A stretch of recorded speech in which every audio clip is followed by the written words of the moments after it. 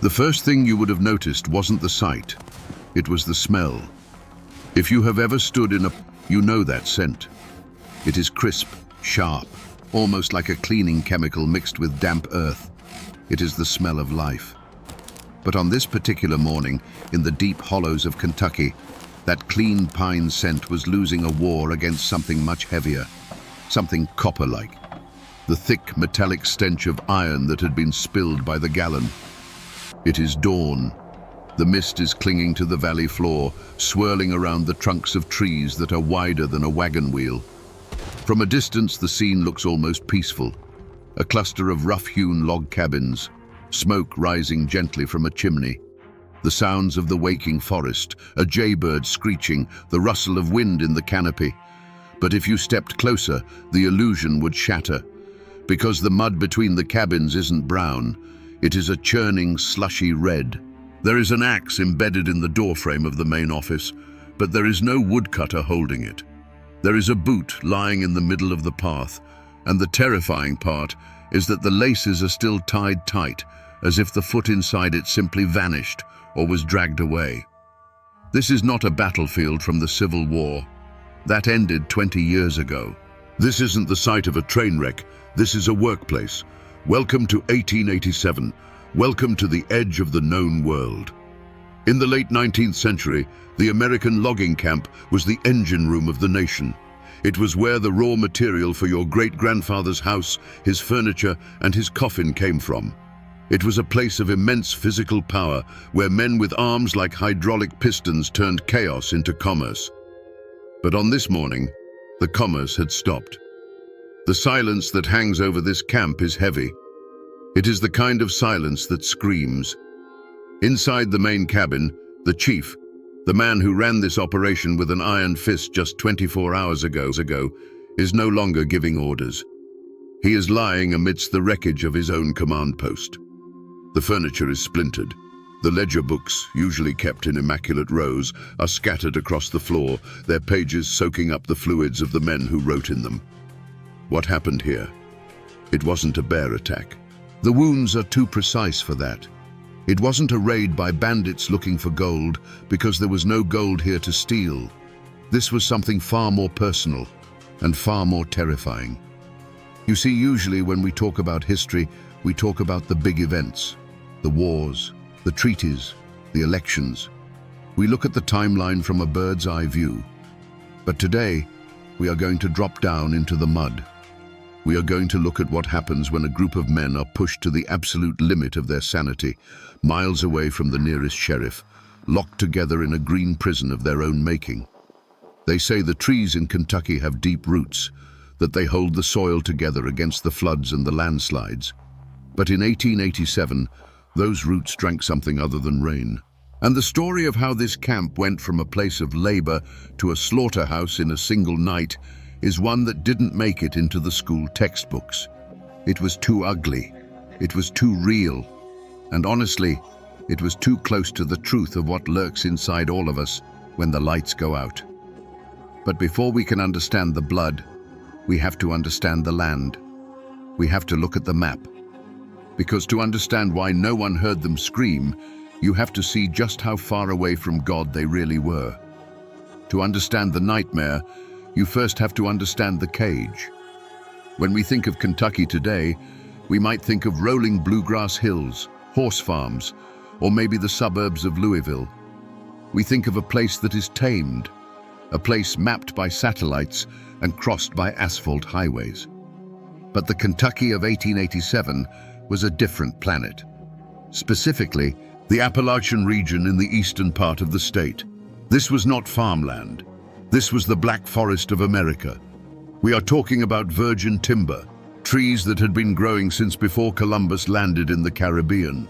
White oaks, poplars, and chestnuts that stood over 100 feet tall. Their trunks were so thick that 3 grown men holding hands couldn't circle them. And they grew so close together that in some hollows, the sun didn't touch the ground even at high noon. It was a world of perpetual twilight. If you look at a map from that era, you see vast blank spaces. No towns, no roads, just the squiggle of a creek, or the jagged line of a ridge. To get to the lumber camp we are talking about today, you didn't just hop in a car. You took a train to the end of the line, then you hired a mule, and then, when the mule couldn't go any further, you walked. For days. The isolation wasn't just physical, it was absolute. There were no cell phones to check the news, no radios to hear a friendly voice. If you got sick out here, you either got better or you died. If you broke your leg, it was a life sentence. The nearest doctor was a 3-day ride through terrain that would kill a horse. To the wealthy investors sitting in their clubs in New York or Chicago, looking at photographs of this timber, this place looked like a gold mine. It was resources waiting to be harvested. To the poets and the painters, it looked like paradise, a pristine, untouched Eden. But to the men inside, it was a cage with no bars, only miles of crushing wilderness. Imagine that feeling. You are surrounded by beauty, yes, but that beauty is indifferent to you. The mountains don't care if you are cold. The river doesn't care if you drown. And after a week, or a month, or 6 months of seeing nothing but tree bark and mud, the walls start to close in. Psychologists today talk about sensory deprivation or the effects of confinement on the human mind. We see it in prisoners in solitary confinement. We see it in researchers in Antarctica. The mind needs variety. It needs stimulation.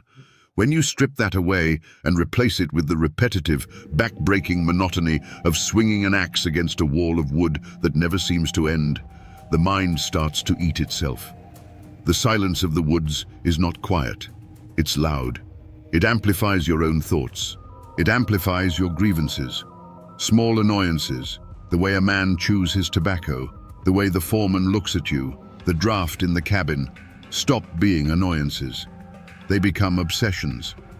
In this camp, 40 men were living on top of each other in rough-built shanties. They slept in bunks filled with straw and lice. They smelled of unwashed wool and sweat. And outside that thin wooden wall was the dark, infinite forest, pressing in on all sides. There was no escape. The only way out was to work your contract, get your money, and walk back to civilization. But what happens when the one thing keeping you sane, the promise of that money, starts to slip away? What happens when the cage door locks and you realize the key is in the pocket of a man who doesn't respect you? To answer that, we have to look at the prisoners of this green hell. Who were they? Who signs up for a job that breaks your back for pennies a day? They were known as timber beasts. That wasn't an insult thrown at them by the newspapers. It was a badge of honor they wore themselves. Because to survive this work, you had to be something more than a man. You had to be part machine, part animal. The workforce of a Kentucky logging camp in the 1880s was a motley collection of humanity's drift. The Civil War had ended only 22 years prior. Many of the older men in the camp were veterans. They had seen the horrors of Shiloh or Antietam. They carried shrapnel in their legs and ghosts in their heads. They were men who had learned that life was cheap and that violence was a valid way to solve a problem. Then you had the immigrants, Irish, Swedish, German. Men who had crossed an ocean with nothing but the clothes on their backs, chasing the American dream, only to find themselves hacking at trees in a language they barely understood. And finally, the locals, the mountain men. People who had been born in the shadow of these peaks, who knew the woods better than they knew the Bible. But despite their differences, the camp ground them all down into the same shape. The work was brutal in a way that is hard for us to comprehend today. We have chainsaws, we have heavy machinery, we have OSHA regulations. They had nothing but muscle and physics. A standard day began at 4 a.m. Breakfast was a heavy, greasy affair. Biscuits, pork fat, beans, coffee thick enough to float a horseshoe. By 5 a.m., they were in the woods. Imagine cutting down a tree the size of a lighthouse using only a handsaw. 2 men, one on each end of a 7-foot steel blade known as a misery whip. Pull, push, pull, push. For 12 hours. Your shoulders burn, your hands blister, then calloused, then bleed, then calloused again until they feel like leather gloves. And the danger was constant. These trees weighed tons. When they fell, they didn't just tip over nicely. They crashed. They shattered other trees. Branches the size of telephone poles would snap off and come rocketing down. They called them widowmakers for a reason. If you were standing in the wrong spot, you didn't just get hurt. You were erased. Men were crushed. Men were decapitated by snapping cables. Men lost feet to slipping axe heads. And if you got hurt, you were fired. There was no workers' compensation. There was no sick leave. If you couldn't swing the axe, you were dead weight. This created a specific type of psychology, a hardness. You couldn't afford to be soft. You couldn't afford to care too much. You worked, you ate, you slept, and you prayed you didn't die. But there was a glue that held this volatile mix of men together. It wasn't friendship, necessarily, and it certainly wasn't loyalty to the company. It was the paycheck. They were enduring this hell for a reason. $1.50 to $2 a day. That sounds like a joke to us, but in 1887, $1 a day was a living wage. A season in the woods could mean paying off the farm back home. It could mean buying a wedding ring. It could mean a fresh start in the West. Every swing of the axe was an investment in the future. They were banking their sweat, expecting a return. They trusted the system. They trusted that if they did the work, they would get the reward. It's the fundamental social contract of civilization, labor for capital. But in this camp, there was a middleman between the labor and the capital. A man who sat in the warm office while they froze in the woods. A man who held the ledger and, more importantly, held the keys to the company's store. And this man, well, let's just say he didn't see these workers as partners. He saw them as assets, and depreciating ones at that. There is an old song made famous by Tennessee Ernie Ford. You probably know the chorus. St. Peter, don't you call me 'cause I can't go. I owe my soul to the company store. We tap our feet to it. It's a catchy tune. But the reality behind those lyrics was a system of economic entrapment so effective it was practically slavery by another name. Here is how it worked. The logging camp was an island. As we established, it was miles from the nearest town. That meant you couldn't just pop down to the local market to buy tobacco or new boots or a bar of soap. You had to buy it from the camp, and the camp had a store. This store was run by the company and overseen by the camp chief. And since they had a monopoly, literally the only shop within a 3-day walk, they could set the prices. Need a new pair of boots because yours rotted off your feet in the mud? That will be $5. In town, they might cost $2. But you are not in town. You are here. Want a tin of tobacco to calm your nerves after a near-death experience with a falling oak? That's double the market rate. But here is the catch. You didn't pay with cash. You didn't have any cash. You were working on credit. The cost of your purchases was deducted from your future wages. The chief would open the big leather-bound ledger, find your name, and scribble a number in the debit column. It sounds convenient, but it was a trap. Many of these men arrived at the camp already in debt. The company had paid for their train ticket. The company had paid for their tools. So before they even swung an axe for the first time, they were already in the hole. Week after week, they worked. Week after week, they bought necessities. And week after week, the chief tallied the numbers. The camp chief in this story is a figure who has been largely lost to history, reduced to a title. We don't know if he was inherently evil or just a bureaucrat doing his job. But to the men, he was a dictator. He lived in the main cabin, which was slightly better built than the others. He ate better food. He wore clean clothes. While the men were covered in sap and mud, he smelled of paper and ink. He represented the company, the distant, faceless entity that owned the trees, the land, and seemingly the men themselves. Tensions in the camp usually simmered at a low boil. Grievances about the quality of the beans or the sharpness of the saws. But in the winter of 1887, something shifted. The ledger wasn't balancing. Rumors started to circulate, whispers in the bunkhouse after the lights went out. "Have you seen your tally?" one man would ask. "He charged me for a broken axe handle I didn't break," another would reply. "He says I only worked 5 days last week. I worked 6. Paranoia is a powerful poison. In the isolation of the mountains, it spreads like wildfire. The men began to suspect that the game was rigged, that no matter how hard they worked, the debt column was growing faster than the credit column. They weren't just working for free, they were paying for the privilege of breaking their backs. And then, the rumor changed. It stopped being about small errors. It became something much more dangerous. The rumor was that the company was broke, that the payroll train wasn't coming, that the chief was hoarding what little cash was left, planning to pack up and leave them stranded in the winter with nothing to show for months of labor but broken bodies and empty pockets. This wasn't just unfairness anymore, this was theft. This was survival. And when you back a timber beast into a corner and threaten to take the food out of his mouth, he doesn't hire a lawyer. He reaches for the nearest sharp object. The spark that lit the fuse wasn't a speech. It wasn't a grand declaration of war. It was a piece of paper.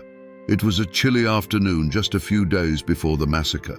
A group of the most vocal workers, the ringleaders, though they probably didn't see themselves that way yet, approached the main cabin. They wanted to see the books. They wanted to settle up. This was a standard procedure. A worker had the right to check his standing. But on this day, the mood was different. The air was thick with that specific kind of static electricity you feel before a thunderstorm. They walked into the office. The chief was there, likely surrounded by his small circle of loyalists, clerks, foremen, men whose paychecks depended on maintaining the status quo. According to the accounts that survived, the conversation started civilly. "How much am I owed?" The chief opened the ledger. He ran his finger down the column. "After deductions for room, board, tools, and the advance, you owe us $3. Silence. Imagine the sound of a heart breaking, followed immediately by the sound of blood boiling. This man had worked for 2 months. He had risked his life daily. He had missed his family. And he was being told that mathematically he had paid the company for the privilege of working there. It wasn't just him. Another man stepped up. "And me? $4 balance due." A third man. "What about my overtime?" "Not recorded. You didn't meet the quota." It wasn't a fortune they were fighting for. The total amounts in dispute, adjusted for inflation, would be a few $100s today. It was barely enough to buy a train ticket. But when you have nothing, barely enough becomes everything. It becomes the difference between going home a hero and going home a beggar. The men left the office. They didn't shout. They didn't flip the table. Not yet. They went back to the bunkhouses. And that is where the poison truly set in. If you have ever been in a toxic workplace, you know how these conversations go. But imagine there is no HR department. Imagine there is no home to go to at 5 p.m. You are stuck there with the people who are just as angry as you are. The bunkhouse became a pressure cooker. The men sat on their bunks, sharpening their tools. The rhythmic sound of a whetstone on steel, shk, shk, shk, became the soundtrack of the evening. "He's lying," someone said. "He's pocketing the difference," said another. "He thinks we're stupid. He thinks because we can't read his fancy writing, we can't count." The narrative shifted. The chief wasn't just a boss anymore. He was a thief, a villain, a monster who was stealing the food from their children's mouths. And the chief? He made a fatal error. He underestimated them. He assumed that because he had the authority and the ledger and the backing of the company, he was safe. He assumed these men were just dumb labor. He didn't realize he was sitting on a pile of dynamite and he had just lit a match. He sent word that anyone who wasn't satisfied could leave. But they couldn't leave. Leaving meant walking 50 miles with no money and no food. They were trapped. So the logic of the desperate took over. If the law won't help us, we make our own law. If the ledger says we are broke, we burn the ledger. If the chief stands in our way, well, the plan wasn't written down. It wasn't voted on. It emerged organically from the rage. It was a collective understanding that spread through the camp like a virus. Tomorrow night, we take what is ours. The sun sets early in the mountains. By 4:30 p.m., the hollow is already plunged into shadow. The temperature drops like a stone. On the evening of the massacre, the weather turned. A cold drizzle began to fall, turning the dirt paths of the camp into a slick, freezing mud. It was the kind of weather that drives men indoors, huddled around the cast-iron stoves, seeking warmth. If you were a bird flying over the camp that night, you would have seen the glow of oil lamps in the windows. You would have seen the smoke curling from the chimneys. It looked domestic. It looked normal. But inside the bunkhouses, the routine had broken. Usually the evenings were filled with noise. Men playing cards, playing the fiddle, telling tall tales, mending their clothes. Tonight, the fiddle was in its case. The cards were in the box. The men were waiting. There is a psychological phenomenon called group polarization. When a group of like-minded people discuss a grievance, their views don't just stay the same, they become more extreme. The angry man becomes furious, the violent man becomes murderous, and the hesitant man, he gets swept along, afraid to be the only one standing still when the wave crashes. In the main cabin, the chief and his supporters, about 10 or 12 men, were also aware that something was wrong. You can feel it when 40 men stop talking to you. You can feel the eyes on your back. They barricaded the door. Not a heavy fortification, just a heavy wooden beam dropped into place. They checked their weapons, a few revolvers, a shotgun. They were nervous, but they were confident. They were the authority. They believed that the hierarchy of the world would protect them. Workers don't attack bosses. It just isn't done. They'll cool off by morning, someone probably said. Just let them sleep it off. But sleep was not on the agenda. Around 8 p.m., the movement started. It wasn't a military formation. It was a mob. A dark, amorphous shape moving through the rain. They didn't carry torches. They didn't need them. They knew every inch of this ground. They carried the tools of their trade. In the hands of a skilled logger, a double-bitted axe is an extension of the arm. It is balanced perfectly. It is razor-sharp, literally sharp enough to shave with. These men spent 12 hours a day swinging these heavy blades. They had the muscle memory to hit a specific spot on a tree trunk within a fraction of an inch, over and over again. Now, they were adjusting their grip. They weren't aiming for pine bark. They gathered outside the main cabin. The rain pattered against the brims of their hats. The mud squelched under their boots. Inside, the chief heard them. The heavy thud of 40 pairs of boots stopping at once. The murmur of voices. He stood up from his desk. He walked to the door. He didn't open it. He shouted through the thick wood, "Go back to your bunks. We will discuss this in the morning." A voice from the outside answered.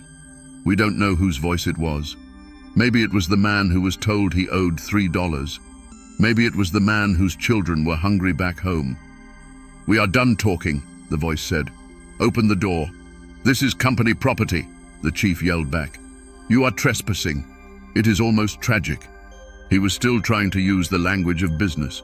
He was still trying to invoke property rights. He didn't realize that those laws had evaporated the moment the sun went down. There was a pause, a heartbeat of silence in the freezing rain, and then the sound of the first blow. Thwack! It wasn't a knock. It was the sound of steel biting into wood. The door to the main cabin was built from solid oak planks, 2 inches thick. It was designed to keep out bears and the winter wind. It was not designed to withstand a siege. Inside the cabin, the sound must have been deafening. The wood didn't just vibrate, it groaned. Splinters flew inward. "Stop that! I'll shoot!" the chief screamed. He pulled a revolver from his desk drawer. A Smith & Wesson likely. Heavy, reliable, deadly. But he hesitated. And this is a crucial moment. Why did he hesitate? Because shooting a man is not easy, even for a hard man in a hard time. To pull that trigger is to cross a line from which there is no return. If he fired, he wasn't just defending himself, he was starting a war he couldn't win. He had 6 bullets. There were 40 men outside. "Open it, or we'll bring the roof down on your heads," the mob roared. The supporters inside, the clerks, the foremen, were backing away from the door, pressing themselves against the far walls. Their eyes were wide, reflecting the flickering lamplight. They were realizing, perhaps for the first time, that their authority was a fiction. It only existed as long as the majority agreed to it. The majority had just revoked their consent. Another blow. Crack. The heavy wooden bar holding the door shut began to splinter. The iron hinges shrieked under the strain. "We want our money! We want what's ours!" The shouting wasn't coherent anymore. It was a cacophony of rage. It was the sound of men who had been pushed too far, letting go of the leash. The chief aimed at the door. His hand was shaking, not from fear perhaps, but from the adrenaline dumping into his system. Bang! He fired. A warning shot? A panic shot? The bullet punched through the wood near the top of the door frame. Outside, the mob didn't scatter. They didn't run. If anything, the gunshot had the opposite effect. It validated them. It proved that the company was trying to kill them. It turned a labor dispute into a battle for survival. "They're shooting! Get 'em!" The axes swung harder now. Not just one man, but 3 or 4, hacking at the door, the window frames, the walls themselves. The cabin was being dismantled from the outside in. Imagine the terror of those inside. The walls that protected you are literally being chopped away. The sanctuary is becoming a coffin. The door gave way with a sickening crunch. It fell inward, hanging by one twisted hinge. For a second, there was a stillness, a tableau. On one side, the dark, rain-soaked figures of the workers, their breath steaming in the cold air, axes raised like executioners. On the other side, the chief and his men, bathed in the warm yellow light of the oil lamps, holding their feeble guns. It was the collision of 2 worlds, the haves and the have-nots, the managers and the managed. And then, a man from the mob stepped over the threshold. He didn't say a word.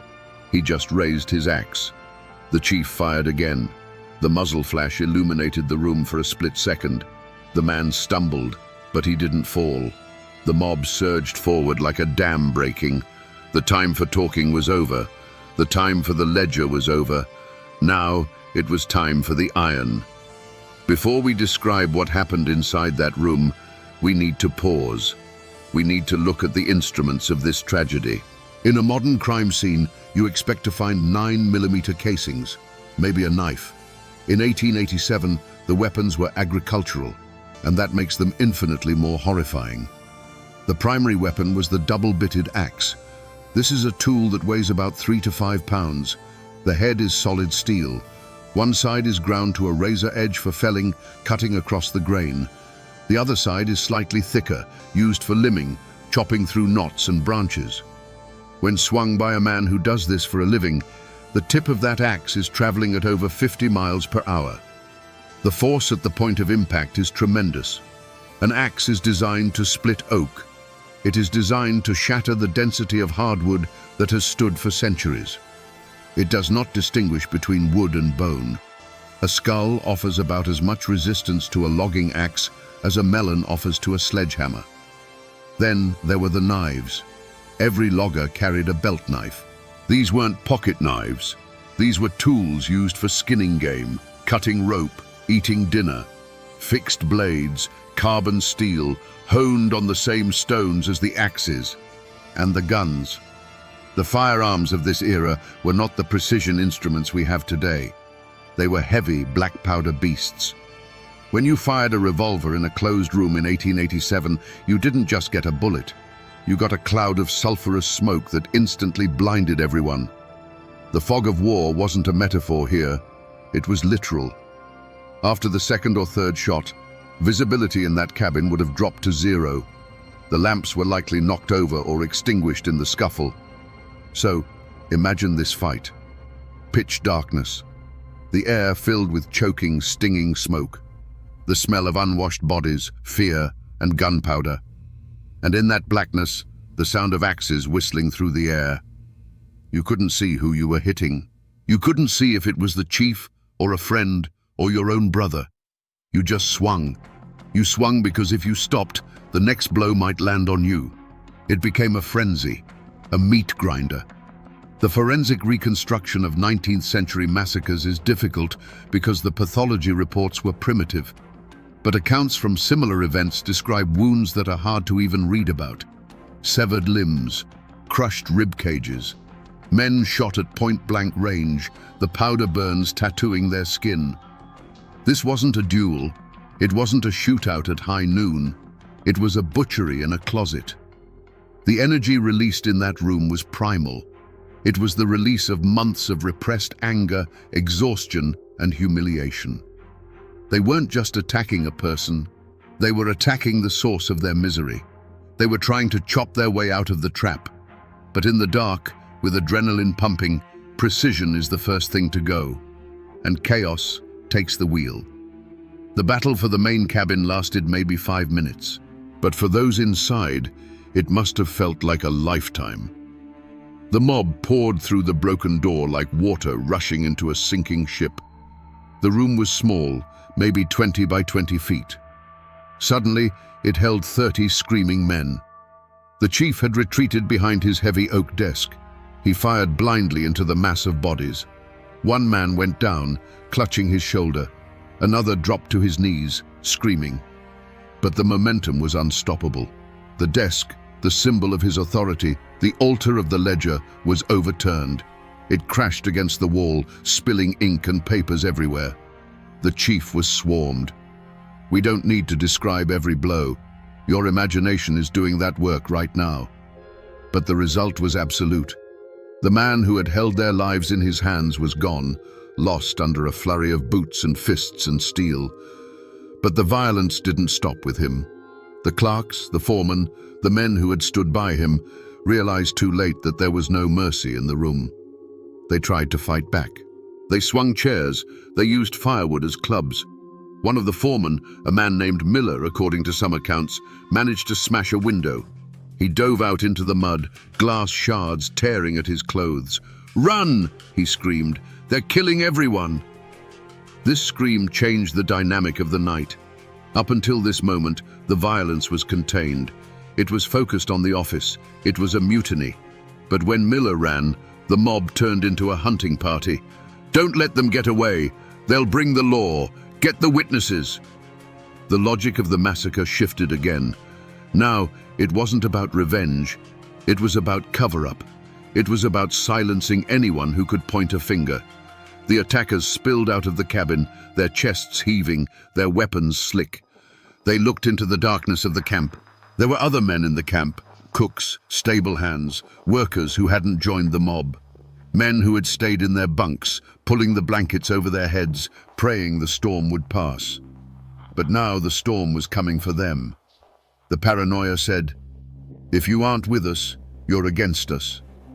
The paranoia said, "If you saw what we did, you are a threat." The attackers split up. They moved toward the stables. They moved toward the supply shed. The lights in the other cabins were quickly snuffed out. The camp went dark. And then the chase began. The forest, which had been a prison, suddenly became the only hope for survival. Miller, the foreman who jumped through the window, didn't stop running. He scrambled up the muddy bank behind the cabins. He was barefoot, he was bleeding, but fear is a powerful fuel. He wasn't alone. 3 or 4 others had managed to slip away in the confusion. They scattered like quail. But running in a Kentucky forest at night is not like running on a track. It is a nightmare of obstacles. Roots snag your ankles. Thorny vines, greenbrier and blackberry, tear at your skin like barbed wire. Ravines open up suddenly in the dark, dropping 10 or 20 feet into rocky creek beds.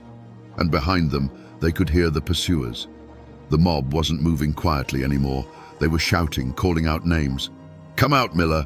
We just want to talk. There's nowhere to go. It is a terrifying psychological game. To be hunted by men you worked with just yesterday. Men whose names you know. Men whose families you asked about. Miller hid in a hollowed-out chestnut stump. He pressed himself into the rotting wood, holding his breath. He could hear the heavy footsteps squelching in the mud just yards away. He could hear the heavy breathing of a man standing right there, axe in hand, listening. The darkness was total. The rain masked the sound of breathing, but it also masked the sound of the approach. Imagine the sensory deprivation. You can't see. You can't trust your ears. You are cold, wet, and convinced that the next second will be your last. Somewhere to the east, a gunshot echoed. A scream cut short. They had found someone. The realization hit the survivors. This wasn't just a beating. This was an extermination. The mob had crossed the Rubicon. They knew that if one witness survived to reach the town, they would all hang. The only safety lay in total silence. So they hunted. They checked the stables. They poked their pitchforks into the haylofts. They checked the tool sheds. For an hour, the woods were alive with this deadly game of hide and seek. But eventually, the adrenaline of the attackers began to fade. The cold rain soaked through their rage. The sheer physical exhaustion of the day, combined with the explosion of violence, took its toll. The shouting died down. The footsteps became less frequent. The woods returned to their natural state, silent, indifferent, vast. Miller stayed in that stump for hours. He didn't move until his muscles cramped. He didn't move until the grey light of dawn began to filter through the canopy. He was alive, but he was alone, and he was miles from help. There is a specific kind of hangover that comes after extreme violence. It isn't caused by alcohol. It is a chemical crash. For an hour, the men of the mob were running on pure cortisol and norepinephrine. They were gods of vengeance. They felt no cold, no pain, no fear, but physiology always collects its debt. As the fires in the stoves burned down to embers, the reality of the situation began to settle over the camp like a shroud. The men retreated back to the bunkhouses, not to celebrate. There were no cheers. There were no toasts. They sat on the edges of their bunks, staring at their hands. Hands that were stained dark. Hands that were trembling uncontrollably. "What did we do?" someone whispered.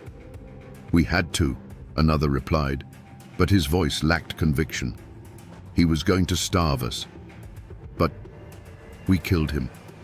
We killed them. The justification, the righteous anger, was starting to crumble under the weight of the corpse in the main cabin. Adrenaline masks pain, but adrenaline eventually fades. And then, the reality sets in. One worker looked down and realized his own leg was gashed open. He hadn't even felt it happen. Another was nursing a broken hand. The physical toll was emerging, but the psychological toll was heavier. They were now murderers. In the eyes of the law, in the eyes of God, and perhaps most terrifyingly, in the eyes of each other. A strange dynamic began to form. They were bound together now by a blood pact they hadn't signed. They couldn't leave. They couldn't turn each other in. They were stuck in this room with these people forever. The trust was gone. If he could kill the chief with an axe, could he kill me to keep me quiet? Paranoia returned, but this time it was different. It wasn't directed at the boss. It was directed inward. Outside, the rain turned to snow. The temperature plummeted. The bodies lay where they fell, in the mud, in the office, in the brush. The camp, usually a place of snoring and shifting bodies, was wide awake. 40 men lying in the dark, listening to the wind, replaying the last hour in their heads. Every creak of the wood sounded like a sheriff's footstep. Every howl of a wolf sounded like a scream. They knew the morning would come. They knew the sun would rise and illuminate what they had done. The darkness had been their accomplice, hiding the details. The light would be their judge. They waited, and the silence of the Kentucky mountains, usually so peaceful, felt like the holding cell of a death row. Dawn in the mountains is usually beautiful. The sun hits the peaks first, turning the mist into a glowing gold river. But on the morning of the aftermath, the sun didn't bring warmth. It brought clarity, and clarity was the last thing these men wanted. As the light crept into the valley, the full extent of the horror was revealed. The main cabin was a ruin. The door was gone. The windows were shattered. Inside, it looked less like a room and more like a slaughterhouse floor. The ledger, the object of all that rage, was found trampled into the bloody floorboards, its pages torn and soaked. The chief's body was moved, not out of respect, but out of necessity. They wrapped him in a canvas tarp. It was a grim task. The men who did it didn't look at his face. They couldn't. Outside, the rain had washed some of the blood into the soil, but the mud was still stained a rusty brown. There were deep gouges in the door frames where axes had missed their marks. There were shell casings glinting in the dirt. The camp was silent. The steam donkey engine was cold. The horses in the stable were restless, sensing the death in the air. The workers emerged from the bunkhouses like ghosts. They moved slowly. They didn't make eye contact. What do you do the morning after a mutiny? Do you go to work? Do you pick up the axe, the same axe you used as a weapon last night, and go back to chopping trees? It seems insane, but that is exactly what some of them did. Habit is a powerful thing, and denial is even stronger. A few men actually walked toward the tree line, tools in hand. Maybe they thought if they just kept working, they could pretend it didn't happen. Maybe they thought if they looked busy, the consequences wouldn't find them. But most just wandered aimlessly. They were waiting. They knew Miller had escaped. They knew he was out there, and they knew what that meant. The clock was ticking. It wasn't a question of if the law would come. It was a question of when. They started to pack, not in a panic, but with a strange, lethargic resignation. They stuffed their few belongings into sacks, a spare shirt, a tin cup, a picture of a wife they might never see again. Some slipped away into the woods, hoping to disappear before the sheriff arrived. They chose the fugitive life. Others stayed. Perhaps they felt they had nowhere to go. Perhaps they thought they could talk their way out of it. It was self-defense they rehearsed. He shot first. The camp, once a hive of industry, was now a graveyard waiting for the undertaker. And miles away, the undertaker was already being summoned. While the camp sat in its stupor, Miller was moving. He had been running, walking, and crawling for 8 hours. He was barefoot. His feet were shredded by rocks and thorns. The cold mud had numbed his toes to the point where he couldn't feel them anymore, which was probably a mercy. He wasn't running just to save his own life anymore. He was running on a mission. He had to reach the railhead. The distance was roughly 20 miles. In a car, that's 30 minutes. On foot, through untamed Appalachian wilderness, in the snow and mud, it is a marathon of pain. He avoided the trails. He knew that if the mob had sent riders after him, the trails were death traps. He stuck to the ridges, moving parallel to the creek. Every snap of a twig made him freeze. Every shadow looked like a man with an axe. He was hallucinating from exhaustion. The trees seemed to be leaning in, whispering. The wind sounded like voices, but he kept moving. Why? Because he was the witness. He carried the truth. If he died in these woods, the story died with him. The chief would just be another man who vanished in the mountains. The company would write it off as an accident. He reached the edge of the small settlement near the train tracks around noon. He must have looked like a monster. Covered in mud, clothes torn to rags, dried blood on his face. He stumbled into the general store, the only place with a telegraph or a telephone line to the county seat. The shopkeeper looked up, terrified. "Good God, man. What happened?" Miller collapsed onto a crate. He gasped out the words that would bring the hammer down. "They killed him. They killed them all. Send the sheriff." The message went out over the wire. Dots and dashes traveling instantly across the miles that had taken him all night to cross. Trouble at Camp 4. Send deputies. Urgent. In the county seat, the sheriff read the telegram. He didn't ask questions. He didn't wait. In 1887, the law didn't come with sirens and flashing lights. It came on horseback, heavily armed. The sheriff gathered a posse. He deputized men on the spot. "Bring your Winchester," he said. "We have a war in the woods." They rode out within the hour. Miller watched them go. He didn't go back. He never went back. But the wheels of justice, slow, grinding, and often brutal, had been set in motion. The posse arrived at the camp 2 days later. They expected a fight. They rode in with rifles raised, spread out in a skirmish line. But they didn't find a fortress. They found a ghost town. Most of the workers had fled. The ones who remained were the broken ones, the old, the injured, or the ones who simply didn't have the will to run. They offered no resistance. They surrendered their axes and their few pitiful firearms. The investigation that followed was less CSY and more Wild West. The sheriff wasn't interested in fingerprints. He wasn't interested in motive. He looked at the body of the chief, still wrapped in the tarp. He looked at the blood on the floor. "Who did this?" he asked. Silence. I said, "Who did this? If you don't speak, you all hang."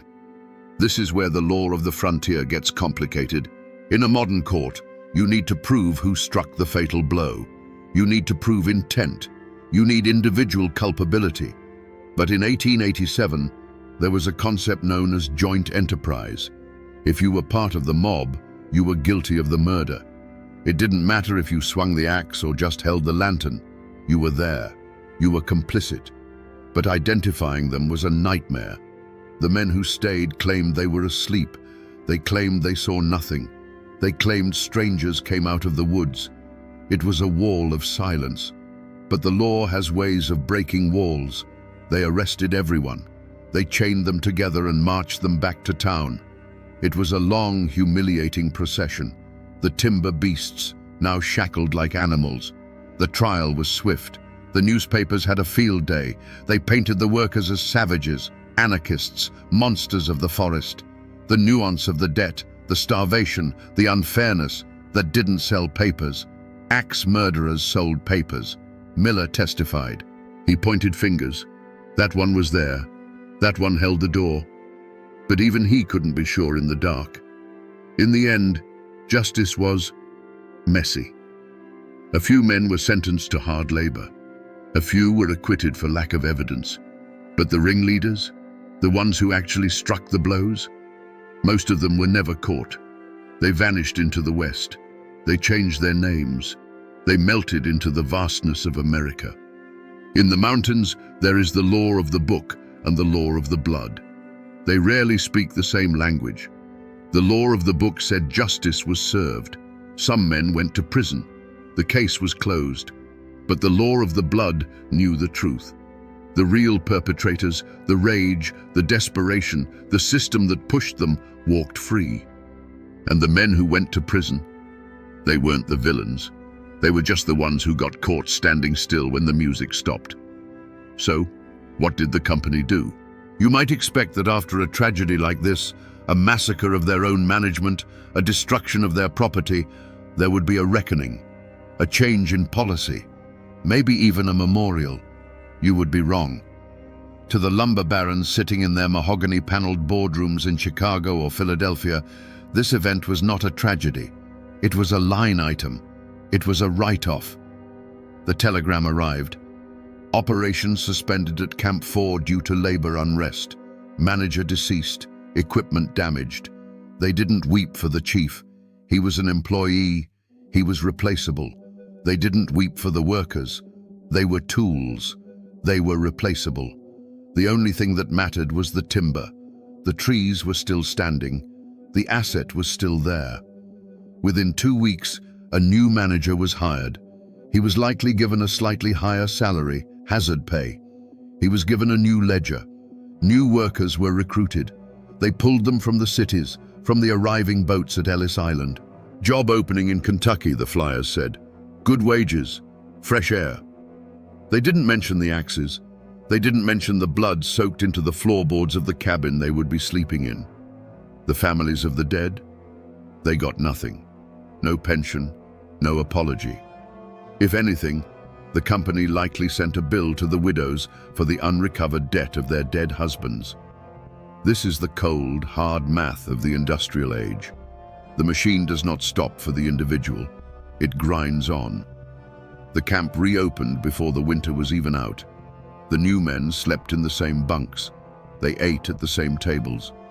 Did they know? Maybe they found a dark stain on the wood that wouldn't scrub out. Maybe they found a notch in a door frame and wondered what made it. But they didn't ask. You don't ask questions when you need the money.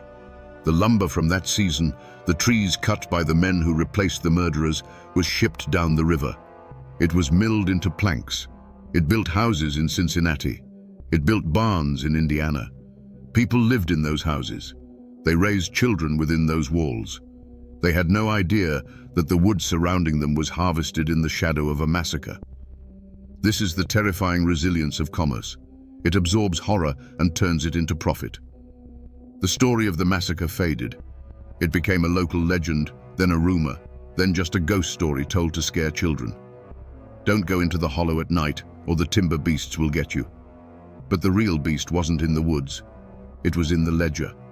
And the ledger was open for business again. We need to step back from the history for a moment and look at the psychology. Because what happened in that camp wasn't just a labor dispute. It was a breakdown of the human mind. We have a name for it in pop culture, cabin fever. We smile when we say it. We think of Jack Nicholson in The Shining. But the clinical reality is much darker. The medical term is often linked to amok syndrome, a sudden, unprovoked outburst of violence by a person who has been under intense social pressure or isolation. When you put men in a confined space, remove their autonomy, strip them of their individuality, and subject them to constant, repetitive stress, you are rewiring their brains. The brain starts to look for threats. It becomes hypervigilant. In the 1880s, they called it mountain madness or bunkhouse psychosis. Think about the sensory environment. For months, these men saw the same 40 faces. They heard the same voices. They smelled the same smells. There was no privacy. If you wanted to cry, you couldn't. If you wanted to scream, you couldn't. You had to bottle it up. And that bottle has a pressure limit. When the chief denied them their wages, he didn't just take their money. He took their hope. He took the one thing that allowed them to tolerate the intolerable. Without the promise of a reward, the suffering became meaningless. And meaningless suffering is the mother of violence. It's the same psychological mechanism we see in prison riots. It's not about the bad food. It's about the loss of agency. It's about the need to assert control over something, even if that something is the act of destruction. When the mob attacked the cabin, they weren't just killing a boss. They were killing the system. They were smashing the cage. For those few minutes of violence, they were free. They were powerful. They were gods of their own destiny. And then, the crash. It is a tragedy of human nature. We are social animals, but we are also territorial predators. And when you trap a predator in a corner, it doesn't negotiate. It bites. The lumber camp massacre is a perfect bloody case study of what happens when you treat humans like machines. Eventually, the gears strip, the boiler explodes, and the shrapnel hits everyone. If you go to those coordinates today, you won't find the camp. You won't find the main cabin. You won't find the bunkhouses. You certainly won't find the ledger. The forest is efficient.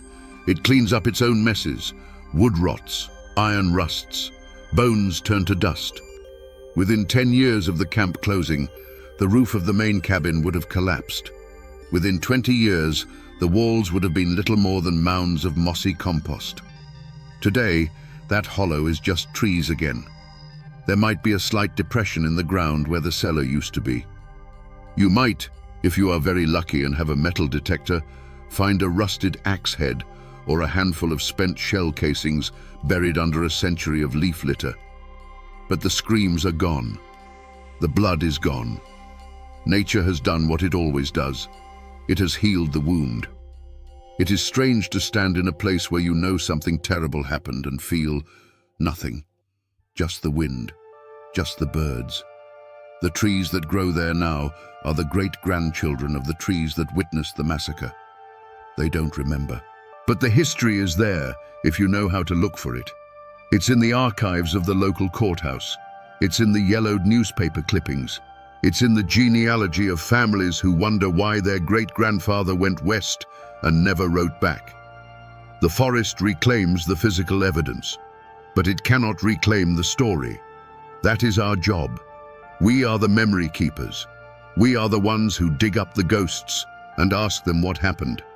Because if we don't, then those men, the ones who died and the ones who killed, truly vanish. They become just another layer of sediment in the geology of the Appalachian Mountains. They deserve to be remembered, not as heroes, not as villains, but as men. Men who were pushed too far, men who broke, men who lived and died by the sound of iron. The lumber camp massacre of 1887 is not a famous story. It isn't taught in schools. It hasn't been made into a Hollywood movie. It is a footnote, a small, ugly stain on the vast tapestry of American history. But in that small stain, we see the entire picture of an era. We see the brutality of the Industrial Revolution. We see the desperation of the working class. We see the terrifying isolation of the frontier, and we see the darkness that lies within the human heart. We like to think that we are civilized, that we are above this kind of primal violence. But put us in the woods, take away our food, take away our hope, and we are just timber beasts in waiting. Those men went into the woods to build a future. Instead, they built a tragedy. But they did build something else. They built America. The timber they cut, the timber that cost them their souls, went on to build the cities we live in. It framed the houses of the Midwest. It laid the tracks for the railroads. There is a haunting thought I want to leave you with. The wood from that forest, perhaps even the very trees that were standing witness on that bloody night, was harvested. It was milled. It was sold. It built houses that people still live in today. So, somewhere in America, there is a family sitting in a living room. They are laughing. They are safe. And they are completely unaware that the beams above their heads, the floorboards under their feet, hold a secret.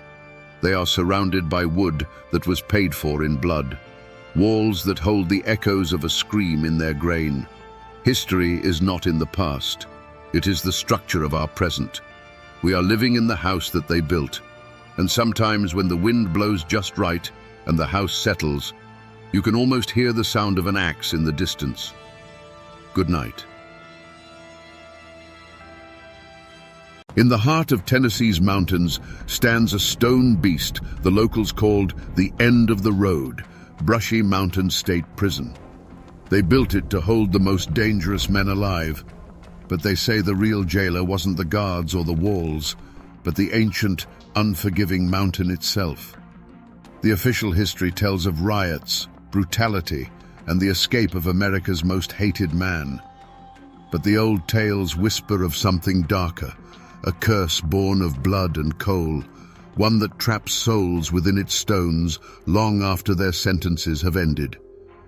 Today, we'll peel back the layers of time and fear to ask, what really happened inside the prison that the mountain would never let go?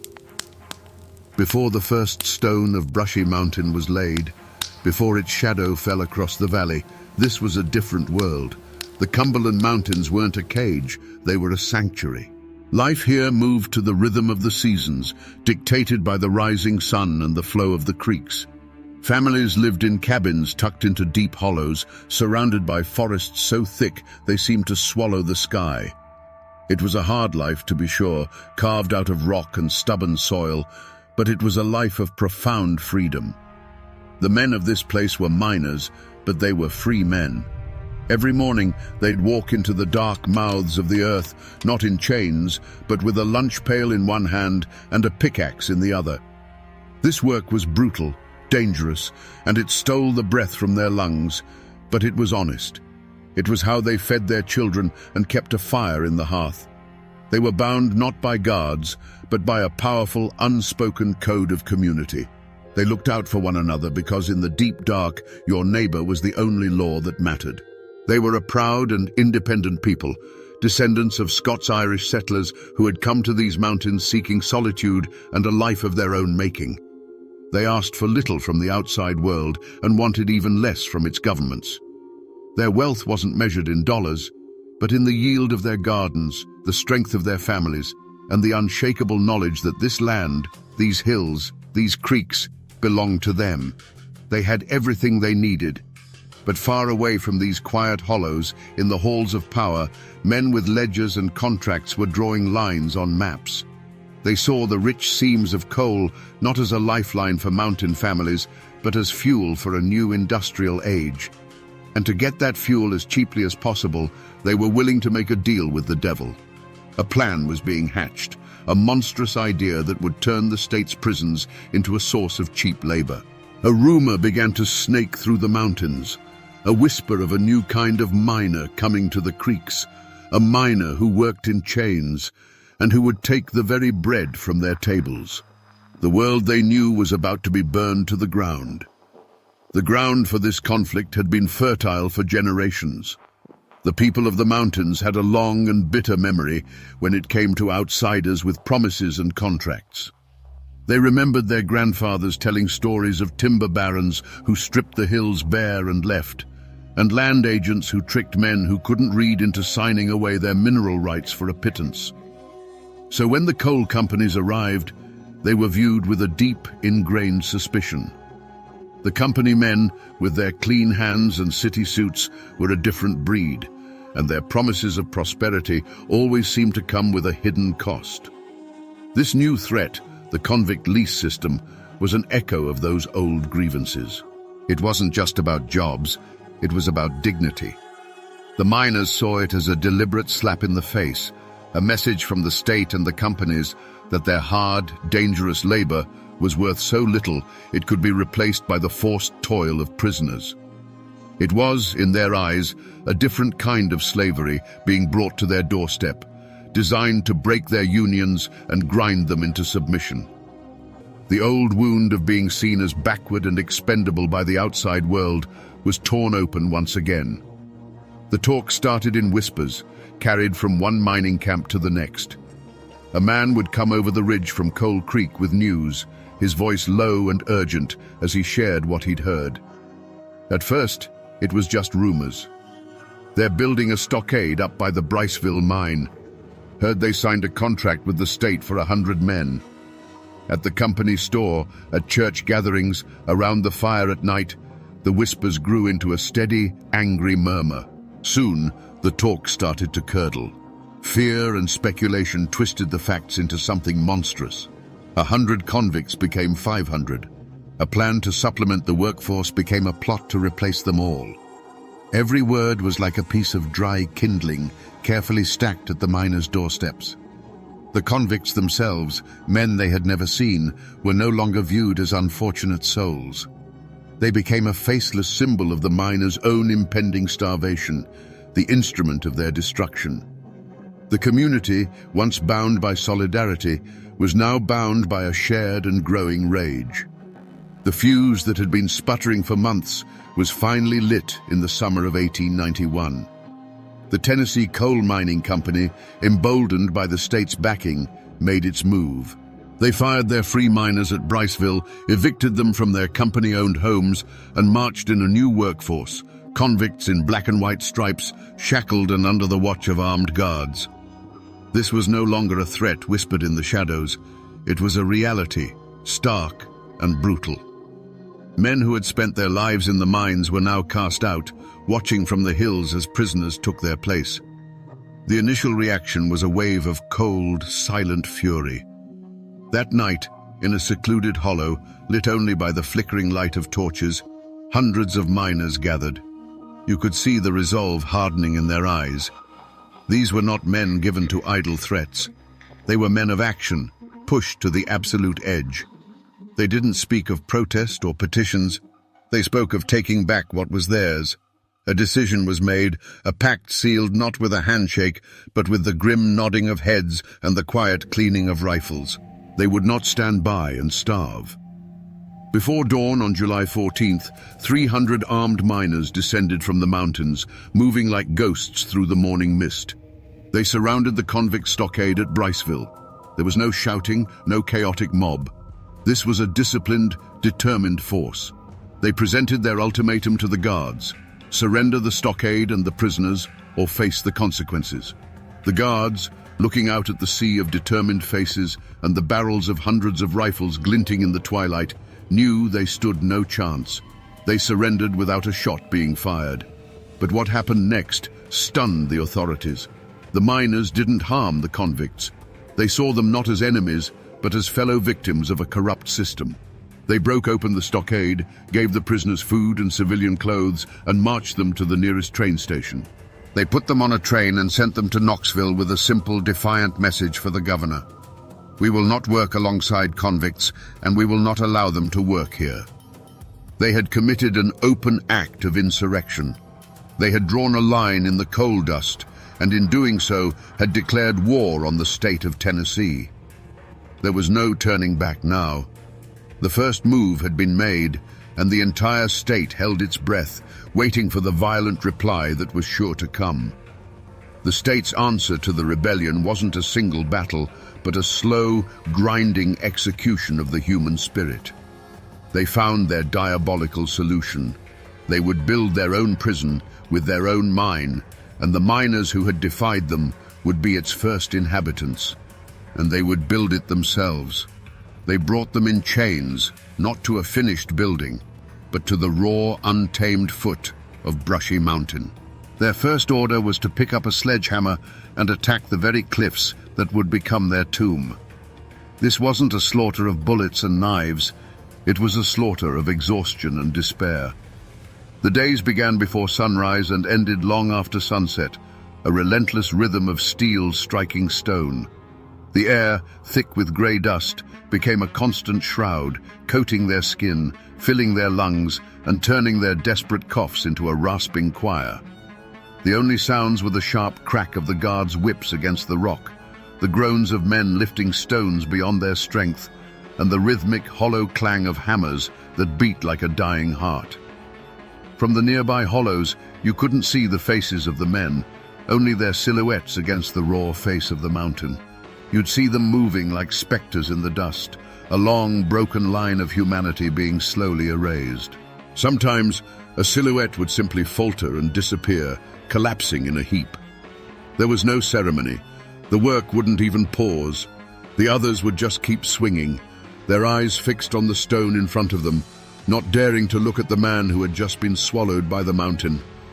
The mountain itself seemed to be a silent, hungry participant. The stones they quarried were cold and sharp, tearing at their hands until they were raw and bleeding. It was as if the mountain was demanding a price, and the mortar that would hold the walls together was a mixture of sand, water, and the sweat and blood of these men. Every stone they lifted was soaked in their misery. Every block they set in place was a monument to their stolen freedom. With their own bleeding hands, they built their tomb, stone by agonizing stone. They watched the walls rise around them, a grey tide of granite that blotted out the trees, the sky, and any last sliver of hope. They were building their own cage, and they knew it. The final act of this slaughter was not a gunshot, but a sound. The deafening clang of a massive iron gate swinging shut for the very first time. The lock turned, and the men who had built the fortress were now its first official prisoners. Their rebellion was over. Their world was gone, and the mountain had them. When the last stone was set and the great iron gate slammed shut, a new kind of silence fell over the valley. It was not the peaceful quiet of the mountains. It was a silence so deep it had weight, pressing down on the men inside and the hollows outside. The dust of construction settled, revealing the finished prison not as a building, but as a scar of grey stone carved into the green landscape. The Coal Creek War was over. The rebellion was crushed. And for the men who had fought for their freedom, the world had shrunk to the space between four stone walls. Inside, they were no longer miners or rebels. They were stripped of their names, their clothes, their pasts, and given a number and a striped uniform. The fight for justice was replaced by a grim, daily struggle for survival. And in the cruelest twist of fate, the state opened its own coal mine right on the prison grounds. The very thing they had fought against, being forced to work in a mine to enrich the state, had become their life sentence. They now descended into the earth each day, not as free men, but as the state's property, digging the black heart out of the mountain that held them captive. For those who survived the mines, a new society began to form within the walls, governed by its own brutal laws. The guards were kings, their word absolute, and their fists the only justice. The slightest infraction could land a man in the hole, a pitch-black cell deep in the foundations, a place where the damp chill and total darkness were designed to strip away not just hope, but sanity itself. A hierarchy of violence took root among the inmates, and the men who had once stood shoulder to shoulder in rebellion now looked at each other with suspicion and fear. Outside, in the surrounding communities, the prison stood as a constant, terrifying monument to their defeat. The mountain had swallowed their husbands, their sons, their fathers. The spirit of defiance that had burned so brightly was extinguished, replaced by a pervasive fear. Families spoke of the men in Brushy Mountain in hushed whispers, as if the very walls had ears. The fortress had not only imprisoned the rebels, it had put a stranglehold on the spirit of the entire region. The authorities had won. Brushy Mountain became their grim trophy, a symbol of absolute power and a chilling warning to anyone who would dare to challenge the system again. The rumors that bled out from behind the walls, tales of brutality, of men lost in the mines, of souls broken in the dark, only served their purpose, cementing the prison's reputation as the end of the road. A new, dark chapter had begun, written in coal dust and human despair. The state's response was not to send lawmen, it was to send an army. The Tennessee State Militia, hundreds of them, descended upon the mountains by train. They were flatlanders, boys from the cities and farms, clad in uniforms that stood out starkly against the deep greens and browns of the forest. They came not to investigate a crime, but to put down an insurrection. Local sheriffs and deputies, men who had grown up with the miners, were brushed aside. This was no longer a local dispute. It was a military occupation. Their orders were simple: hunt down the leaders of the rebellion and make an example of them. But the miners had vanished. They melted back into the landscape that had birthed them, becoming ghosts in their own land. They knew every hidden hollow, every game trail, every forgotten cave and abandoned mine shaft. The mountains that had been their home now became their fortress, a vast, tangled labyrinth where they held every advantage. The militia, accustomed to open fields and city streets, were utterly lost here. The mountains themselves fought against them with steep ridges, sudden ravines, and a disorienting wilderness that seemed to change with the light. The hunt became a brutal, nerve-wracking game of cat and mouse. Patrols of soldiers would march up the creeks, their movements clumsy and loud, while the men they were hunting watched silently from the high ground. A snapping twig, a bird call that sounded just a little off, these were the signals that passed between the hidden men. A silent war was waged in the shadows, a war of fear and attrition. The militia, frustrated and angry, turned their attention to the families left behind. They raided cabins in the dead of night, tearing homes apart in search of fugitives, their bayonets a constant threat meant to break the mountain people's code of silence. But that code ran deeper than fear. Hiding a man on the run wasn't just an act of defiance, it was a sacred duty. A network of whispers and secret signs kept the fugitives fed and informed. A lantern left burning in a specific window, a quilt of a certain pattern hung on a clothesline. These were the messages the soldiers couldn't read. For months, the community held fast, a wall of silence and deception against the invaders. Eventually, though, the siege began to take its toll. A winter in the mountains is long, and hunger is a powerful persuader. The state posted bounties, turning the price of a man's freedom into a bag of flour and a few dollars, a fortune for a starving family. Slowly, agonizingly, the wall of silence began to crack. One by one, the leaders were found. They were discovered not in a blaze of gunfire, but huddled by a low fire in an abandoned prospecting cabin, their faces gaunt with hunger. They were cornered in the dark tunnels of a played-out mine, surrendering with the quiet exhaustion of men who know their road has come to an end. There was no fight left in them. In their eyes was not the fire of rebellion, but the cold ash of defeat. They were bound in chains and marched down from the hills, often past their own homes, where their wives and children watched in stoic silence. Their long, desperate hunt in the shadows was over, and they all knew where they were going next. They were being taken back to the stone monster they had built, this time to be fed into its belly. The trials, when they came, were not about discovering truth. They were a public ritual of humiliation, a final breaking of the miner's spirit. The leaders of the rebellion were marched in chains into county courthouses packed to the rafters. On one side sat their families, women and children with faces carved from stone, their eyes holding a silent, defiant grief. On the other side were the company men in their starched collars and the state officials, their expressions a mixture of triumph and contempt. The air was thick with a tension you could taste, held in check only by the armed militia who lined the walls, their presence a constant reminder of who held the power now. The miners themselves sat in the dock, not with the downcast eyes of criminals, but with a quiet, exhausted dignity. These were not men who understood the intricate language of the law. They understood the simple justice of the mountains. You don't let your family starve.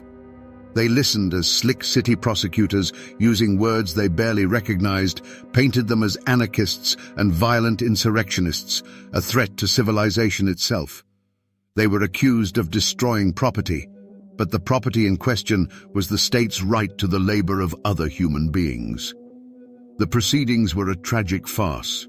Witnesses were brought forth, men whose will had been broken or whose loyalty had been bought with a bounty. The defense was a token effort, a whisper against a hurricane of state power. The jury, often composed of merchants and landowners who benefited from the company's presence, listened with closed faces and closed hearts.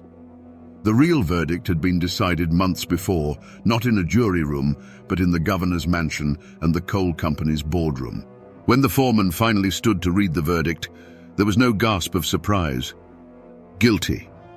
The word fell into the silent room like a stone into a deep well. There were no tears from the families, only a tightening of jaws.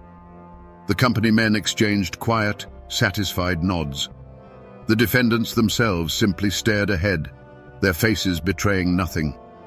They had known from the moment the chains were locked on their wrists that this was the only possible outcome.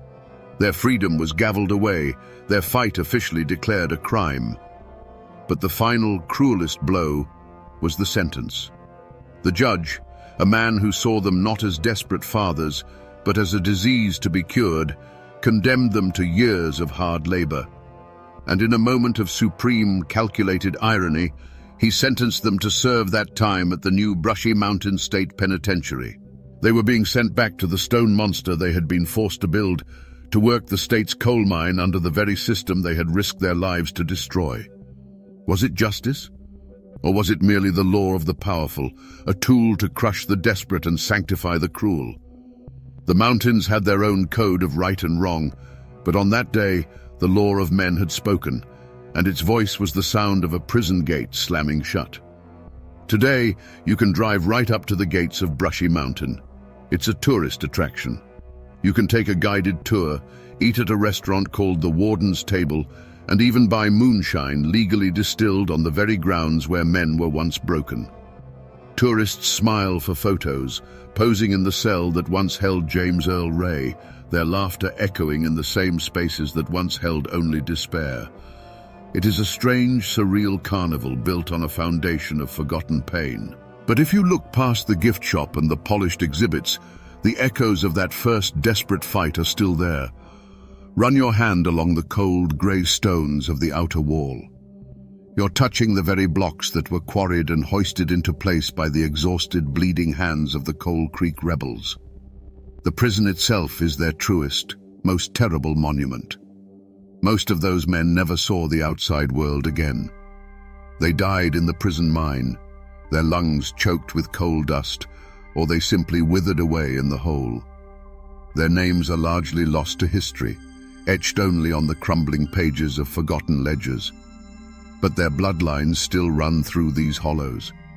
Their great-grandchildren still live on the same land, and in their families, the story of the war is passed down not as history, but as a quiet, stubborn legend of defiance. The physical traces are scattered across the landscape like old bones. In the woods around the prison, there are patches of unmarked graves, simple field stones marking the final resting places of convicts the state didn't bother to send home. The old mine portals, the very ones the rebels worked, are still visible as dark, collapsed scars on the mountainside, sealed with concrete but still seeming to exhale a cold, dead air. A few miles away, near the town once called Coal Creek, a small metal plaque now stands, officially acknowledging the conflict. It's a quiet, understated nod to a war that once set these mountains on fire. Most people who drive past that sign have no idea what it means. The story has been paved over by new roads and drowned out by the noise of the modern world. But when the last tour bus leaves Brushy Mountain for the day and the sun sinks behind the ridge, the old silence returns. And in that silence, you can feel it. The wind whistling through the empty cell blocks sounds like a whisper. The chill that settles in the valley has nothing to do with the weather. The tourists may forget the story as soon as they drive away, but the stones of this prison have not. The mountain remembers everything. So we return to the question that hangs in the cold air of this valley. What is the real curse of Brushy Mountain? Is it the restless spirit of a long-dead inmate, or the shadows that flicker in empty cells? The truth, as it so often is in these mountains, is something far more human and therefore far more chilling. The curse of Brushy Mountain was not born of supernatural forces. It was forged in the fire of human greed and ratified by the cold hand of injustice. The prison wasn't just built on a foundation of stone.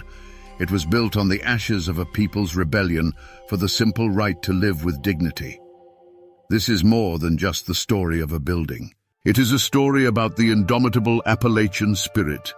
It's a testament to men who were told their hard lives and their families didn't matter, and who answered by shaking the very foundations of the state. They lost their war, yes. They were chained and broken, and many were buried in unmarked graves. But the memory of their defiance is now embedded in these hills, a lesson that must not be forgotten. That even when the fight seems hopeless, there is a profound power, a profound honor in standing your ground. So the next time you hear the name Brushy Mountain, don't just think of infamous escapees or tales of hauntings. Think of those first prisoners. Think of the free miners of Coal Creek who were forced to build their own tomb, stone by blood-soaked stone. Because their story is the prison's true foundation. It is the secret the mountain has held for over a century. And now, my friends, you know the rest of the story. The last gunshot echoed through the Hillsville courthouse, and then a silence fell, a silence heavier and more terrible than any sound before it. Through the thick grey smoke of black powder, the afternoon light struggled to reveal a scene of absolute carnage. The judge, the sheriff, the prosecutor, the very pillars of the law lay bleeding onto the floorboards. The assassins, the notorious Allen clan, had already vanished back into the mists of the Blue Ridge Mountains. This wasn't just murder. It was a declaration of war against the 20th century itself. What could possess men to commit such a brazen act in broad daylight? What unwritten code could be so powerful that it demanded a bloodbath in a hall of justice? To find the answer, we must look past the men who fired the guns to the woman who forged their iron will in the heart of the mountains. Today, we uncover the story of Barbara Allen, the matriarch of a clan that answered to no law but her own.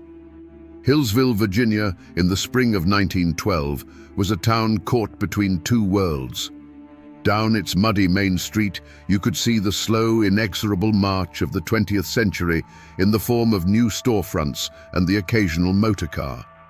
But looking up at the surrounding Blue Ridge, you could feel the pull of the old world, a world of isolated hollows, deep-rooted clans, and unwritten laws that had governed these mountains for generations. The brick courthouse stood as the very symbol of this struggle, a place where the new rule of law was meant to replace the old code of blood and honor. At the heart of this new order was Judge Thornton Massey. He wasn't a local man, not born of the same mountain soil as the families he presided over. He was an outsider, an educated man of principle who believed that justice should be blind. To him, a man's last name shouldn't matter, whether it was Allen or Smith. The law was the law, a universal standard that was meant to tame the wildness of the frontier and bring civilization to the hills. He was a stern but fair-minded man, tasked with the impossible job of imposing a foreign authority on a people who had never recognized any authority but their own kin. Sheriff Lewis Webb, on the other hand, was a man of the county. He had to walk a delicate line every single day. He wore a badge representing the government in the state capital, but he lived and worked among neighbors who settled their disputes with fists or a hunting rifle. He knew the Allens. He understood their pride, their temper, and their profound contempt for his office. Every time he served a warrant in a remote holler, he was stepping into a world where his badge meant less than nothing. He was the local embodiment of a law that many saw as an occupying force. Alongside them stood William Foster, the Commonwealth's attorney. He was the voice of the system, the man who used words and legal precedent to fight battles that were more often settled with threats and intimidation. He believed in due process, in evidence, in the power of a logical argument to uncover the truth. In that Hillsville courtroom, he was preparing to argue a case against Floyd Allen, not realizing he was bringing a book of rules to a gunfight. These men were not just public officials. They were pioneers of a new way of life. They were husbands, fathers, and respected members of a community trying to build a future based on order and reason. But a shadow was gathering over them, a tension that was palpable in the cold March air. The upcoming trial of Floyd Allen wasn't just another case on the docket. It was a test of will. It was a direct challenge to the Allen clan's belief that they were a law unto themselves. The world these men were trying to build was one where disagreements were settled by juries, not ambushes.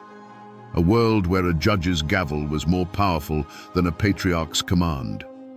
They woke up on the morning of March the 14th, believing in that world, in the safety of their courthouse, and in the strength of the laws they had sworn to uphold. They had no idea that by day's end, their world would be left in ruins, and their bodies would be the final, bloody evidence of a war that had been brewing for centuries. The Hillsville courthouse was no longer a place of law. It was a slaughterhouse. As the acrid fog of gunpowder began to settle, it revealed a scene of pure pandemonium. Men and women who moments before had been calm spectators scrambled for the exits, their screams echoing in the suddenly cavernous room. Those who remained were frozen in shock, staring at the carnage with wide, uncomprehending eyes. The air, thick with the smell of sulfur and fear, hummed with a terrible ringing silence where the rule of law had just been executed. The first people to rush in found Judge Massey slumped behind his bench, the symbol of his authority, now his deathbed. His gavel lay on the floor beside him, a useless piece of wood in a world where steel and lead had spoken the final word. Near the main door, Sheriff Lewis Webb lay fallen, a testament to his final futile attempt to restore order. Across the room, Commonwealth's attorney William Foster was also down, his legal arguments silenced forever. It was a systematic dismantling of the county's legal system carried out in less than 2 minutes. The evidence of the ambush was everywhere. The floor was littered with spent shell casings, glinting like deadly seeds sown on the hardwood. Bullet holes peppered the walls, the witness stand, and the judge's bench, silent witnesses to the storm of violence. Investigators would later count dozens of impacts, a clear sign of multiple shooters firing with reckless abandon. The Allens' chairs were empty. They had simply stood up, unleashed hell, and melted back into the mountains that had raised them, leaving only chaos and death in their wake. The scene offered no mystery as to who was responsible. Every terrified whisper from the survivors confirmed it: the Allens. But the how and the why were a far darker puzzle. How could a family bring a private army into a courtroom? Was this a spontaneous explosion of mountain temper or a cold, calculated assassination? The contradictory accounts from traumatized witnesses only deepened the confusion. The crime scene itself was a brutal message, written in blood and gunpowder. In these mountains, some lines of kinship were thicker than any law, and the price for crossing them was absolute. If you were to search for the man at the eye of this hurricane, all fingers would have pointed to one person: Floyd Allen. He wasn't just a participant, he was the cause. Floyd was the patriarch, a man carved from the hard granite of the Blue Ridge who had amassed wealth, land, and a fearsome reputation. In his corner of Carroll County, his word was law and his will was absolute. He moved through the world with the unshakable confidence of a king in his own kingdom, a place where the official law was an irritation, a suggestion from a distant world that he was free to ignore. His motive was as clear and cold as a mountain spring. It was pride, a fierce, unyielding pride that defined the very soul of the Appalachian clan system. The initial charge against him, interfering with an officer, was an insult. But the verdict, a year of hard time in the state penitentiary, was an intolerable humiliation. For a man like Floyd, a year in a prison uniform was not a punishment. It was an execution of his honor. It was the state declaring that he, Floyd Allen, was no better than any other man, that his power and his name meant nothing within the walls of their courthouse. The evidence was immediate and overwhelming. The shooting began the very second after Judge Massey pronounced the sentence. Witnesses recounted Floyd standing up, his face a mask of cold fury, and uttering the words that became the spark in the powder room: "I ain't a-goin'." That phrase, spoken with the full weight of his authority, was not a plea or a protest.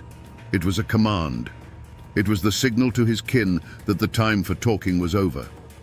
The community didn't need a detective to solve this mystery.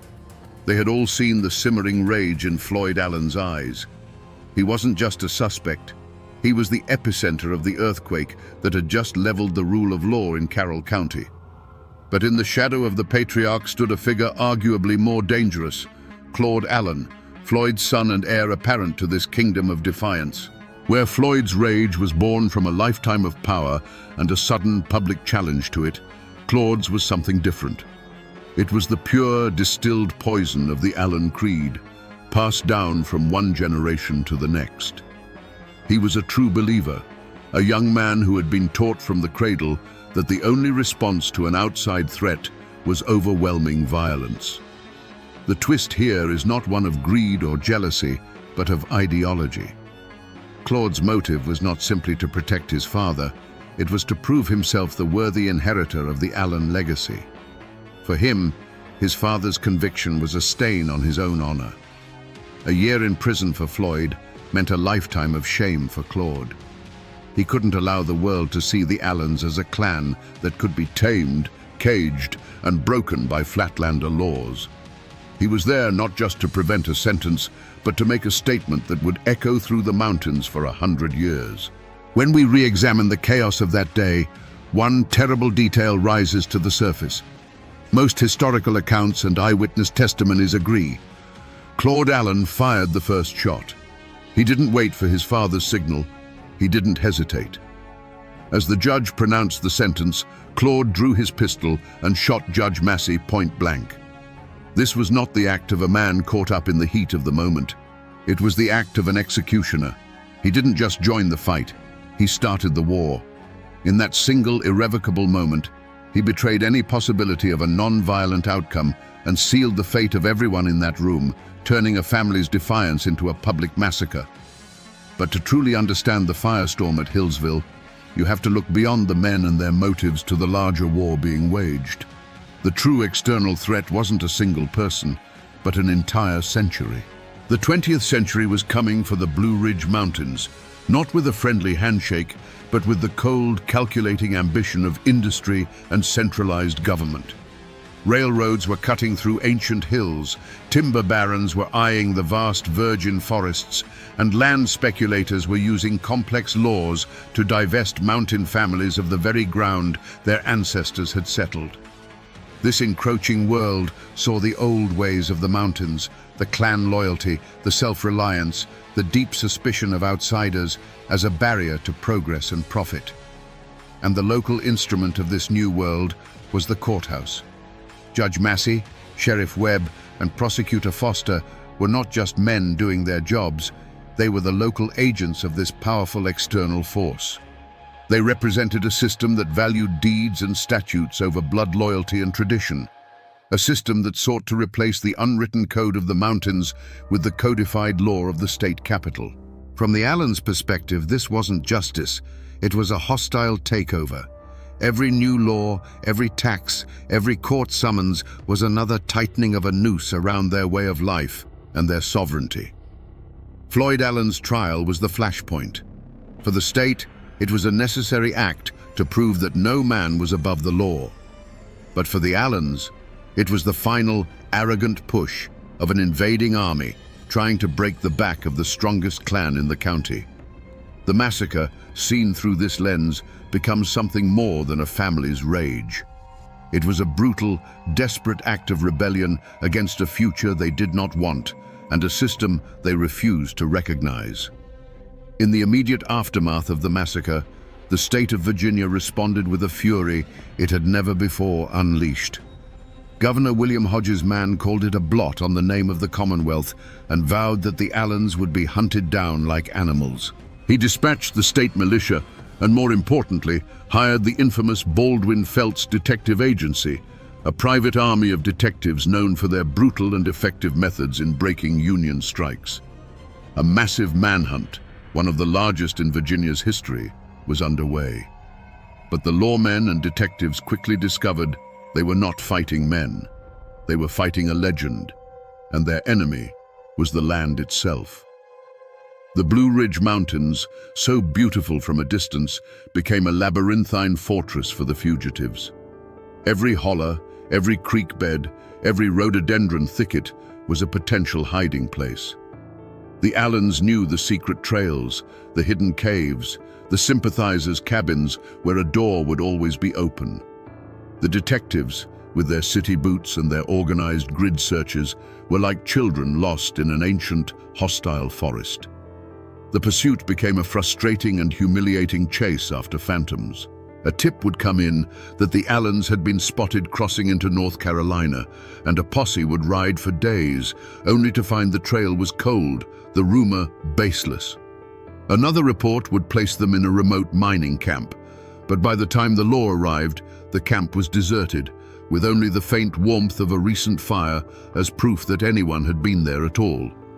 The Allens were a mist, dissolving whenever the law drew near, leaving the authorities grasping at nothing but fog and rumors. Back in Hillsville, the investigation into the crime itself was just as tangled. While everyone knew the Allens were guilty, the chaos of the shootout had created a dozen conflicting narratives. Who fired the first shot? Eyewitnesses, still reeling from the trauma, gave contradictory accounts. Some swore it was Claude Allen, others pointed to his cousin, Sidney Allen. The sheer number of guns fired made ballistic evidence a nightmare to sort through. For a brief moment, The state even pursued the theory that this was a wider conspiracy, a planned uprising against the government. But these trails led nowhere, circling back to the same frustrating truth. The Allens had acted as one, a single entity moved by a singular, violent purpose. The law was looking for a single mastermind, failing to understand they were fighting the spirit of an entire clan. The Baldwin Felts detectives soon learned a chilling lesson. The mountains were a fortress of rock and shadow, but the people who lived in them were a fortress of silence. As the manhunt dragged on, the lawmen came down from the cold, empty hillsides and tried to gather intelligence in the small communities and isolated farmhouses. What they encountered was a wall, as solid and impenetrable as a cliff face. Doors that had been opened to strangers were now bolted shut. Faces that were once friendly turned to stone. When asked about the Allens, the answer was always the same. Saw nothing, heard nothing, know nothing. This wasn't just a lack of cooperation, it was a deeply ingrained code of omerta, the unwritten law of the mountains. The first pillar of this code was fear, and it was a fear well earned. The Allens had ruled their corner of the county for decades through a mixture of influence and raw intimidation. To speak against them was to invite ruin. A farmer whose land bordered the Allens might find his best cow missing one morning, or his fence cut in the dead of night. A whisper to the sheriff could mean finding your barn burned to the ground a week later, with no one to blame but the shadows. The community knew the Allens' justice was swifter and more certain than any verdict from a distant court. But it was more than just fear. It was kinship. In the tangled genealogy of the Appalachian hollows, the Allen family tree had roots in every direction. They were connected by blood and marriage to half the families in the county. Asking someone to turn on the Allens was often asking them to betray a cousin, a brother-in-law, or a childhood friend. To these people, the lawmen from the city were the true outsiders, the invaders. The Allens, for all their violence, were their own. Loyalty to blood was a sacred duty that trumped any law written in a book. This wall of silence drove the detectives to the edge of madness. They were in a foreign country, surrounded by people who looked and spoke like them, but who lived by an ancient, invisible set of rules. The truth of the massacre wasn't a secret buried in the ground. It was a story being actively protected behind every locked door and every pair of cold, watchful eyes. The community had closed ranks, forming a silent army that was just as effective as the Allens' own guns at keeping the law at bay. Weeks turned into a month, and the mountains held their secret. The manhunt, for all its resources and manpower, was a spectacular failure. The Allens had been swallowed by the wilderness, and the wall of silence held firm. The detectives were frustrated, the governor was furious, and it began to look as if the Allen clan might have truly committed the perfect crime, disappearing into folklore as ghosts of the Blue Ridge. But the men from the Baldwin Felts Agency were not mountain men. They were masters of human weakness, and they knew that every fortress has a crack. They shifted their strategy. They couldn't out-hike the Allens, so they decided to buy them. Massive reward notices were posted on every courthouse door, every general store window, every fence post from Virginia to Tennessee. The price on the Allens' heads grew to a small fortune, enough money to change a poor dirt farmer's life forever. They were no longer just hunting men with guns, they were hunting them with greed, planting a seed of temptation in the heart of the community. And then, it happened. The turning point came not with a shout, but with a whisper. A secret message, passed through a trusted intermediary, reached the detectives. It wasn't a grand confession, and it didn't come from a core member of the clan. It came from the periphery, from someone whose loyalty was weaker than their desire for the reward money, or perhaps someone who was simply tired of the chaos the Allens had brought down upon them all. The message contained the one thing the law had been missing: a specific location. A small farmhouse, a known sympathizer's home, where Floyd and Claude Allen were believed to be hiding. This was the forgotten clue they had been searching for. It wasn't an overlooked piece of evidence on the courthouse floor. It was a piece of human intelligence, pried loose from the wall of silence by the relentless pressure and the lure of cash. Suddenly, the vast, intimidating wilderness shrank to a single point on a map. The hunt was no longer a blind chase through an endless forest. It was a focused, surgical strike. The momentum had shifted. The Allens' greatest shield, the loyalty of their people, had finally been breached, and the lawmen now knew exactly where to find their prey. Under the cover of a moonless night, the law closed its iron fist around the farmhouse. The Baldwin Felts detectives, moving with the cold professionalism of seasoned hunters, took their positions, their rifles and shotguns aimed at every door and window. There would be no escape this time. The tip from their secret informant had been good. Inside that small wooden building were the two most wanted men in Virginia, Floyd and Claude Allen, the patriarch and the instigator. The air was thick with a silence that felt heavier than any sound, the calm before a final bloody storm. As the first light of dawn began to bleed over the mountain ridges, the call for surrender was issued. It was met not with words, but with the bright orange flash of a rifle from a darkened window, the sharp crack echoing across the valley. The farmhouse erupted in a blaze of gunfire. The Allens were not surrendering. They were making their last stand, turning a simple farmhouse into a fort and choosing to die in a blaze of glory rather than be taken alive. For hours, the siege raged, a furious exchange of lead that tore the small building to splinters. But the fight was hopeless. Surrounded and outgunned, the end came swiftly. In a final desperate rush, the detectives stormed the house. And then the legends were made of flesh and blood. Floyd Allen, the powerful patriarch, was found wounded. His fight bled out of him. The aura of invincibility shattered. He was no longer the king of Carroll County, but a captured, bleeding old man. His son Claude, the young firebrand who had started the massacre with a single shot, was also taken, his youthful fury finally extinguished by the overwhelming force of the law. As they were led out of the ruined farmhouse in chains, the full, horrifying truth of their motive was finally unmasked. It wasn't written in a hidden diary or a forgotten letter. It was written in the blood they had spilled and the defiance they had shown to the very end. This was never just about a minor charge or a one-year sentence. This was a battle for a way of life. They were soldiers in a war against a future that had no place for them, fighting for a code of honor that demanded violence against shame. The true culprit, the force that had driven them, was the unwritten law of the mountains, the creed that had been hammered into them since birth. The men who walked out of that farmhouse were the living, breathing products of Barbara Allen's terrible gospel, and Allen does not go to jail. In their capture, they had failed their code, but their final, desperate stand proved just how deeply they believed it. The chase was over, and the men behind the myth were finally exposed. Now, with the benefit of history, we can finally step back into that courtroom and witness the terrible harvest of the Allen creed. Picture the scene. The room is packed, the air thick with tension. Judge Thornton Massey, a man of the law, looks down from his bench.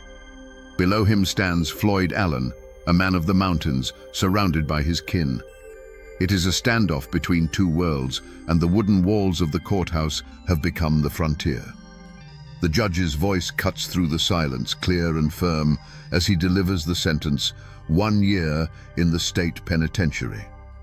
The words hang in the air for a heartbeat, an intolerable insult. Floyd Allen draws himself up to his full height, his face like carved stone. He looks not at the judge, but at his own clan, and makes his declaration, a phrase that will become his epitaph. I ain't a-goin'. Before the last syllable has faded, the room explodes. The first shot cracks like a whip, a sound so sharp and final it seems to suck all the air from the room. Judge Massey jerks backward, a look of stunned disbelief on his face, and then slumps forward over his bench. His gavel, the symbol of his authority, slides from his hand and clatters onto the floor below. That single sound breaks the spell, and hell is unleashed. The courtroom becomes a roaring, blinding vortex of chaos. Muzzle flashes from the Allen's pistols create strobing, hellish images in the suddenly dark, smoke-filled room. The noise is deafening, a continuous thunder that rattles the windows and shakes the floorboards. Men and women scream and dive for cover, crawling under heavy wooden benches as bullets splinter the wood just above their heads. Papers from the prosecutor's table are thrown into the air by the concussions, fluttering down through the haze like pale, terrified birds. Sheriff Webb, reacting on pure instinct, draws his revolver. He takes but a single step towards the Allens before he is thrown backward, falling near the doorway he was sworn to protect. Across the room, Commonwealth's Attorney Foster rises from his chair, his mouth open as if to object, but his argument is silenced forever as he too collapses to the floor. It is not a gunfight, it is an execution. Then, as suddenly as it began, the shooting stops. An unnatural ringing silence descends, broken only by the choked sobs of the survivors. The thick, acrid smoke of black powder hangs in the air, a suffocating fog that obscures everything. As it slowly begins to clear, the full horror is revealed. The chairs where the Allens had been sitting are empty, and on the walls, on the judge's bench, on the witness stand, are dozens of dark, round marks, the 57 silent witnesses to 90 seconds of absolute carnage. The Allen clan was gone, leaving behind only blood, smoke, and the shattered ruins of the law. The trial of Floyd and Claude Allen was not a legal proceeding, it was a public reckoning.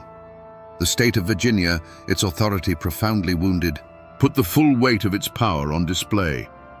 The small town of Wytheville, where the trial was moved to ensure a less biased jury, became the center of a national media circus. Reporters from as far away as New York and Chicago descended, eager to capture every detail of what they called the savage mountain feud. For the state, this was a show trial in the truest sense, a chance to prove, once and for all, that the law of the Commonwealth was stronger than any clan's code of honor. In the defendant's box, Floyd and Claude Allen were not broken men begging for mercy. They were defiant to the last. Floyd sat with the stoic, quiet dignity of a fallen king, his gaze steady, his contempt for the proceedings clear in every line of his weathered face. He listened to the testimony against him not as a criminal, but as a captured enemy general forced to endure the rituals of his conquerors. Beside him, his son Claude was a caged wolf, his eyes burning with an unrepentant fire. They offered no apologies, no explanations. They had lived by their code, and they would die by it. The prosecution's case was simple and brutal. This was a premeditated assassination of the law itself. They painted the Allens as a lawless tribe, a cancerous growth on the body of civilized society that had to be cut out. The defense, in a nearly impossible task, tried to argue that this was a tragedy of culture, a spontaneous eruption of violence born from the unique and volatile honor code of the mountains. They weren't trying to prove innocence. They were trying to explain a worldview that the jury box, filled with merchants and flatland farmers, could never possibly comprehend. The verdict was a foregone conclusion. When the jury foreman stood and pronounced both Floyd and Claude Allen guilty of murder in the first degree, a wave of relief and grim satisfaction washed over the courtroom. But the Allens themselves did not flinch. They had expected no quarter from this foreign court, and they were given none. The sentence followed swiftly: death in the state's electric chair. This final judgment was perhaps the ultimate symbol of the clash of worlds. The Allens had dealt in the hot, personal violence of the pistol. The state would answer with the cold, impersonal, technological power of electricity. In March of 1913, almost a year to the day after the massacre, father and son were executed. For the newspapers and the world outside, justice had been served. But back in the hollows of Carroll County, the story was far from over. The executions didn't end the legend. They cemented it. Floyd and Claude became martyrs, their deaths a final, terrible proof to many that the government's justice was just a more organized form of killing, a verdict that still sparks arguments in these hills to this day. The executions of Floyd and Claude Allen were not an end, but the beginning of a long, painful reckoning. The Allen clan, once a formidable power in the Blue Ridge, was shattered. Their name, once spoken with a mixture of respect and fear, now became a synonym for senseless murder. The clan's other key figures were systematically hunted down and brought to justice. Sidney Allen, Barbara's own son, was wounded in a shootout and captured.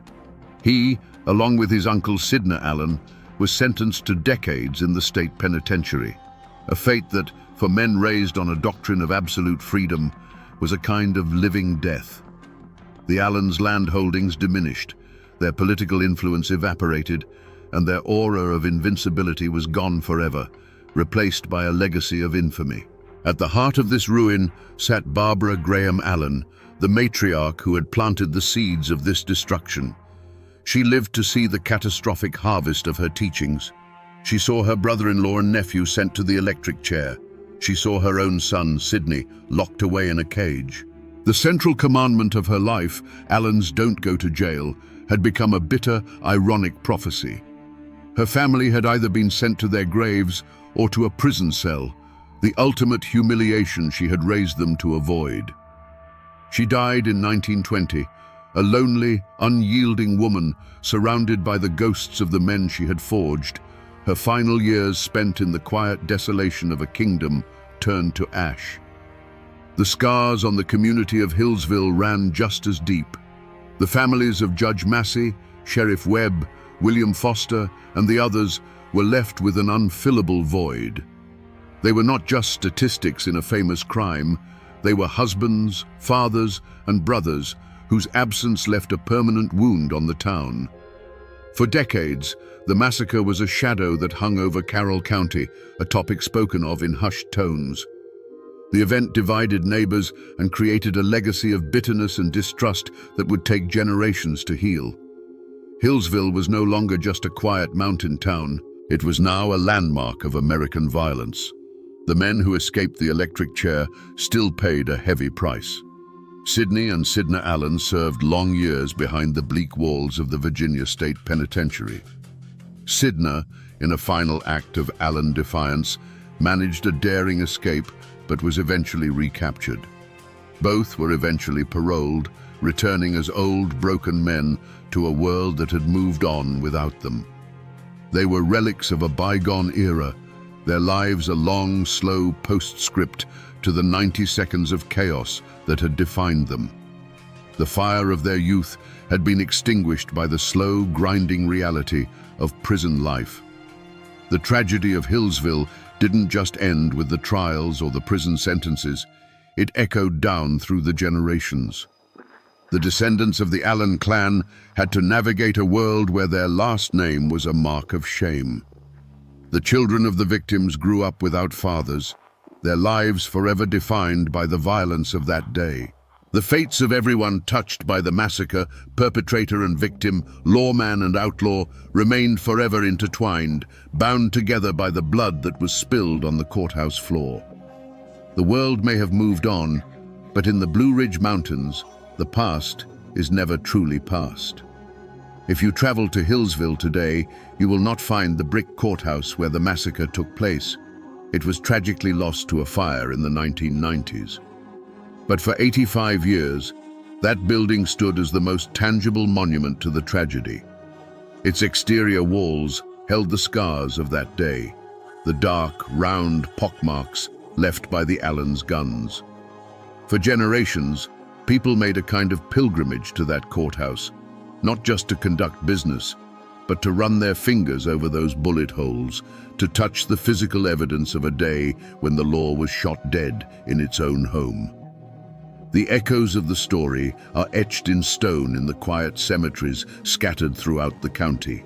In the Hillsville Cemetery, you can find the graves of Judge Massey, Sheriff Webb, and William Foster, their tombstones speaking of duty and a life cut short in service to the law. Miles away, in a family plot, lie the bodies of Floyd and Claude Allen, executed and buried back in the mountain soil that they fought and died for. Their graves, too, draw visitors, those who see them not as murderers, but as symbols of a fierce bygone independence. But the story's most enduring life is in the telling. The Hillsville Massacre seeped into the very soil of Appalachia and grew into folklore.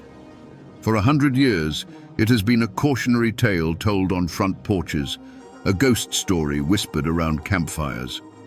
Local bards and balladeers captured the tragedy in song, and if you listen closely in the old-time music circles of the Blue Ridge, you might still hear the mournful tune of the Ballad of Floyd Allen, a song that turns the bloody tale into a timeless legend of pride and rebellion. More than anything, the mountains themselves remember. They were the silent witnesses to the Allens' flight, to the manhunt, and to the final, desperate siege. The wind that whispers through the pines on a cold night seems to carry the echoes of the gunshots. The old roads that twist through the hollows still feel as though they carry the memory of the posse's hoofbeats. History in these hills isn't just written in books or carved on monuments. It's a living presence in the landscape, a story the mountains will never let go of. So we return to the question that hung in the gunpowder smoke of that Hillsville courtroom. What could possess men to commit such an act? The easy answer is pride, or anger, or a primitive sense of justice.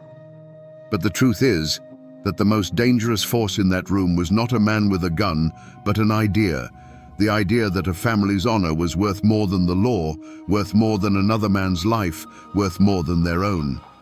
This was the gospel according to Barbara Allen, a creed so powerful that it turned sons and nephews into soldiers in a war only they believed they were fighting. This is a story not just of a crime, but of a collision between two worlds.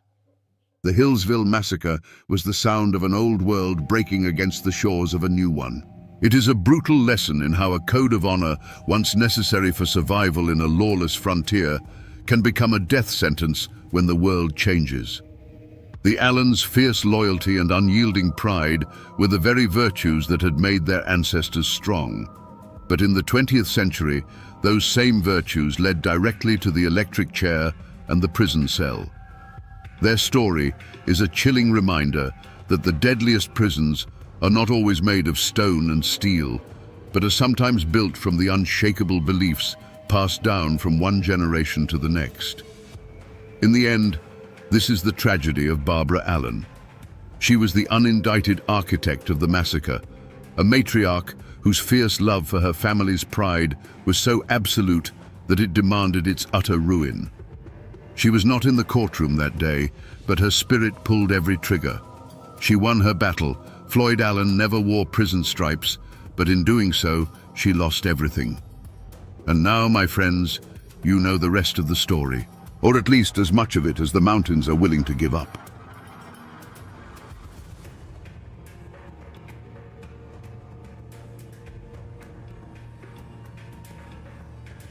On the morning of March 20th, 1906, the modern steel of the Walnut Street Bridge in Chattanooga, Tennessee, was host to a medieval horror. Dangling from a thick rope tied to a girder was the body of a man riddled with bullet holes, a silent silhouette against the rising sun. This wasn't a secret crime, hidden in the shadows. This was a public spectacle, a brutal message left for the entire city and the entire nation to see. The victim was a man named Ed Johnson, and just hours before his death, he had been granted a stay of execution by the United States Supreme Court. He was, by law, under federal protection. So what happened on that bridge? How could a mob tear a man from his cell and lynch him in open defiance of the highest court in the land? Today, we will answer that question. We will unravel a story of a city's rage, a sheriff's betrayal, and an injustice so profound it sparked an unprecedented legal battle for the very soul of America. Before he was a name in a Supreme Court case, Ed Johnson was just a man trying to find his way. He was 24 years old, a handyman, and a member of the Second Baptist Church. He wasn't a troublemaker. By all accounts, he was quiet, unassuming, and known for his steady work. In the segregated world of 1906 Chattanooga, a city trying to brand itself as a progressive hub of the New South, men like Ed Johnson lived a precarious existence. They were the backbone of the city's labor force, yet they were afforded none of its protections. and lived under the constant unspoken threat of a racial hierarchy enforced by both law and tradition.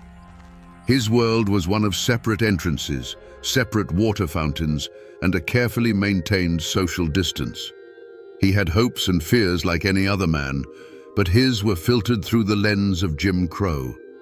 He sought stability, a bit of peace, and the quiet dignity of a life well lived within the narrow confines society had drawn for him. He was, in short, an ordinary man, which made him the perfect blank canvas onto which a city could project its deepest fears and hatreds. Miles away, in another part of that same city, lived Nevada Taylor. She was a young white woman, and her world was the mirror opposite of Ed Johnson's, defined by a different set of rigid expectations. Her life was meant to be one of protected virtue, of church socials, and a future promised within the safe confines of her community. She was a symbol of the Southern purity that the white power structure was obsessed with defending. The city they both called home, Chattanooga, was a place of deep contradictions. It boasted of its industry, its economic growth, and the grand Walnut Street Bridge that stitched the city together over the Tennessee River. But beneath this veneer of progress was a simmering cauldron of racial animosity.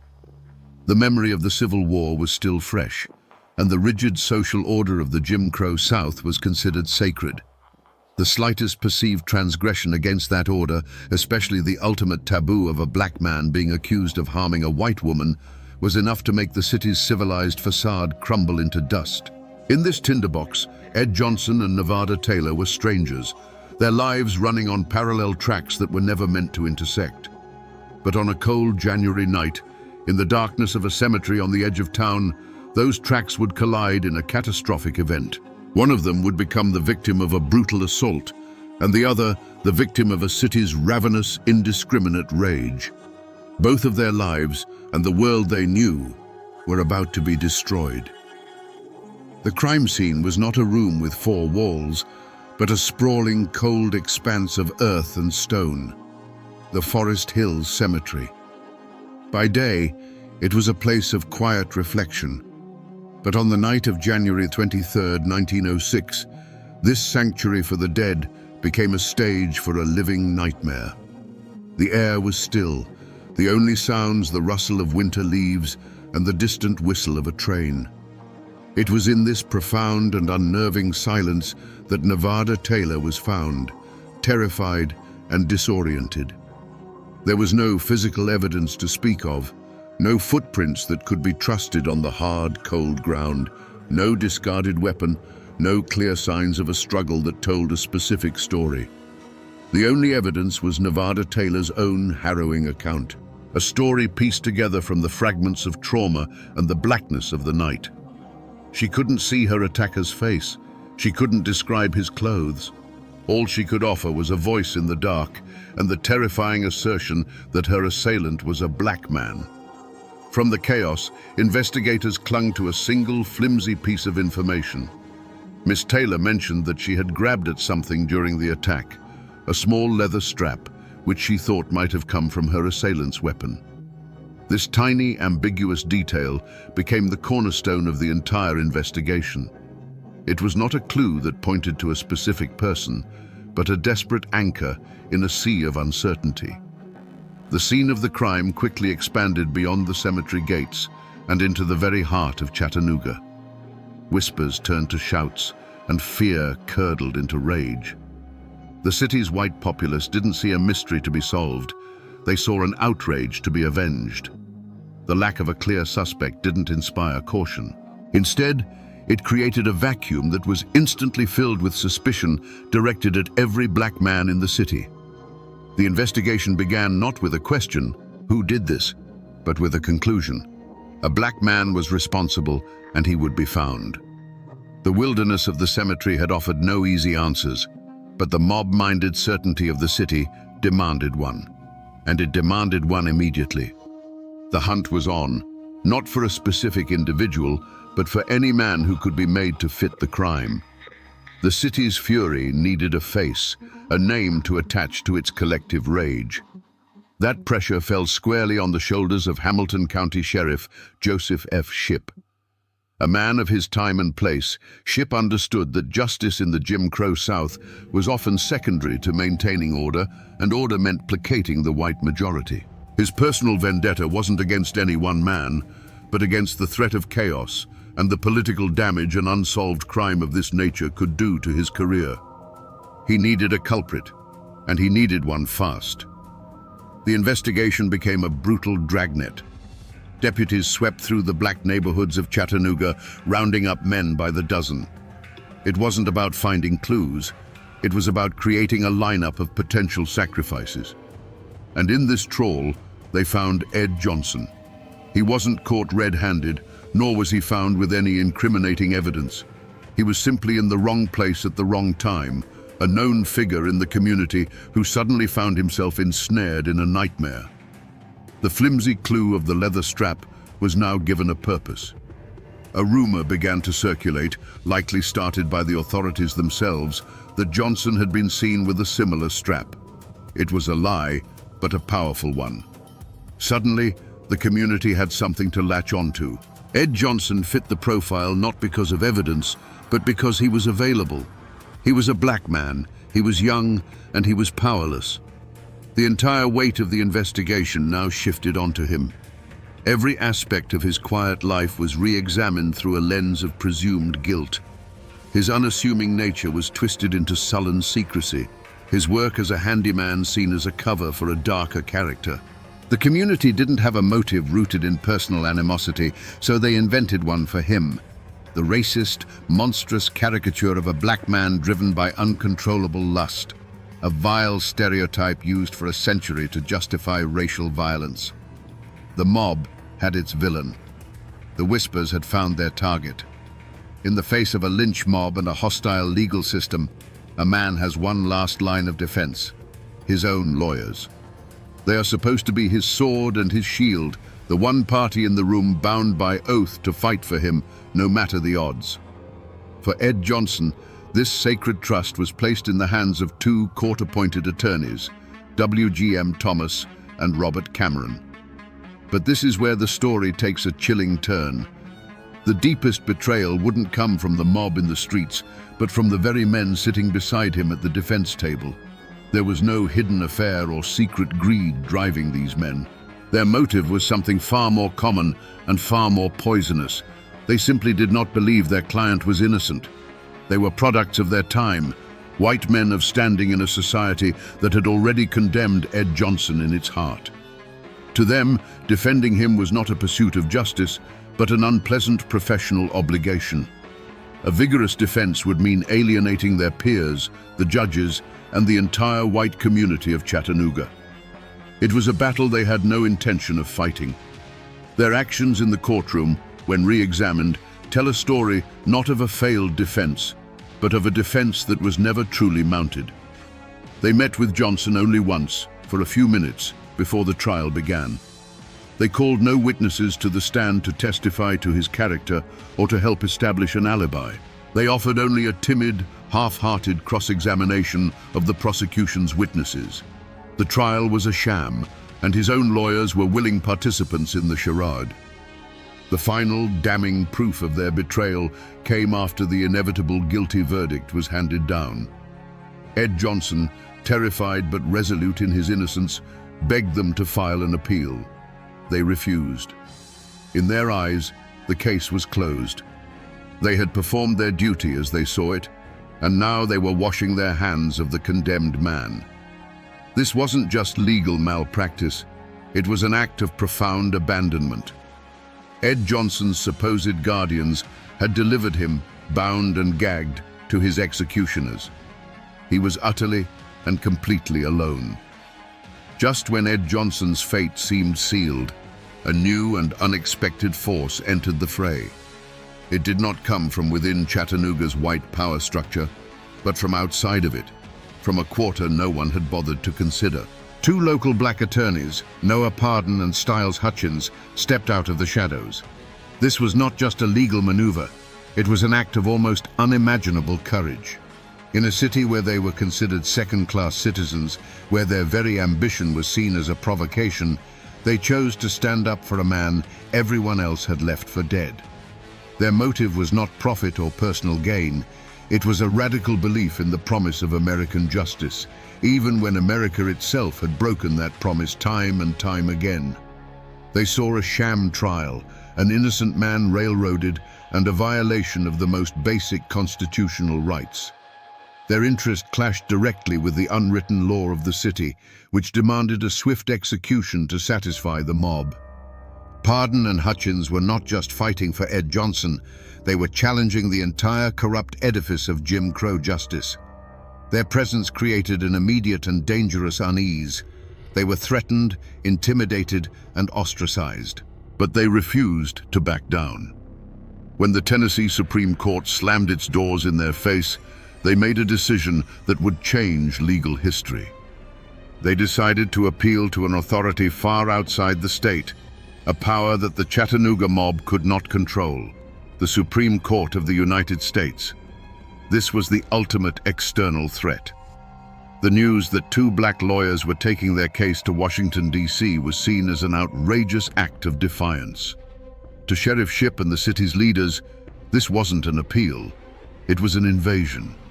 It was the federal government, the same force that had crushed the Confederacy 40 years prior, once again threatening to meddle in their affairs.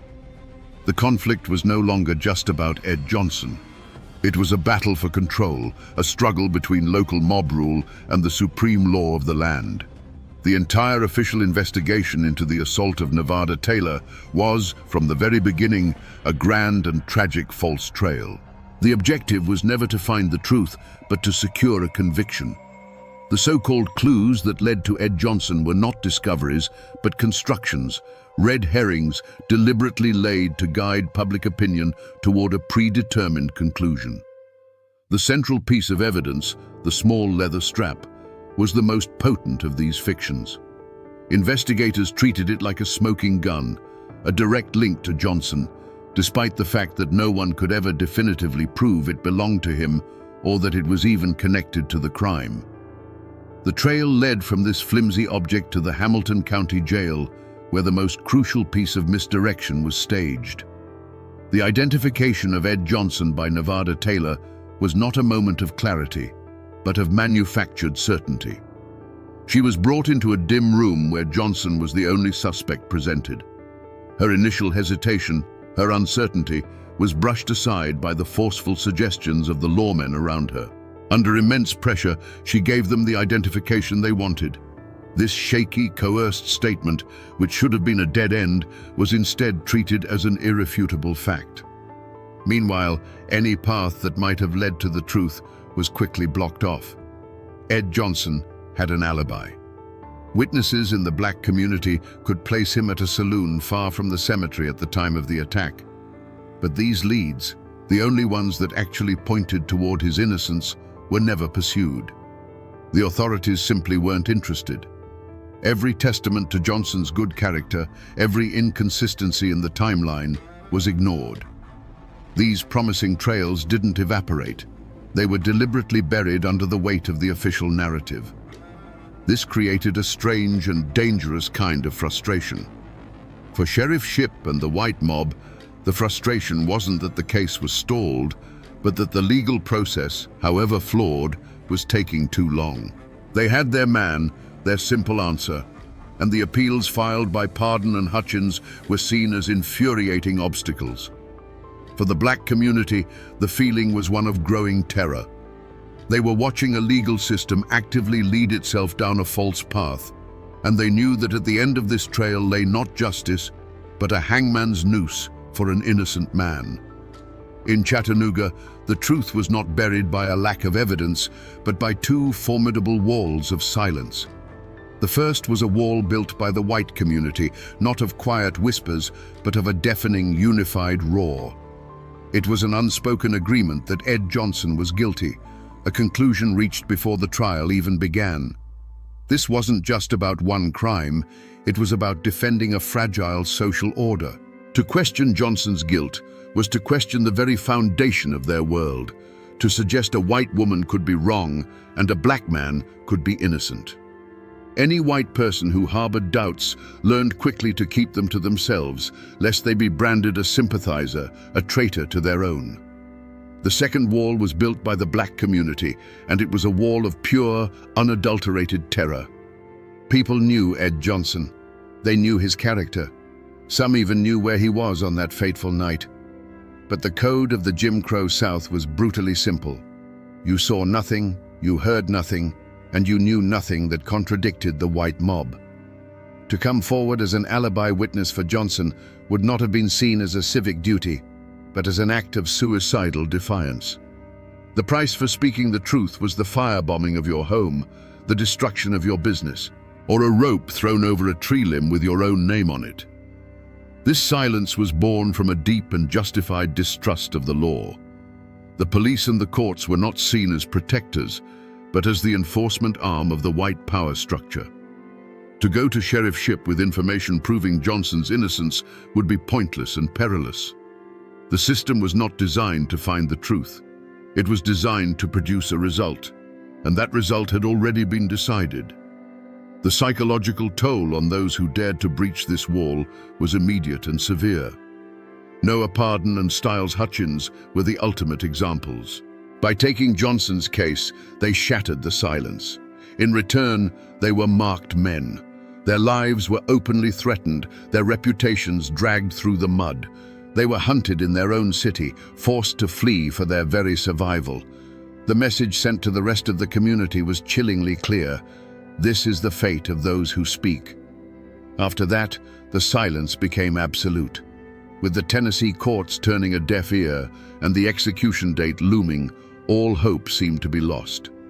The legal road had run out, and the gallows were being prepared.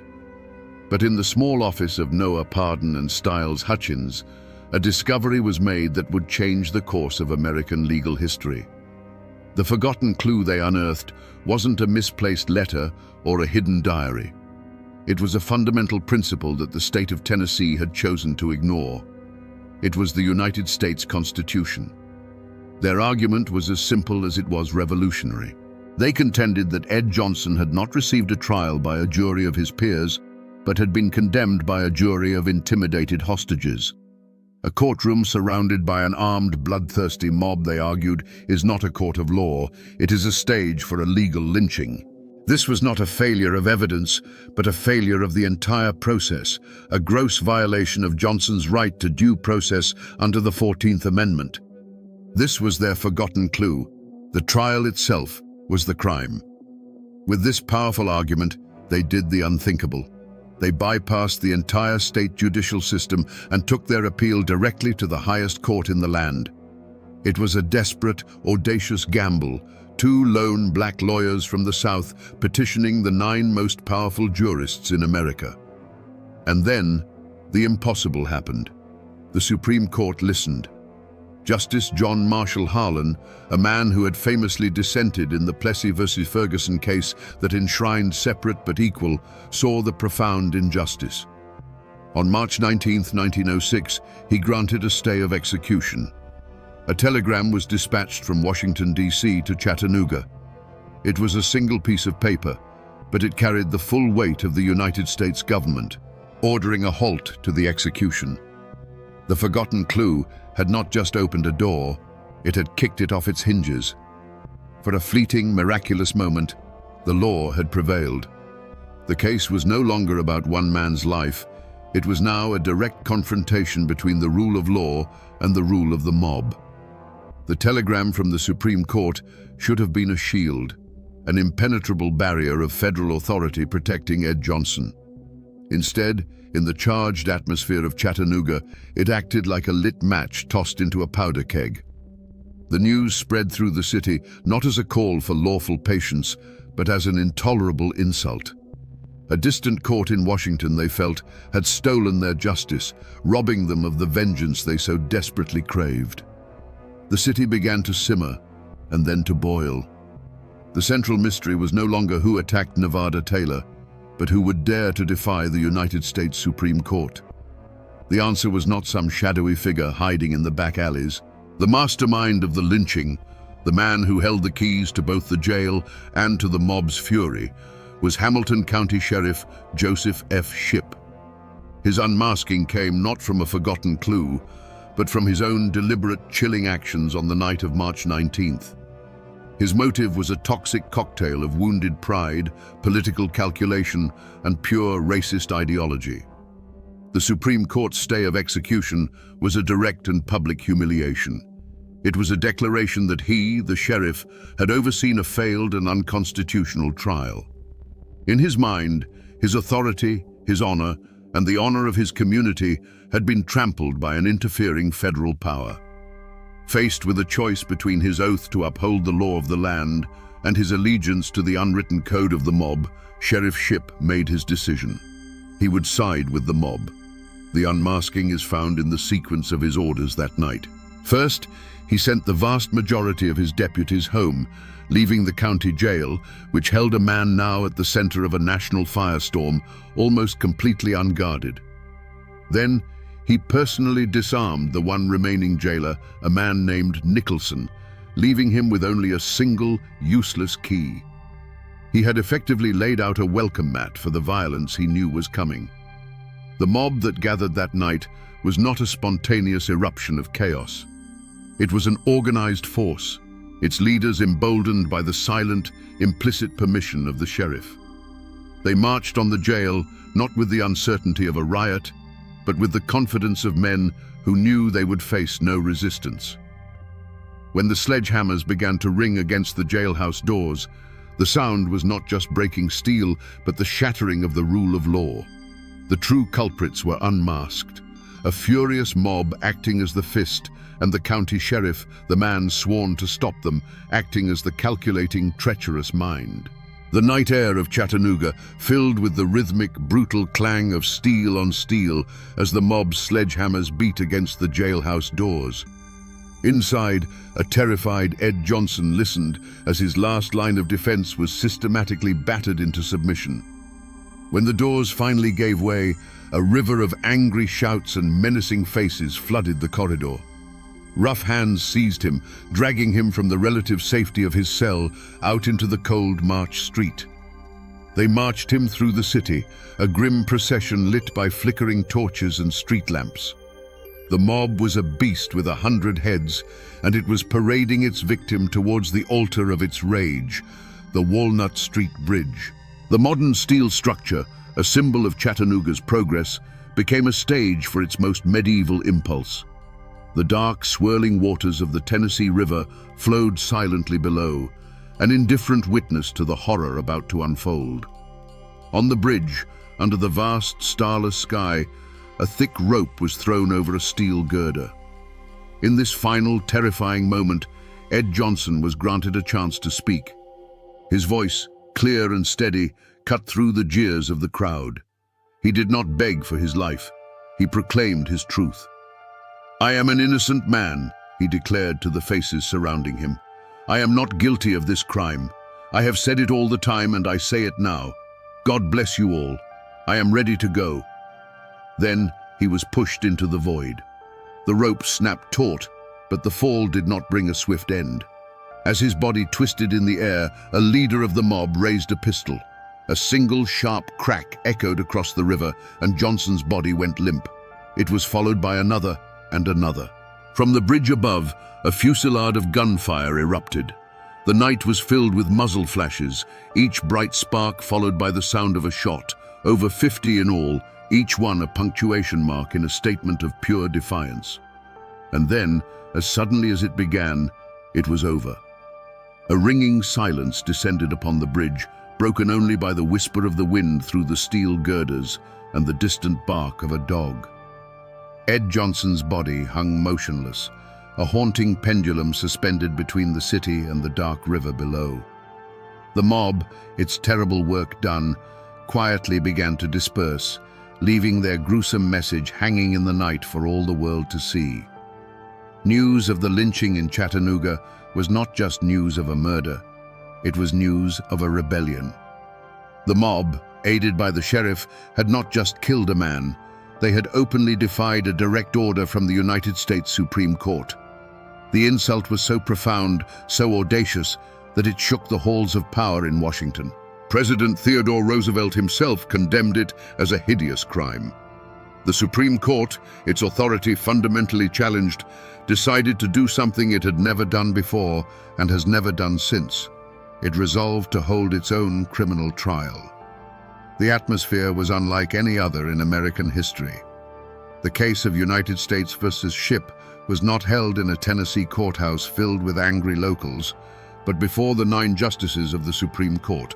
The defendants, Sheriff Shipp and several leaders of the mob, were summoned to the nation's capital. They walked into the proceedings not with the demeanor of contrite men, but with a quiet, stubborn defiance. Back home, they were heroes who had upheld the Southern Code. In Washington, they were seen as insurrectionists. They were not on trial for murder. The federal court had no jurisdiction for that, but for something just as fundamental, contempt of court, for spitting in the face of the highest law in the land. Shipp and his men maintained their innocence, claiming they were simply overwhelmed by a spontaneous and uncontrollable mob. They presented themselves as hapless peacekeepers, not willing conspirators. But the evidence, painstakingly gathered by federal investigators, told a different story. A story of deputies sent home, of a jail left intentionally unguarded, of a sheriff who had promised the mob they would not be stopped. The verdict, when it finally came down in 1909, was a thunderclap. The Supreme Court of the United States found Sheriff Joseph F. Shipp and 5 of his associates guilty. It was a seismic moment, the first time the federal government had successfully prosecuted the participants of a lynch mob. But then came the sentence. For orchestrating the murder of a man under federal protection and for defying the highest court in the land, Sheriff Shipp was sentenced to serve just 60 days in a federal jail. Justice, it seemed, had been both served and denied in the very same breath.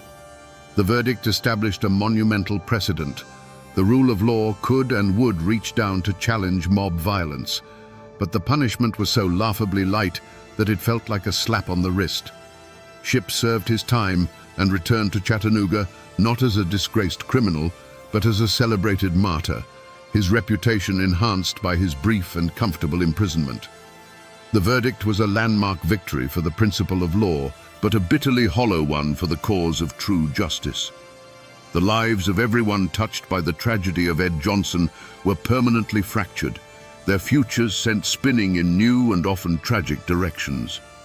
For the 2 men who fought for him, Noah Pardon and Styles Hutchins, the price of their courage was exile. They were hounded from the city they sought to better, their legal practices destroyed, and their lives under constant threat. They became fugitives from the very mob they had tried to defeat in a courtroom, forced to rebuild their lives in the anonymity of the North, their names whispered in Chattanooga's black community with a mixture of reverence and fear. They had won a moral victory, but suffered a devastating personal defeat. The opposite was true for Sheriff Joseph Shipp. He did not return from his 60-day sentence in shame. He was welcomed back to Chattanooga as a conquering hero. He walked the streets not as a convicted criminal who had defied the Supreme Court, but as a champion of Southern honor who had stood up to federal overreach. His complicity in the lynching did not end his career.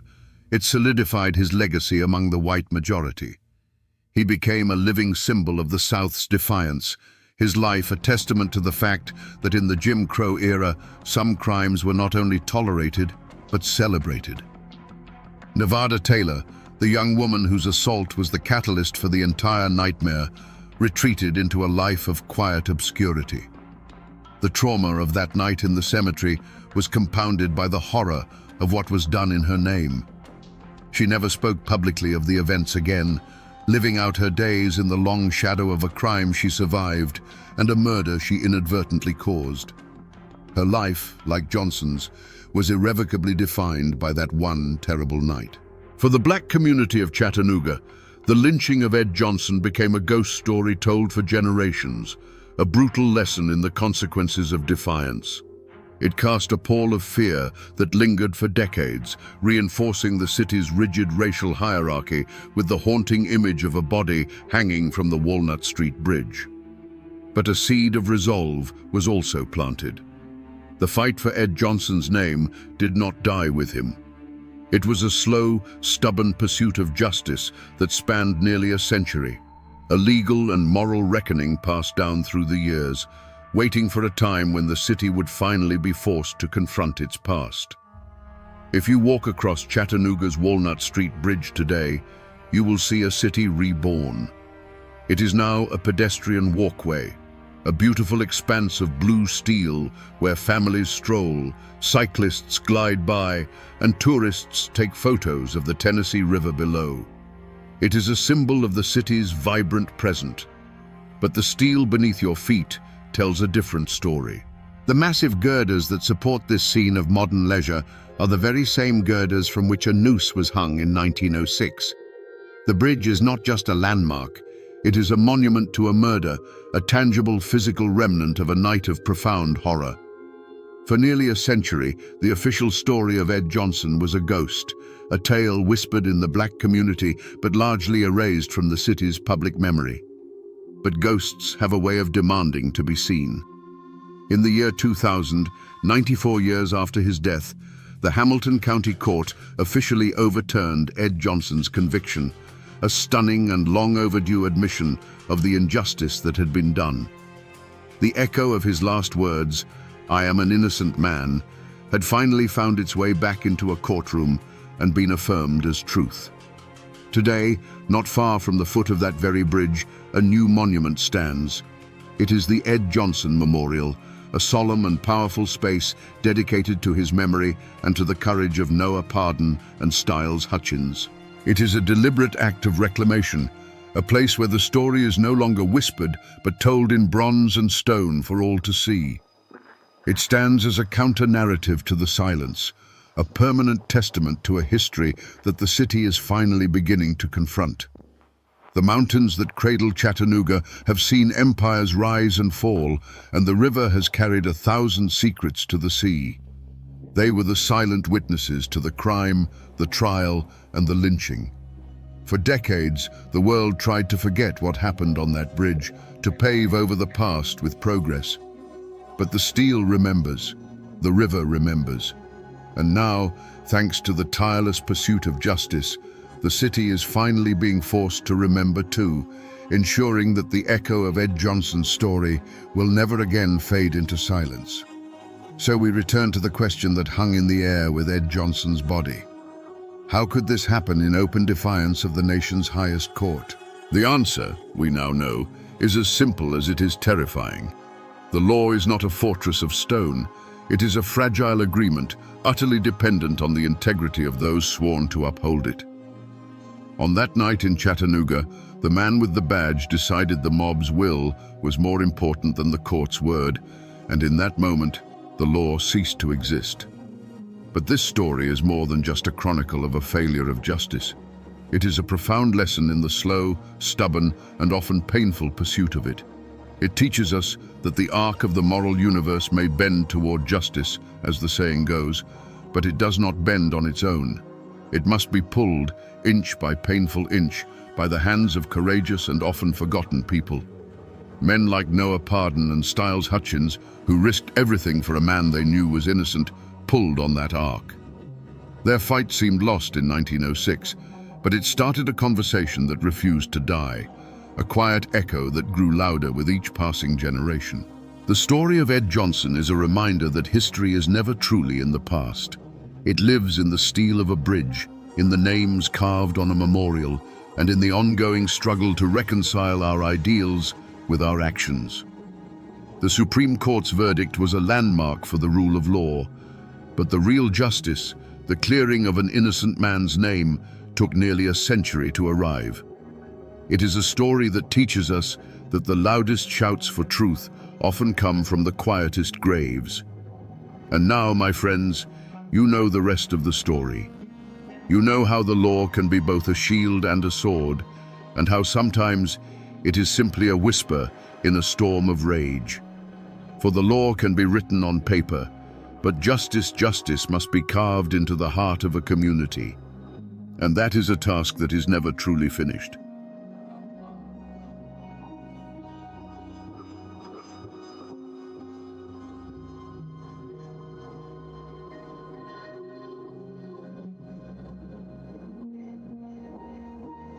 They say that for 5 days in the late summer of 1921, the hills of West Virginia went to war with themselves.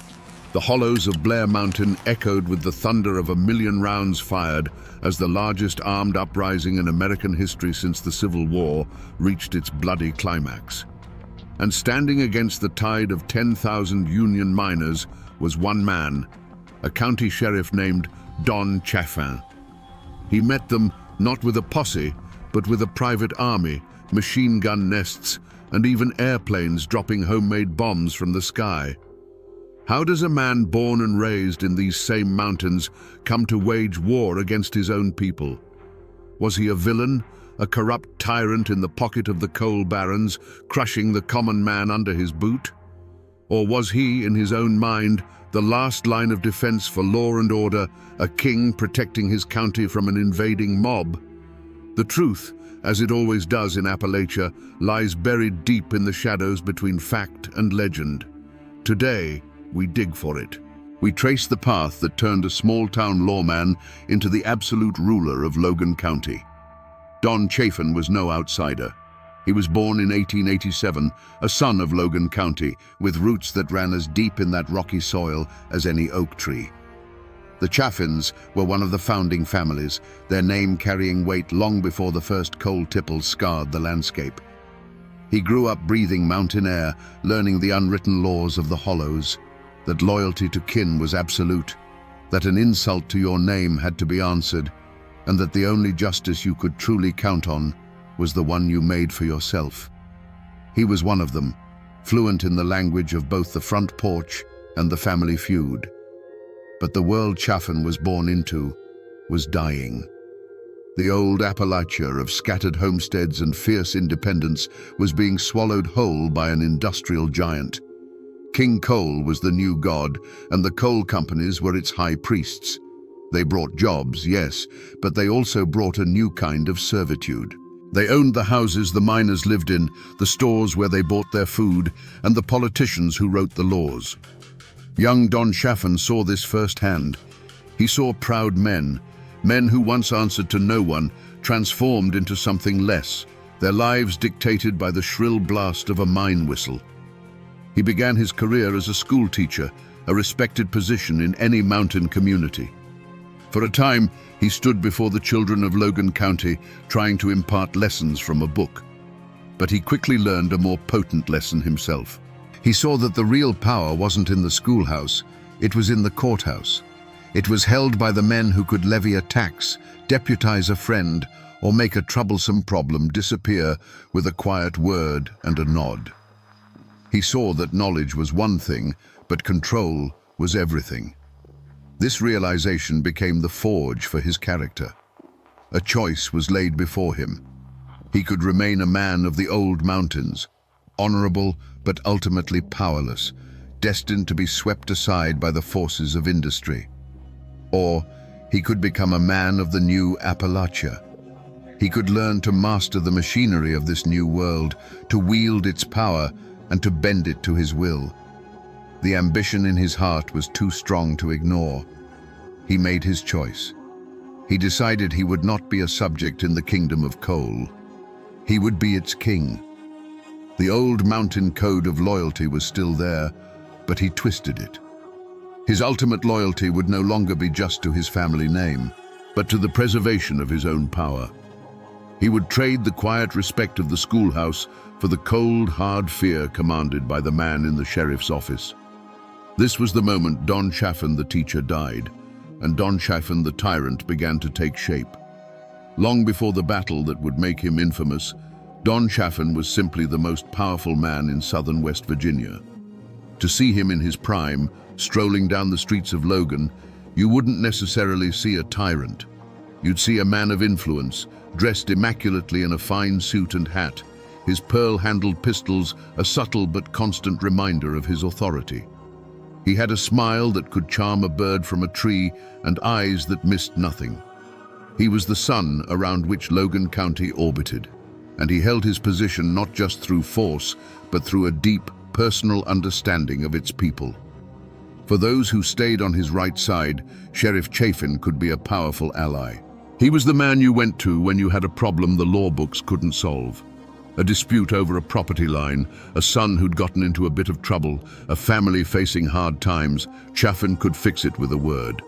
He cultivated a network of loyalty, a system of patronage where he was the benevolent patriarch, dispensing favors and expecting absolute allegiance in return. In a place where official government was often distant and ineffective, Don Chaffin was the man who got things done. At home, he was a husband and a father.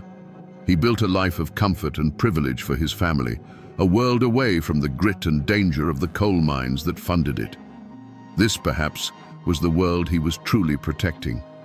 Not just the abstract profits of the coal operators, but the safety and prosperity of his own kin. Every action he took, every line he drew in the dirt, was to insulate his family from the chaos and poverty that surrounded them. He was building a dynasty on a foundation of coal, and he would let no one threaten it. This was the kingdom Don Chaffin built, a county sealed off from the outside world, running on his rules. It was a place of brutal, enforced order. The coal trains ran on time, the company payrolls were met, and the union agitators were kept on the other side of the county line. To the coal barons in their distant city offices, it was a perfect model of efficiency. To the miners who kept their heads down and did their work, it was a life, a hard life, but a predictable one. Don Chaffin ensured that predictability, and in the turbulent world of the coal fields, that was a powerful commodity. But every king has a weakness, and Don Chaffin's was a profound and blinding one. He could not tolerate a single challenge to his authority. It wasn't just pride, and it was more than mere stubbornness. It was a fundamental belief that Logan County was a direct extension of his own will. In his mind, he had built an orderly kingdom from the chaos of the mountains, and any voice of dissent was not just a disagreement, it was an act of treason. He saw the world in absolutes. You were either with him, or you were an enemy to be crushed. This flaw was on display long before the miners marched. You saw it in the cold, efficient brutality of what became known as the Logan County system. When a man suspected of Union sympathies stepped off the train, there was no debate. There was no argument. Chaffin's deputies, his private army, would simply surround him. The choice was never about ideas, it was about survival. Leave now on the next train, or be carried out after a beating that would serve as a lesson to anyone else foolish enough to try. This wasn't law enforcement, it was the purging of an infection. For years, this iron-fisted approach was the very source of his strength. The coal operators paid him a fortune precisely because he was uncompromising. He was the wall that kept the union out, the guarantee that their profits would continue to flow, uninterrupted by strikes or demands for better pay. His fatal flaw was the very thing that made him rich and powerful. He built his castle on the bedrock of his own intolerance. But a wall built to keep out a few men cannot hold back a flood. Chaffin's vision was fatally narrow, limited to the borders of his own county. He failed to understand that the union movement was becoming something more than just a few organizers he could intimidate. It was an idea, spreading like wildfire through the desperate and oppressed coal camps. He believed he could beat that idea into submission, just as he had beaten individual men. He could not conceive of a world where his control was not absolute. He could not imagine a negotiation, a compromise, or a shared power. In Don Chaffin's mind, there was only room for one king in Logan County. And as the anger in the surrounding coalfields began to smolder and grow, this fatal crack in his armor was about to be struck by the force of an entire army. He was a man who knew only how to push back, and he was about to be pushed by a force greater than any he had ever known. The spark that lit the Appalachian powder keg didn't land in Logan County.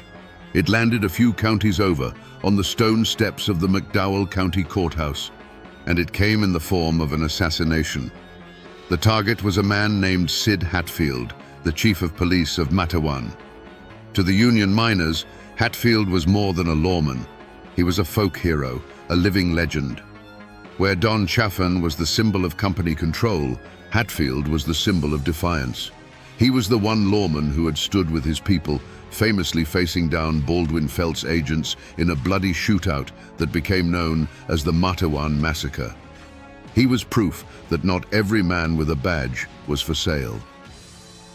On August the 1st, 1921, Hatfield arrived at the courthouse in Welch to face trumped-up charges, a legal trap set by his enemies. He was unarmed, walking beside his wife, trusting in the sanctity of the law he represented. As he climbed the steps, Baldwin Felts' agents, the very same men he had fought in Matawan, were waiting. They opened fire in broad daylight, cutting him down in a hail of bullets right in front of his wife. His friend Ed Chambers was executed alongside him. It was not a gunfight. It was a public execution. The news spread through the coal camps, not like a whisper, but like a physical blow. This was the ultimate act of treachery. It was one thing to be cheated at the company store or beaten by deputies in a dark hollow. It was another to see your one hope for justice within the system murdered on the very steps of a courthouse. The message sent by the coal operators was clear and brutal. There is no law for you here. There is no protection. We can kill your heroes in the open, and nothing will be done. For Don Chaffin, this act was happening in another county, perpetrated by men not directly on his payroll. But in the hearts and minds of the miners, it was all part of the same corrupt, violent machine of which he was the master architect. Their rage, their grief, and their years of simmering desperation finally crystallized into a single, unifying purpose. The system had declared war on them, so they would declare war on the system. And the symbol of that system, its beating heart and its iron fist, was Sheriff Don Chaffin. This was the unforgivable affront. The miners began to gather, not for a strike, but for a crusade. They tied red bandanas around their necks, a symbol of their solidarity that would give them the name Rednecks. They cleaned their rifles, gathered their ammunition, and began to march south. Their goal was no longer just to unionize a county. It was to avenge a martyr, to tear down a kingdom, and to bring their own form of justice to the man who represented everything they hated. The fuse was lit, and it was burning straight for Logan County. As the news of the marching army reached Logan, the state capital of Charleston descended into a panic. Governor Ephraim Morgan, a man caught between the immense power of the coal industry and the terrifying prospect of a civil war, pleaded for calm. He sent telegrams, issued proclamations, and dispatched the state police, but it was like trying to stop a flood with a handful of sand. He knew that the only two men who could truly stop this were the leaders of the Miners' March and the sheriff of Logan County. Federal mediators were sent, including the decorated General Billy Mitchell. They met with the miners' leaders who, for all their rage, laid out their terms. They wanted the violence to end. They wanted the right to join a union without being beaten or killed. They wanted the Logan County system dismantled. They were willing to talk, but they would not turn back until their basic rights as American citizens were guaranteed.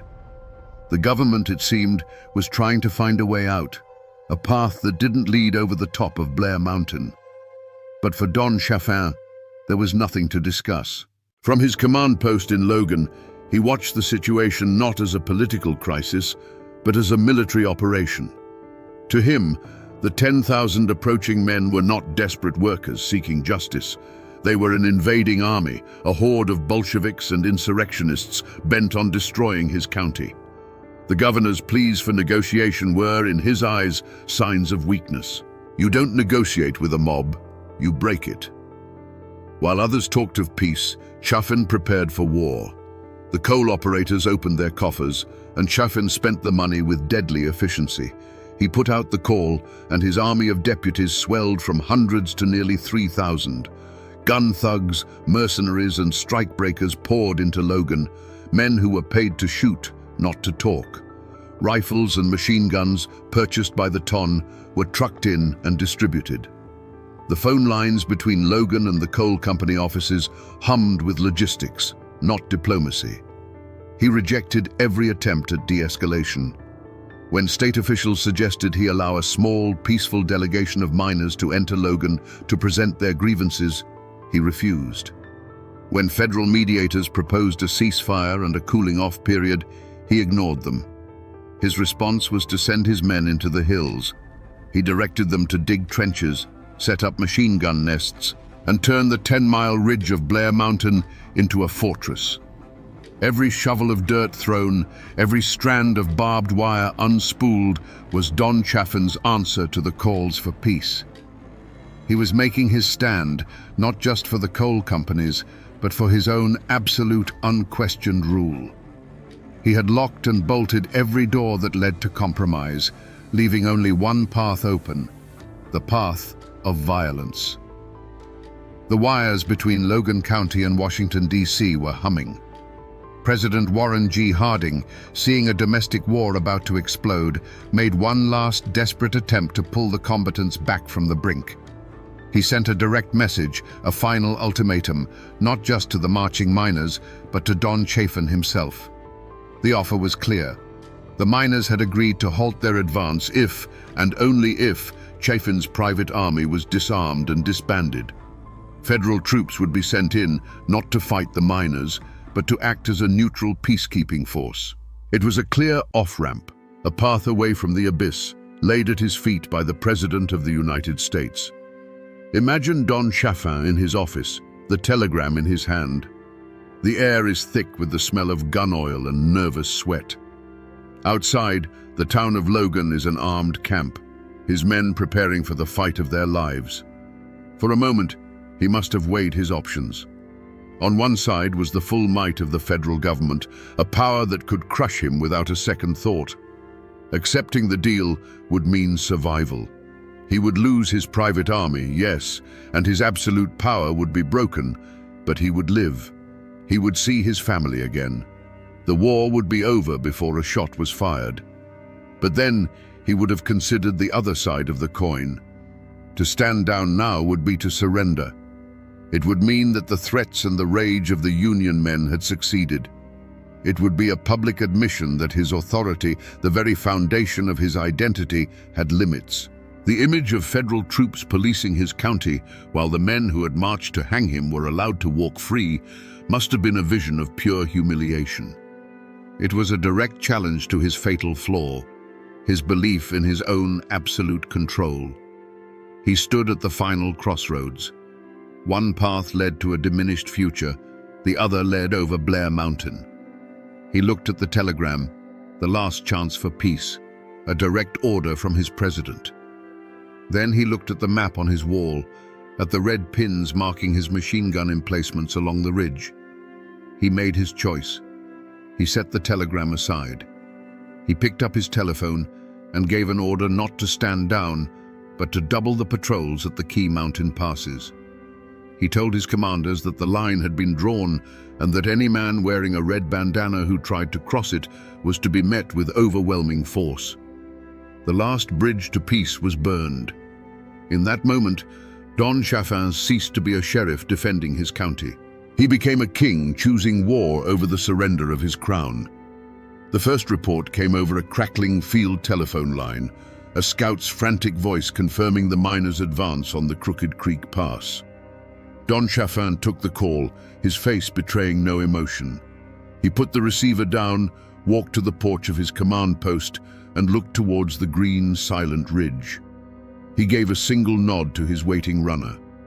That nod traveled down the line, from man to man, until it reached the machine gun nest, hidden in a stand of timber. A moment later, the mountain spoke for the first time. It was a sound like a giant tearing a sheet of iron in half, a sound that rolled down the hollows and announced that all negotiations were finished. From his vantage point, the battle was not a scene of chaos, but a grim and terrible piece of machinery that he had designed. He spent his days with maps and binoculars, a general directing his forces. He didn't see individual men fighting for their lives. He saw patterns, movements, and objectives. Through his field glasses, he would watch a line of men attempt to advance through a thicket of trees on a distant slope. He would pick up his telephone, speak a few calm words directing fire to that coordinate, and moments later, the advance would simply cease. The patterns would break, dissolve back into the forest, and the hillside would grow still again.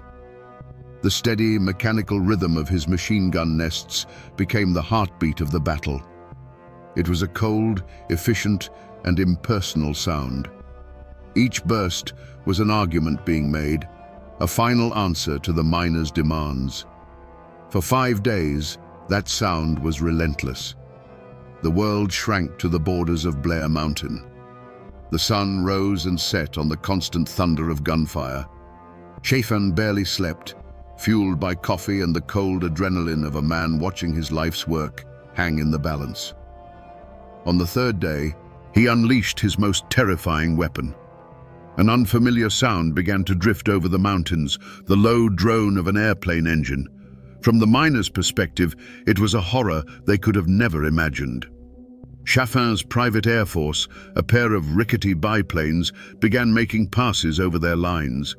The explosions in the trees below were often small, the homemade bombs crude and inaccurate, but their purpose was more psychological than physical. It was a message from Don Chafin. There is nowhere to hide. I rule the land and I rule the sky. He authorized the use of everything at his disposal. Reports from the miners' side would later speak of bombs that didn't just explode, but released clouds of sickening gas, surplus munitions from the Great War. Chafin had brought the industrial slaughter of the European trenches to the hills of Appalachia. He was not just defending his county, he was attempting to annihilate the will of his enemy. The battle raged on, a brutal war of attrition. An estimated 1 million rounds were fired. The mountain itself seemed to groan under the assault, its trees shredded, its soil soaked in the conflict. Chafin's fortress held. His lines did not break. He had met the largest armed insurrection in American history with a wall of fire and steel. Then, as suddenly as it began, it started to quiet. The federal troops were coming, and the miners knew they could not fight their own country. The last shots echoed and then faded, replaced by a profound and chilling silence. The war was over. The argument that had raged for a generation was, for now, permanently settled. Don Chafin stood victorious on his mountain, the undisputed king of a silent, smoking kingdom. The silence that fell over Blair Mountain was heavier than any sound that had preceded it. Don Chafin stood in the quiet, the acrid smell of burnt gunpowder still hanging in the air like a ghost. There was no joy in his victory, no triumphant celebration. There was only the cold, hard satisfaction of a man who had met an overwhelming force and had not broken. He had drawn a line, and the world now knew that he would hold that line, no matter the cost. His kingdom was secure. His mind, sharpened by 5 days of constant high-stakes command, did not rest. It immediately shifted from the tactics of war to the politics of the aftermath. His first orders were not to celebrate, but to consolidate. He sent his deputies fanning out across the ridge, their task no longer to fight, but to collect weapons and round up stragglers.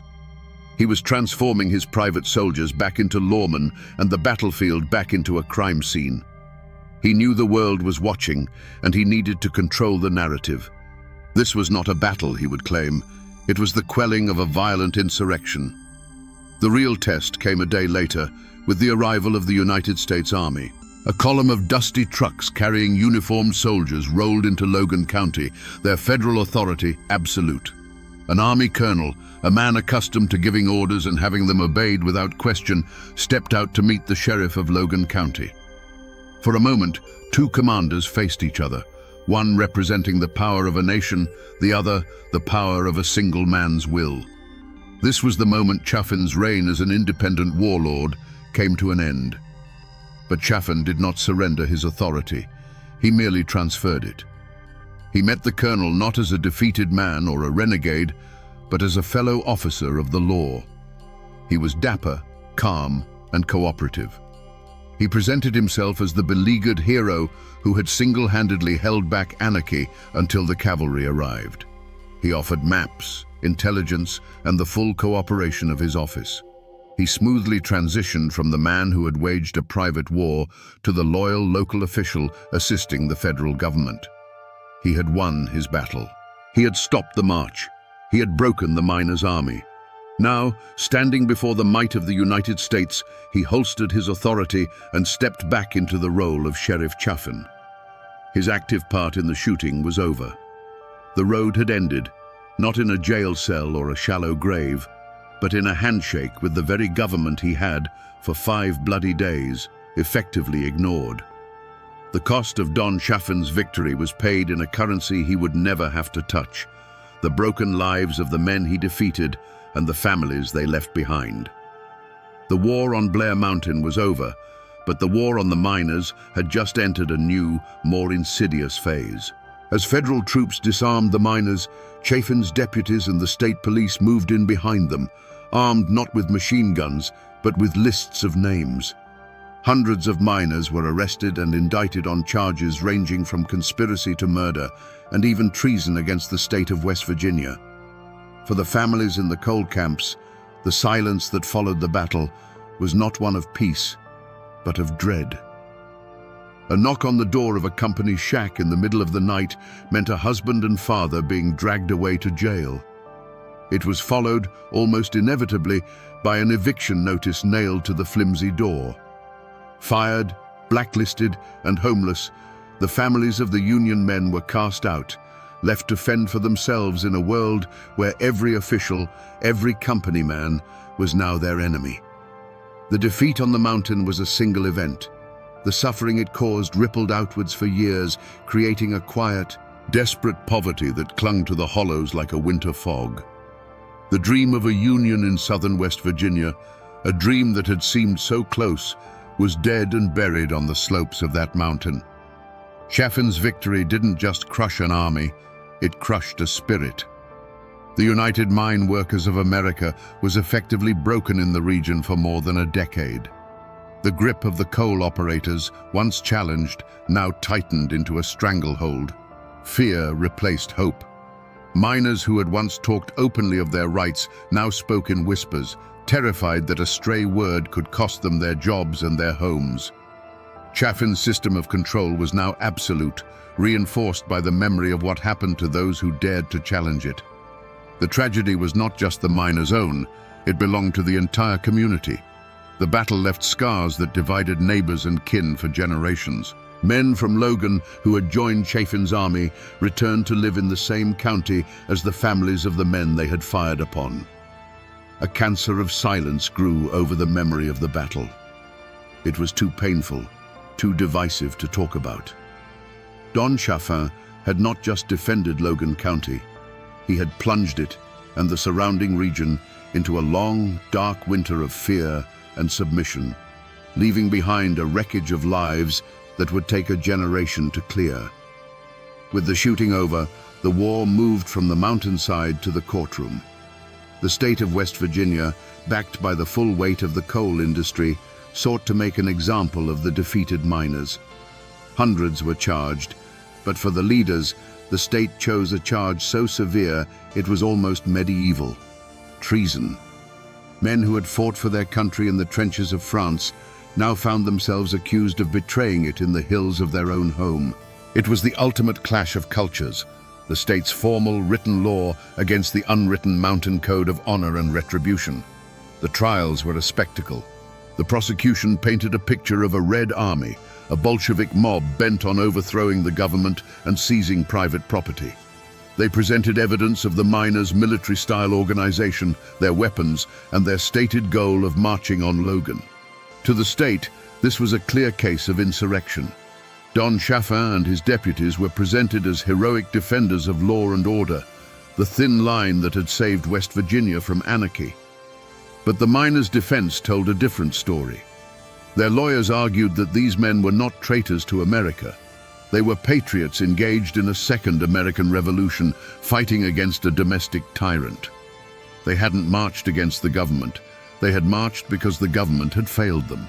They were marching against the state of Chaffin, a private kingdom where the law was a weapon used against them. Their defense was simple and powerful. A man has the right to defend his home and his family, And when the law itself becomes the tool of an oppressor, the people have the right to seek their own justice. The community, and indeed the nation, was fiercely divided. Pro-union newspapers hailed the defendants as heroes and martyrs of the working class. Company-owned papers condemned them as violent radicals. In the coal camps, prayer meetings were held for the men on trial. In the gentlemen's clubs of Charleston and Huntington, they were toasted as villains who had finally gotten their due. The soul of Appalachia was on trial, forced to defend itself in a language it did not fully understand. The most famous trial was that of Bill Blizzard, one of the key field commanders of the miners' army. The state threw everything it had at him. But then, a West Virginia jury, made up not of miners, but of farmers and small-town merchants, delivered a stunning verdict: not guilty. They had listened to the stories of the company guards, the low pay, the beatings, and the assassination of Sid Hatfield, and they could not bring themselves to call this man a traitor. While many other miners would be convicted on lesser charges, the treason trials collapsed. Was justice served? In a narrow legal sense, a jury had acknowledged the miners' grievances. But in the wider world, nothing had changed. The Logan County system remained intact. The Union was shattered. Don Chaffin was still sheriff. The law had rendered a verdict on the battle, but it had remained silent on the long, brutal war that had caused it. True justice, it seemed, was still a luxury the miners of West Virginia could not afford. The army that marched on Logan County did not simply go home. Its leaders were tied up in court for years. Its members were scattered, blacklisted, and broken. The United Mine Workers of America, the great boogeyman that Don Chaffin had waged a war against, was effectively banished from the southern coalfields. In the immediate aftermath, it seemed Chaffin's victory was absolute. The entity that had provoked him into his dramatic stand was, for all intents and purposes, dead. The Union was a ghost, its name only spoken in hushed and fearful whispers in the dark corners of the coal camps. But you can defeat an army of men. It's much harder to kill an idea. The Battle of Blair Mountain, for all the miners' losses, had been a national spectacle. Newspapers across the country had told the story of the private army, the machine gun nests, and the airplanes bombing American citizens on their own soil. The brutal reality of the West Virginia coalfields was laid bare for all to see. Chaffin had won the fight, but in doing so, he had exposed the sickness of the system he was defending. The miners had lost the battle, but they had won the argument in the court of public opinion. The seeds planted on Blair Mountain took a decade to grow, but they grew in the dark. The Great Depression and the election of Franklin D. Roosevelt changed everything. With the passage of the National Industrial Recovery Act and later the Wagner Act, the federal government did what 10,000 rifles could not. It guaranteed the right of every American worker to organize and bargain collectively. The very thing the miners had fought and died for was now the law of the land. In the mid-1930s, the UMWA organizers returned to southern West Virginia. This time, they came not as an invading army, but with the full backing of federal law. They walked into Logan County, the heart of Don Chaffin's old kingdom, and signed up thousands of miners without a single shot being fired. The Logan County system was finally broken, not by force of arms, but by a simple change in the law. The miners' cause, the great antagonist that had risen against Chaffin, had ultimately triumphed. He had won the battle, but history was already siding with the men he had beaten. Don Chaffin had won his war, but he couldn't outrun the changing world. You see, for all his power in West Virginia, he was still just a county sheriff in the eyes of the federal government. His downfall came not from a bullet from a miner's rifle, but from a federal indictment. In 1924, he was convicted of violating prohibition laws, a charge almost laughable in its simplicity compared to the private war he had waged. The man who had commanded an army was brought low by the business of moonshine. He served nearly 2 years in a federal penitentiary. When he returned to Logan, the world he had ruled was gone. His aura of invincibility, once as solid as the mountains themselves, had been shattered. He was no longer the untouchable king. He was a convicted felon, a man who had been humbled by an outside power. He found that the fear he had once commanded had been replaced by something quieter, and the loyalties he had built were shifting sands. He quietly moved his family to Huntington, trading his role as a county warlord for the quiet life of a hotel manager. The king had been dethroned, not by a rival, but by the slow, grinding gears of time and federal law. For his family, the name Chaffin would forever be a complicated inheritance. It was a name of power and prominence, a name that opened doors in southern West Virginia. But it was also a name stained with blood and controversy, a name that was whispered with a mixture of fear and resentment. His descendants would not escape the shadow of Blair Mountain. It became a part of their identity, a legacy they had to navigate, a story they had to either defend or distance themselves from. The name was both a pillar and a tombstone. In the hollows and coal camps of Logan County, the healing was a slow and silent process. The community did not rebuild by confronting the past. It rebuilt by burying it. For decades, the Battle of Blair Mountain was not spoken of. It was a wound too deep, too personal to touch. Fathers who had fought on opposite sides of the ridge raised their children in the same towns, a fragile peace maintained by a collective, unspoken agreement to forget. A blanket of silence fell over the memory of the war, and under that blanket, the resentment and trauma festered. The power dynamic in the mountains had been permanently altered. The era when a single sheriff, funded by private industry, could raise an army and operate as an absolute monarch was over. Chaffin's fall created a vacuum that was filled not by another strongman, but by the slow, creeping influence of the state and federal government. The isolation that had allowed his kingdom to flourish was broken, and the brutal feudal system he had perfected died with his conviction. If you go to Blair Mountain today, you won't find any grand monuments. For the better part of a century, the mountain kept its secrets. The trenches filled with leaves, the shell casings were swallowed by the earth, and the story was buried under a deliberate silence. Then, in the 21st century, a new war for Blair Mountain began. Not with rifles, but with lawsuits and bulldozers, as coal companies sought to strip mine the historic battlefield, to literally erase the history from the landscape. Preservationists and descendants of the miners fought back, a struggle that continues to this day. The ghosts of 1921 are still fighting for their ground. And what of the name Don Chaffin? In Logan County, it is still spoken with a complicated mix of awe and revulsion. To some, he remains the strong man who brought order, the only one tough enough to tame a lawless land.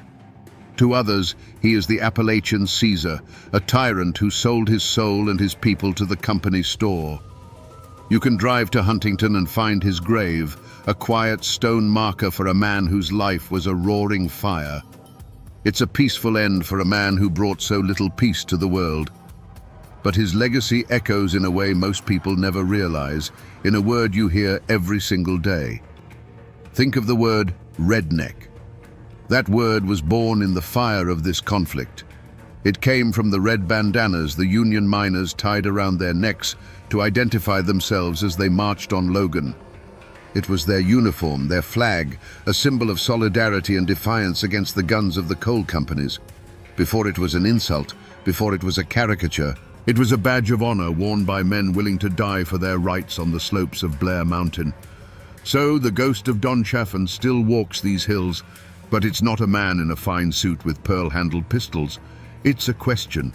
It's the question of how much power is too much, of where the line is between lawman and king, between order and tyranny. His name is a reminder, etched into the very soul of these mountains, that while men die and battles end, the struggle for justice is never truly over. So we come back to the question we asked at the very beginning. Was Don Chaffin a hero or a villain? The easy answer is to call him a monster, a corrupt tyrant paid to crush the common man. And he was certainly that. But the more unsettling truth is that he was the perfect, brutal instrument of his time and place.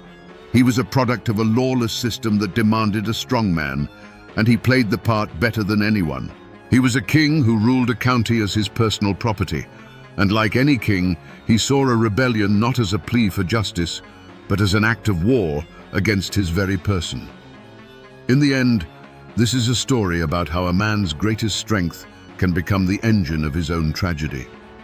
Chaffin's unbending will, the very quality that made him the undisputed master of Logan County, was the same quality that made compromise impossible and bloodshed inevitable. He was a man who could command an army, but could not comprehend a changing world.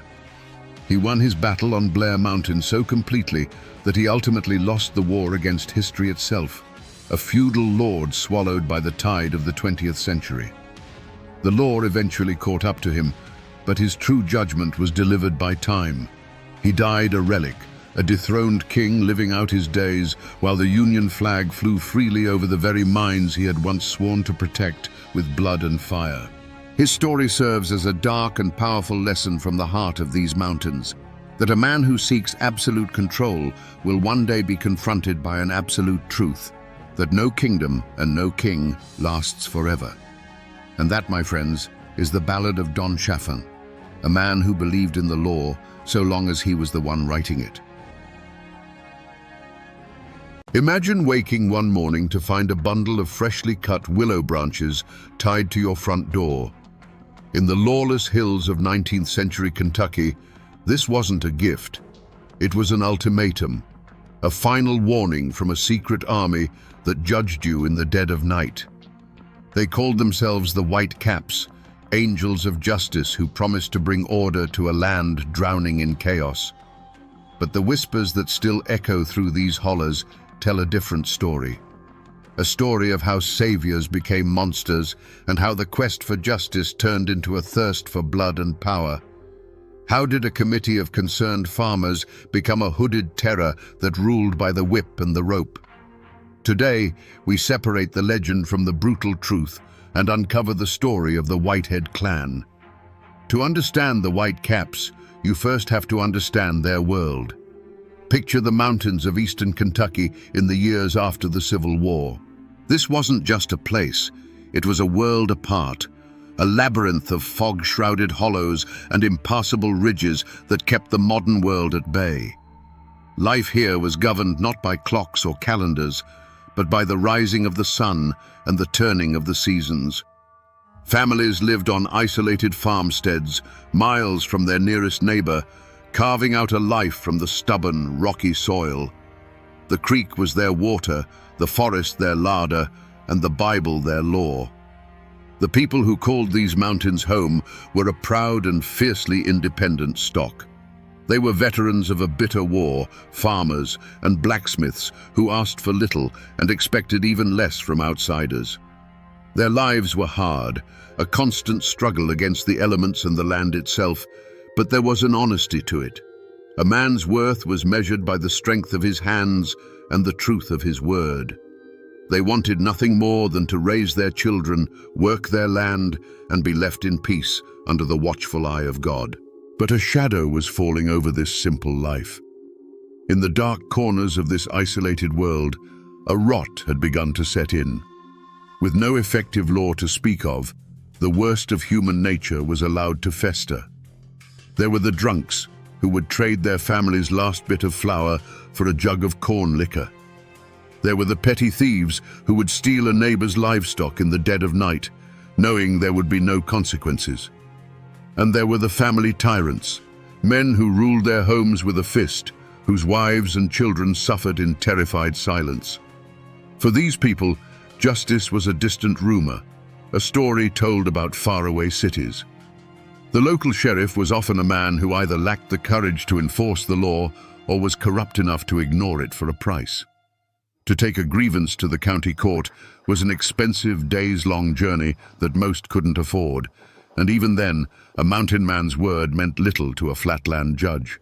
Honest, hard-working families felt powerless, watching as the fabric of their community was torn apart by men who feared neither God nor government. A quiet desperation began to settle over the valleys. It was a feeling shared in hushed conversations around the pot-bellied stove at the general store and in prayers whispered in small clapboard churches. People felt abandoned, left to fend for themselves against the growing chaos. And in that fertile ground of fear and frustration, a dangerous seed was planted. It was the old mountain idea that when the law fails, men must make their own. They didn't know it yet, but they weren't just seeking justice. They were about to unleash a terror far worse than anything they had ever known. The change didn't happen overnight. It didn't start with a gunshot or a hanging, but with a whisper. A whisper that traveled from farm to farm, a shared frustration that finally found a voice in a secret meeting in an old barn.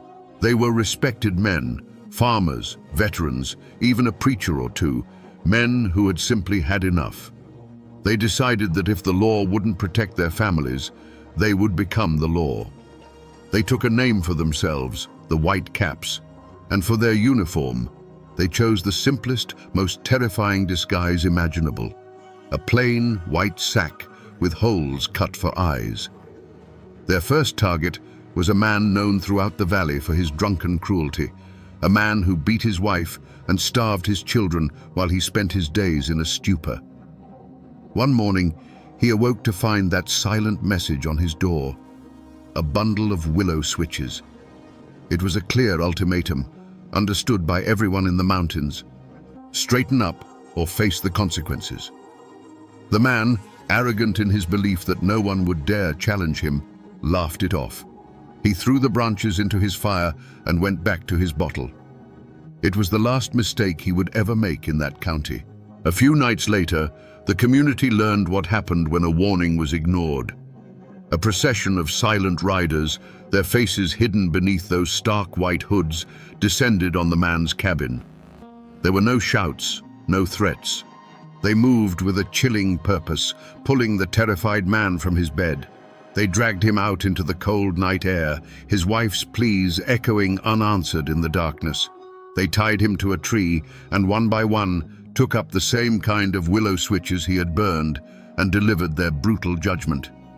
It wasn't just a beating, it was a ritual of public shaming, a message delivered not only to him, but to everyone. When it was over, they gave him a new ultimatum: be gone by sunrise, or they would return. The next morning, the man, broken and bleeding, gathered his few belongings and left the county forever. And a strange quiet fell over the valley. The theft stopped. The town drunkards stayed home. For the first time in years, there was a sense of order. The White Caps had proven that their methods worked. They had tasted power, the absolute power to inspire fear and enforce their will. And in that moment of victory, without realizing it, they had crossed a line from which there was no return. The first drops of blood had been spilled not to kill, but to correct. Yet they had watered a seed that would soon grow into a monstrous tree. The taste of power is a poison, and it didn't take long for it to blacken the souls of the White Caps. The original mission of punishing drunks and thieves was forgotten, replaced by a much more profitable enterprise: fear for hire. Now, a man could pay the clan to settle a land dispute in his favor. A jealous husband could arrange a visit for a rival. The white hood was no longer a symbol of justice. It had become a mask for greed, revenge, and pure, unadulterated terror. The willow switch was no longer enough. The lessons they taught now were final. Their new reign was cemented not by punishing the guilty, but by making an example of the innocent. Consider the story of a farmer, a man respected for his honesty and hard work. His only crime was courage. He had stood up in a public place and called the White Caps what they had become, a gang of cowardly bandits who hid their faces. He refused to join them, refused to be silent. He knew the risk, but his mountain pride would not let him bow to them. The White Caps heard his words, and a death sentence was passed in the shadows. One moonless night, the family's dogs, usually fierce protectors, let out a single terrified yelp before falling silent. A moment later, the cabin door didn't just open.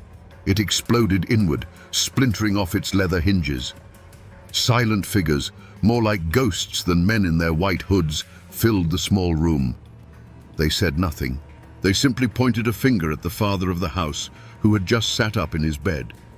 The children, frozen in terror in their small cots, could only see flickering shadows and hear the sounds of a nightmare that would be seared into their memory forever. His wife threw herself at the intruders, begging, pleading, but she was thrown aside like a rag doll. They dragged the man from his home, his bare feet scraping on the cold, hard-packed dirt of the yard. His family was forced to remain inside the cabin, captives in their own home, made to watch through the shattered doorway. They saw the torchlight glinting on a rope as it was thrown over the thick branch of an old oak tree. They were being made to bear witness. This wasn't just a murder, it was a lesson, and his family were the first pupils. The children covered their ears, but it did no good. The night was filled with the sounds of a brief, desperate struggle, a man's choked gasps for air, and then a sickening, heavy snap that echoed through the hollow. After that, nothing. Just the creak of the rope and the chirping of the crickets, who seemed entirely indifferent to the horror that had just unfolded. The world had turned into a hell of screams, followed by a ringing, absolute silence that was somehow even worse. The hooded figures didn't linger. They melted back into the woods as silently as they had come, leaving the torch sputtering in the dirt. They left behind a grieving family and a dark shape twisting gently in the night breeze. When the first grey light of dawn touched the mountain, the neighbors would find the scene. They would see the unspeakable trophy hanging from that oak tree, and they would understand the Whitecap's new gospel.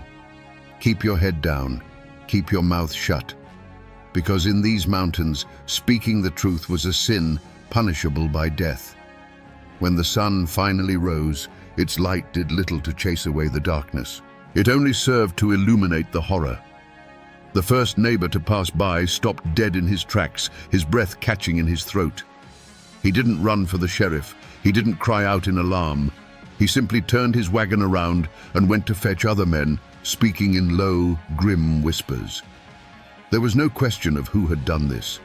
The sight of the body, a terrible monument to the price of defiance, was a signature left by the Whitecaps. Quietly, with grim reverence, the men cut him down and carried him back to his grieving family, their faces hard masks of fear and fury they dared not express. For the widow and her children, the world had ended. Their home was no longer a sanctuary, but a tomb haunted by the final moments of a man they loved. Every creak of the floorboards, every rustle of leaves outside was a fresh wave of terror. They couldn't stay. There was no justice to be found here, only the constant, suffocating presence of the murderers, who could be any of the men they saw every day. Their fight was not for justice, but for survival. Within a week, they packed what little they could carry, abandoned the farm their family had worked for generations, and disappeared, becoming refugees from their own home. Their departure sent a clear message to the entire county. The Whitecaps had won. A thick, suffocating blanket of silence fell over the hills and hollows. No one spoke of the murder above a whisper, and never to an outsider. The code of silence was now absolute. A new, more insidious fear took root, a paranoia that turned neighbor against neighbor. Who was hiding beneath those hoods? The man who sold you flour at the general store? The blacksmith who shod your horse? Even the preacher who spoke of God's law on Sunday? You could trust no one. An invisible empire was being built, and its mortar was the blood of good men. The local sheriff eventually rode out to the abandoned farmstead. He looked at the rope burns on the oak branch, asked a few half-hearted questions to neighbors who suddenly couldn't remember a thing, and wrote a report he knew would lead nowhere. Perhaps he was a coward, too afraid of the hooded men to conduct a real investigation. Or perhaps, and this was the most chilling thought of all, he was one of them, his badge just another mask he wore during the day. His visit was a formality, a hollow gesture that only proved one thing: the law of men had no power here anymore. The hunt for the culprits never began. How could it? You can't arrest a ghost, and the Whitecaps had become something more than men in the terrified minds of the people. They were specters of vengeance, ghost riders who emerged from the night fog to enforce their own brutal commandments. The story of the murdered farmer became a cautionary tale whispered to children, a local legend born from a truth too terrible to confront directly. The ashes of his life had fertilized the soil of their fear, and from it, the Whitecaps' reign of terror would grow unopposed, casting a long, dark shadow over the mountains. Terror cannot last forever. Eventually, a monster will devour itself. The Whitecaps grew too bold, too greedy, and their violence became indiscriminate. When they murdered the family of a state legislator over a petty land dispute, they finally crossed a line that even the cowed local authorities couldn't ignore. The outside world came flooding into the mountains, not with sheriffs this time, but with stone-faced U.S. Marshals and companies of the National Guard, men who didn't know the local families and who weren't scared of shadows in the night. Arrests were finally made, and the stage was set for a trial that would pit the law of the state against the law of the clan. The county courthouse became the center of a storm. The small town swelled with newspaper reporters from as far away as Cincinnati, with curious onlookers who wanted a glimpse of the monsters, and with the grim-faced families of both the victims and the accused. Armed guards stood on the courthouse roof, their rifles glinting in the sun, a clear sign that this was not ordinary justice. It was a war being fought in a courtroom. Inside, the air was thick with tension and sweat. Every man on the jury knew his decision would follow him home. They knew that no matter what the verdict, they would have to live with the consequences in a land where memories are long and grudges are passed down like heirlooms. The prosecution's case seemed impossible. How could you convict men when every witness was paralyzed by fear? The answer came in the form of a captured Whitecap, a young man facing the gallows who was offered a deal: his life for his testimony. The dam of silence finally broke. He was brought into the courtroom in chains, and with a trembling hand, he pointed out his former brothers. He named the leaders, described the secret oaths, and recounted the grim details of their night rides. You can just imagine the scene. A man confessing his sins, his voice cracking, while across the room, the men he condemned stared at him with a look of pure, cold hatred that promised a retribution beyond any courtroom's power. The defendants themselves were a portrait of mountain defiance. They weren't cowering criminals. Many of them, particularly the leaders, sat with a quiet, arrogant dignity. They stared back at the jury, not with remorse, but with contempt, as if they were the true judges in the room. In their eyes, they weren't murderers. They were soldiers who had brought order to a lawless land. And this trial was nothing more than a betrayal by the Flatlanders who didn't understand their ways. Their leader, a man known for his cunning and ruthlessness, barely paid attention, projecting an unnerving calm, confident that the web of fear he had spun for years would hold firm. Finally, the jury delivered its verdict. The room held its breath. For the men who were merely followers, the enforcers who carried out the orders, the verdict was guilty. Sentences of life in prison and the hangman's noose were handed down. A quiet wave of relief and victory washed over the prosecution and the families of the victims. But then the jury foreman came to the last name, the mastermind, the man who had orchestrated the entire reign of terror. After a long pause, the words echoed in the stunned silence: "Not guilty." A collective gasp filled the room. The architect of it all, protected by intimidated witnesses and a terrified jury, stood up, gave a slight nod to his lawyer, and walked out of the courtroom, a free man, disappearing into the same mountains he had terrorized. Was this justice? A few branches of the poisoned tree had been lopped off, but the root was left untouched, allowed to burrow back into the dark soil. The trial had proven that the law of men could reach into the mountains, but it also showed its limits. It could punish the soldiers, but it couldn't touch the king. For the people who had to go back to their isolated farms, the fear didn't end that day. It just took on a new, more patient form. The Whitecaps were broken as an organization, but their shadow remained, a permanent reminder of a time when justice wore a white hood and innocence was no protection at all. The trials that broke the Whitecaps are now just faded ink in dusty courthouse ledgers. The men who were sent to the gallows have long since turned to dust, their names a footnote in a violent chapter of Kentucky's history. But what of the leader, the man who walked free? He returned to his mountain home and lived out the rest of his days. Officially, he died a peaceful old man in his own bed. But the old-timers in these mountains tell a different story. They say that while the law of men couldn't touch him, the justice of the mountains is patient.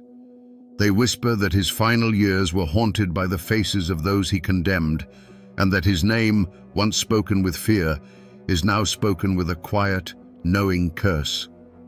The scars left by the Whitecaps run deeper than a single generation. To this day, there are family names in those hollows that carry the weight of that time. Descendants of the Whitecaps live alongside the descendants of their victims. The story is a ghost that sits at their dinner tables. For some, it's a source of quiet shame, a dark secret to be kept buried. For others, it's a painful heirloom, a reminder of a resilience forged in terror and loss. The blood feuds may be over, but the memory lingers in the bloodline, a quiet rift that separates neighbor from neighbor even now.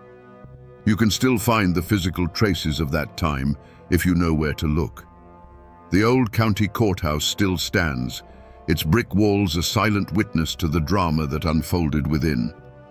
On a quiet afternoon, you can almost hear the echoes of the prosecutor's accusations and feel the weight of the jury's fear. Not far from there, in a small, overgrown cemetery, you can find the tombstones of the men the Whitecaps murdered. The weathered inscriptions are simple and direct, telling you the day they were born and the day they died, but they leave out the most important part of the story: how they died and why. The oak tree where the farmer was hanged may or may not still stand, but its legend does, a dark landmark in the collective memory of the community. Most people have forgotten this story. The world has moved on, and the violent nights of the Whitecaps seem like a tale from another world. But the mountains remember. They hold these stories in the deep shadows of their hollows and in the rustle of the leaves on a moonless night. The official histories may have been written, but the true story, the human story of terror, courage, and survival, is preserved in the oral tradition passed down from one generation to the next. It has become a part of the landscape itself, a ghost that walks these hills, reminding us that the past is never truly gone. It's just waiting in the silence to be heard. So we come back to the question we started with, the one that hangs over this entire story like a mountain fog. How did a group of men who only wanted to protect their families become the very monsters they sought to destroy? The answer is as simple as it is terrifying. The Whitecaps weren't born evil. They were created by a vacuum, a space where law and order had died, and something had to take its place. They set out to be the cure, but without any checks on their power, the cure became a poison far deadlier than the disease. They learned that the power to punish is the power to control, and the power to control is the most addictive drug on earth. This isn't just a story about a band of hooded night riders from a bygone era. It's a timeless warning about the darkness that lies dormant in the human heart, waiting for the right circumstances to be unleashed. It's a testament to the fact that the road to hell is truly paved with good intentions. The Whitecaps are a brutal lesson in how easily the thirst for justice can curdle into a lust for blood, and how the hero who slays the dragon can, in time, grow scales of his own. It's a story of the indomitable Appalachian spirit, yes, but it reveals the dark side of that spirit, a fierce, unforgiving independence that, when twisted, respects no law but its own. The men who wore those white hoods are long gone. The ropes have rotted, and the willow trees they used for their warnings have grown old and died. But the story remains. It's been passed down, whispered from father to son, a chilling bedtime story that just happens to be true. It serves as a permanent reminder, etched into the very soul of these mountains, that the most dangerous men are often those who believe they are doing God's work. They teach us that fear is the cruelest of masters, and that true justice can never, ever be found hiding behind a mask. I'm standing on the bank of Wallens Creek, here in the rugged heart of Virginia. Today, the only sounds are the water moving over stones and the whisper of wind through the sycamores. It's a peaceful place, the kind of place you might come to forget the world for a while. But this ground doesn't forget. If you stand here long enough, the peace begins to feel thin, like a blanket laid over something terrible. This is a place of echoes. This quiet creek is where the legend of Daniel Boone ends and the story of the man begins. Not the folk hero in the coonskin cap, but a father whose life was shattered right here on this spot. The story we think we know is a comfortable lie. The truth is soaked into this soil, a tale of such brutality it would redirect the course of a man's life and a nation's history. Today, we're going to listen to those echoes and uncover the story of the dark and bloody ground. In the autumn of 1773, this same wilderness was not a place of quiet solitude. It was filled with the sounds of a dream in motion, the groan of wagon wheels, the lowing of cattle, the shouts of men, and the laughter of children. This was Daniel Boone's grand gamble, the first organized attempt to bring settler families into the promised land of Kentucky. They were a small, rolling nation of about 40 souls, carving a path through a world that had, until now, belonged only to the Long Hunters and the native tribes. Daniel Boone wasn't the giant of folklore yet. He was a 38-year-old father and husband, his face already lined by the sun and hardship, but his eyes were fixed on a future he could almost taste. He saw Kentucky not as a contested battleground, but as an untouched Eden, a place where a man could build a life from the ground up, beholden to no one. He was a guide, a protector, a patriarch leading his flock into a new world. At his side was his eldest son, James. At 16, he was on the cusp of manhood, strong and capable, already possessing a quiet confidence learned from his father in the deep woods. He was Daniel's shadow and his legacy, the boy who would help him tame this new land. For James, this journey wasn't just about following his father. It was the great adventure of his young life, a chance to prove himself and to be part of the founding of a new society. The air in those early days of October must have felt electric with possibility. Every mile they pushed westward through the Cumberland Gap, the world grew wilder, more beautiful, and more their own. They were leaving behind the crowded lands and the rigid rules of the colonies. Out here, the only law was the law of survival, and the only king was the vast, empty sky. They were tough, self-reliant people, but they were not warriors looking for a fight.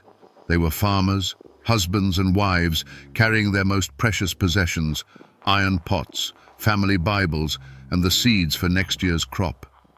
They believed in the promise of the land, a promise whispered to them by men like Boone. They had no idea they were seen not as pioneers, but as an invasion, and that the land itself and its ancient guardians were preparing to demand a terrible price for their trespass.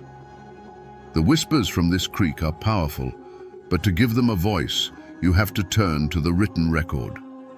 The story isn't just in the soil, it's locked away in archives, in letters written by hands that trembled with grief and shock. I'm holding a copy of one such document. It's a letter from Captain William Russell to Colonel William Preston, dated October 12, 1773. The paper is a copy, but the original is as brittle as a dry leaf, the ink faded to the color of rust. This isn't just an old piece of correspondence. It is a dispatch from the edge of a nightmare. William Russell was another leader of the expedition, and his own son Henry was with James Boone that night. This is a letter from one father to the world, trying to make sense of the unthinkable. He writes of the search party and of the discovery. He describes the scene with the stark, horrified clarity of a man who can't unsee what he's witnessed.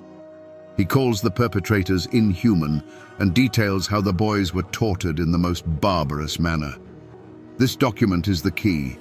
It's the first official confirmation of the event, transforming local horror into historical fact.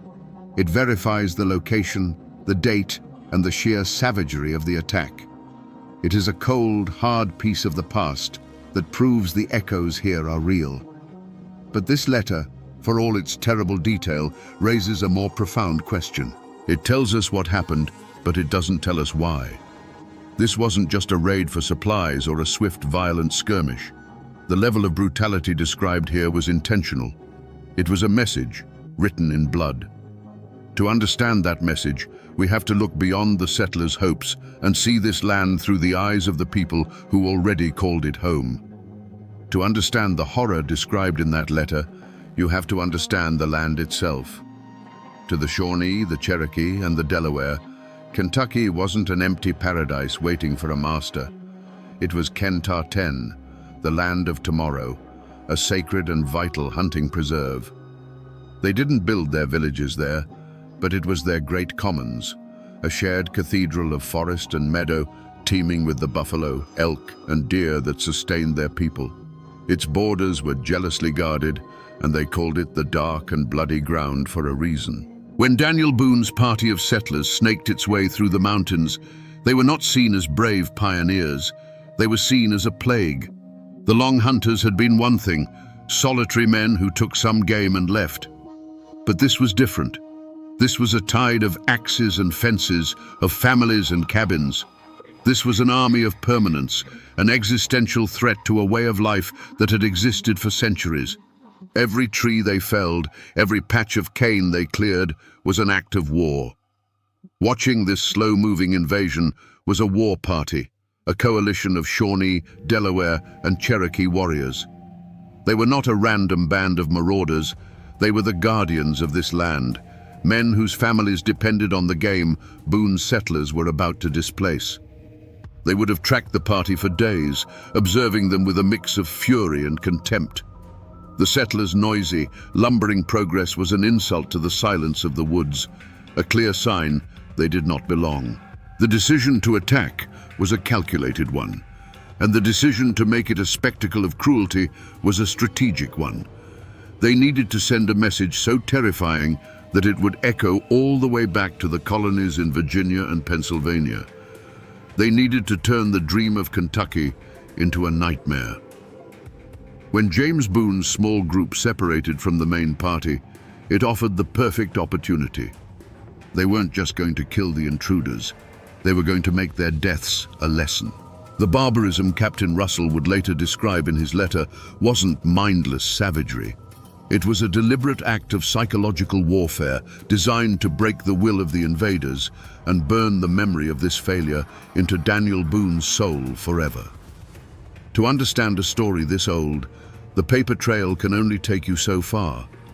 You have to find the people who have kept the story alive, not in books, but in memory. In a small town nestled in the Cumberland Gap, I found a local historian named Silas Blackwood. He's not an academic. He's a man whose family has lived in the shadow of these mountains since before Kentucky was a state. His knowledge comes from stories told on front porches, passed down from one generation to the next like a well-worn rifle. He looked over my copy of the Russell letter, his brow furrowed.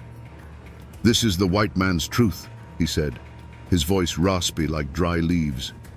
"It tells you a storm came through and tore the roof off the barn. It doesn't tell you why the lightning chose to strike right there, right then." He explained that for 200 years, another version of the story has been whispered in these hills, a version that provides a motive far more terrifying than a simple land dispute. According to the tale passed down in his family, The war party wasn't just a random collection of warriors. It was led by a Shawnee warrior who was already carrying a deep and personal wound. The previous spring, his own son, a boy not much older than James Boone, had been killed during a skirmish with a party of white Long hunters. For this man, the sight of Boone's settlers, an unstoppable wave of the very people who had taken his child, was not just a political threat. It was a personal desecration. This detail, passed down outside the official record, changes everything. The unspeakable acts committed on the bank of Wallens Creek were not just a strategic message of terror. They were a targeted, ritualistic act of revenge, a horrific mirror image of the warrior's own grief. It was meant to be a dark sacrament of an eye for an eye. It was designed specifically to make Daniel Boone, the great leader, feel the exact same hollowing loss that had destroyed his own life. The lightning wasn't random. It was aimed directly at a father's heart. On the night of October 9th, 1773, the air in the mountains grew cold. For the main body of settlers, it was a normal evening. Fires lit, guards posted, the familiar sounds of a camp settling in for the night. But miles away, a smaller group, including James Boone and Henry Russell, had separated from the others to chase down a stray horse and gather supplies. It was a routine task, the kind of thing these frontier boys had done 100 times before. They were capable, unafraid, and utterly oblivious that they were being watched. The war party had shadowed them for days, moving like ghosts through the forest. At its head, if the old stories are true, was a man whose heart was already a cold, dead stone. He was not just a warrior defending his land, he was a grieving father. And as he watched James Boone, the strong, promising son of the man leading this invasion, he saw not an enemy to be killed, but a debt to be collected. This was the moment he had been waiting for, a chance to make the world balance again in the only way he had left, through pain. The boys made camp by Wallens Creek, building a small fire against the chill. They were young men full of talk about the future, about the land they would clear and the homes they would build. They were confident in their skills, secure in their small bubble of firelight, believing the deep, dark woods around them were empty. You can almost hear their last conversation, the easy banter of youth on the edge of a great adventure. They fell asleep under a canopy of ancient trees, dreaming of a Kentucky that would never exist for them. The attack was not a battle, it was an execution. It came in that disorienting pre-dawn gray, a sudden explosion of violence that ripped the sleeping camp apart.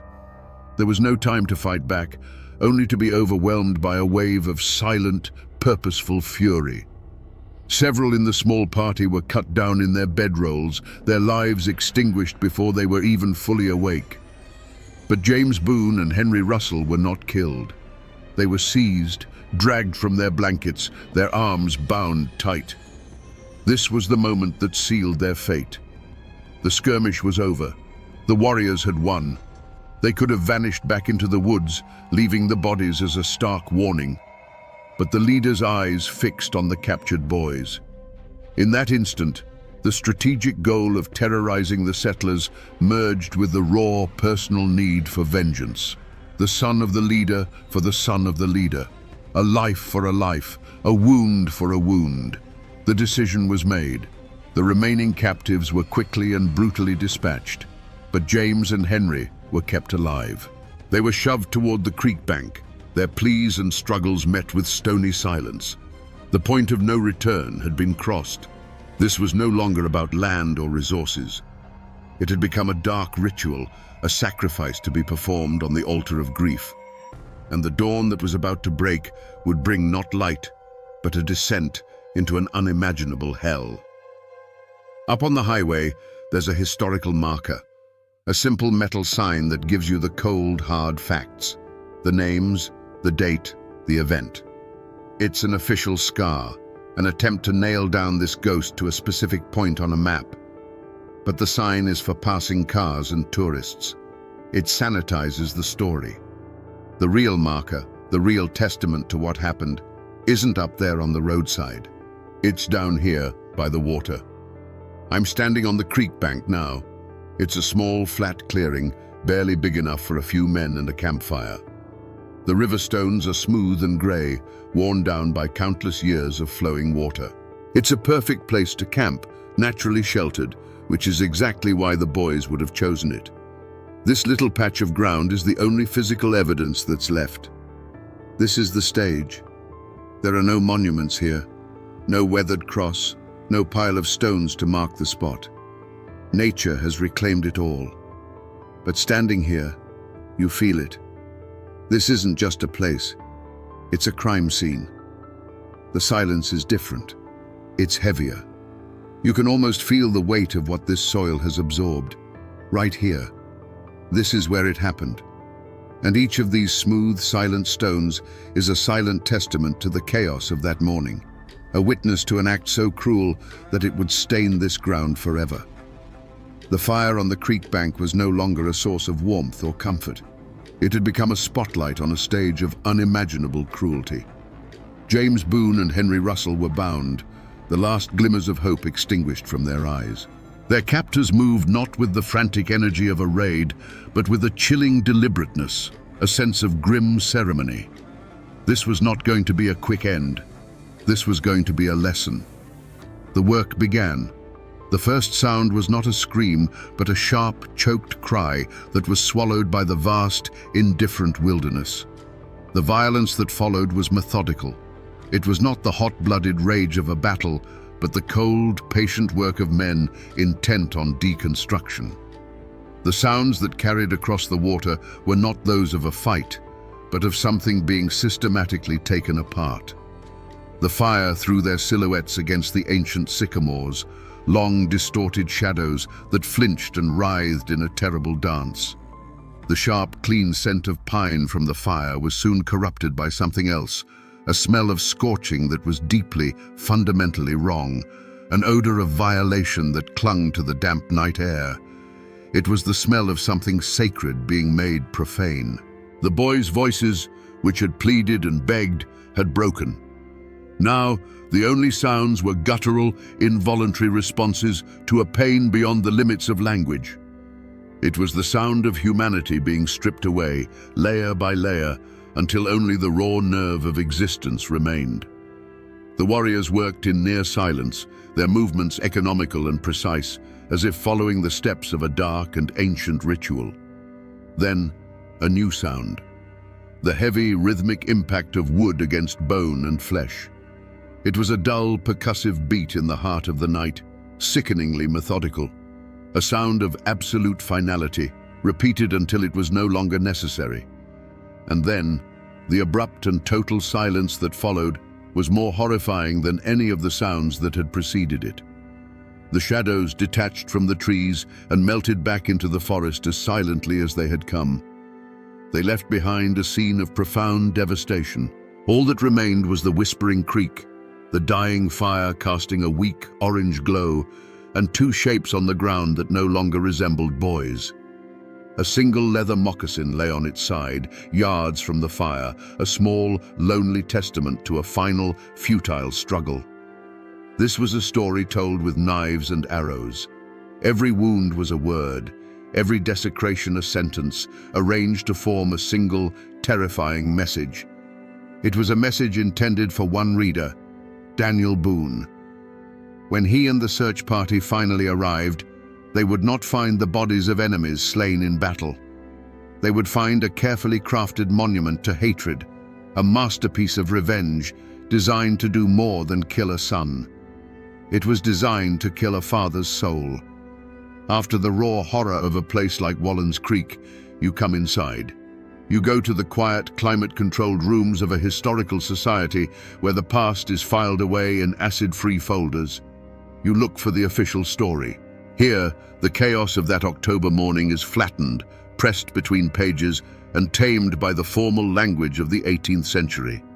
You find depositions, journal entries, and the same letter from William Russell, now treated as a piece of evidence. The language is always the same. It's stark, formal, and designed to strip away the emotion. A report might state that James Boone, deceased, was discovered by the search party. It lists the names of the dead as if taking inventory. It describes the state of the bodies with a detached, clinical precision that is almost as chilling as the act itself. The report simply lists the cause of death as injuries sustained during an attack by hostile natives. Injuries sustained.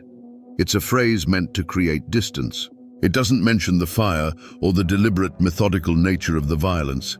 It doesn't capture the image of Daniel Boone kneeling in the dirt next to what was left of his firstborn son, a man whose heart was just ripped out of his chest. The official record has no language for that kind of grief. This is the fundamental conflict of telling these stories. The documents give us the bones, the names, the dates, the locations. But they are silent on the most important truths. They don't record the sound of a father's cry echoing through the woods. They don't capture the cold, calculating fury of a warrior seeking his own dark justice. They record an incident, but they miss the humanity. And for the men on that expedition, the official record wasn't nearly enough. The law of the settlements was slow and distant. The law of the frontier was about to be enforced. There was no manhunt, not in the way we think of one, with a determined posse riding out in a cloud of dust, crying for vengeance. The reality was far more grim. After Daniel Boone and his men buried what was left of their sons in the cold, hard wilderness, the spirit of the expedition was broken. The message of terror sent from the banks of Wallen's Creek had been received, loud and clear. They turned back. The dream of Kentucky was drowned in blood, and the retreat back through the Cumberland Gap was a silent, shuffling funeral procession. But the story traveled faster than they did. It moved from one isolated cabin to the next, a spark in dry tinder. The cold, official language of Captain Russell's letter was transformed on the lips of the frontiersmen. Injuries sustained became torn to pieces. Hostile natives became devils from hell. The names of James Boone and Henry Russell became a rallying cry, a justification for a hatred that had long been simmering. The law's pursuit didn't come from a sheriff's office. It came from the governor's mansion in Virginia. Lord Dunmore, the royal governor, saw the massacre not just as a tragedy, but as an opportunity. The dry reports from the frontier were all the pretext he needed to unleash the full force of the colonial militia. There was no courtroom, no judge, no jury. The courtroom was the War Council, and the verdict had been decided long before the trial. The hunt wasn't for a handful of warriors. It was for the entire Shawnee and Mingo nations. The following year, in 1774, Lord Dunmore's War erupted, a brutal campaign to break the power of the tribes in the Ohio Valley and force them to cede their rights to Kentucky. Thousands of militiamen were mobilized, their resolve hardened by stories like the one from Wallen's Creek. The pursuit was a scorched earth campaign. The verdict was delivered at the Battle of Point Pleasant, a bloody, day-long engagement that shattered the tribe's resistance.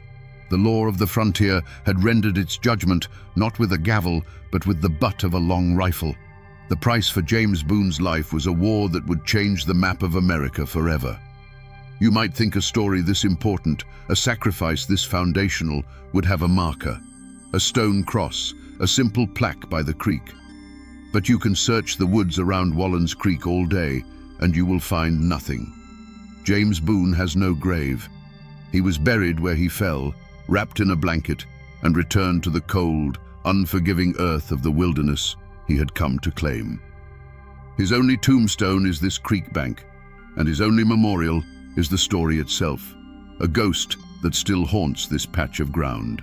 The wilderness that promised him a future ended up swallowing him whole. His father, however, is not so hard to find. Travel 200 miles north to the Frankfort Cemetery, in the very heart of the Kentucky Daniel Boone opened to the world. There, on a high bluff overlooking the Kentucky River, is a grand, imposing monument. Carved stone panels depict scenes from his life, and a towering obelisk reaches for the sky. This is where they brought him back, decades after he died in Missouri, a man who had lost all his Kentucky land claims to lawyers and speculators. In death, the state he founded reclaimed him as its primary symbol. The irony is as deep as a mountain valley. The father rests in a place of honor, a tourist attraction where his legend is preserved in stone for all to see. The son, whose horrific death was the bloody price of that legend, has no resting place at all. One is celebrated, the other is anonymous, his bones long since surrendered to the roots of the sycamores. And what of the warriors who took his life? Their graves are scattered across a continent, the unmarked resting places of a people displaced by the very tide Daniel Boone unleashed. This vast distance between the father's monument and the son's lost grave tells its own story. It is the story of what came after the grief, the long, hard years of a man who had to carry the memory of that creek bank with him every day of his life. It raises the final, haunting question: what happens to a man who survives the unsurvivable? For Daniel Boone, the retreat from Wallen's Creek was not an end. It was a vow. The grief from that day settled into him, not like a soft sadness, but like a hard piece of iron in his soul. It became the fuel that would drive him for the rest of his life. He had to go back. He had to finish what he started, as if conquering the land that took his son was the only way to quiet the boy's ghost. 2 years later, in 1775, he was back, blazing the wilderness road and raising the walls of a fort called Boonesborough on the banks of the Kentucky River.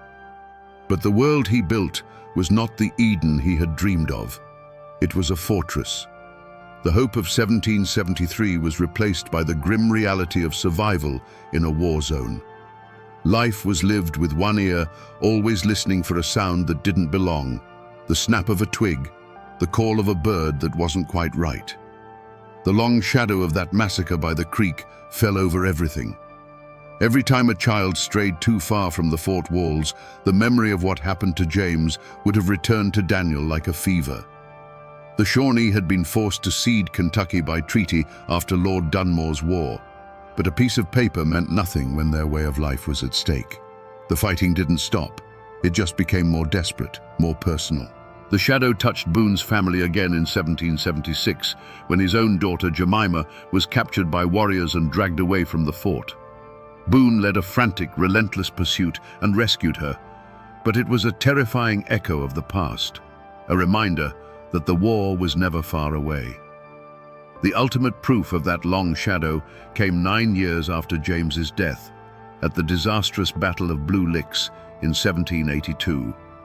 By then, Boone was a seasoned commander, a living legend. But on that day, against his better judgment, he was goaded into a reckless charge against a combined force of British and native warriors. It was a slaughter, and in the chaos of the retreat, Boone's other son, Israel, who was fighting at his side, was shot from his horse. Daniel, under a hail of fire, tried to carry his son's body from the field, but it was too late. He had to leave another son behind on the dark and bloody ground. The cycle of violence that began on the banks of Wallen's Creek had come full circle, claiming another of his children. The story of Boone in Kentucky is not one of triumph.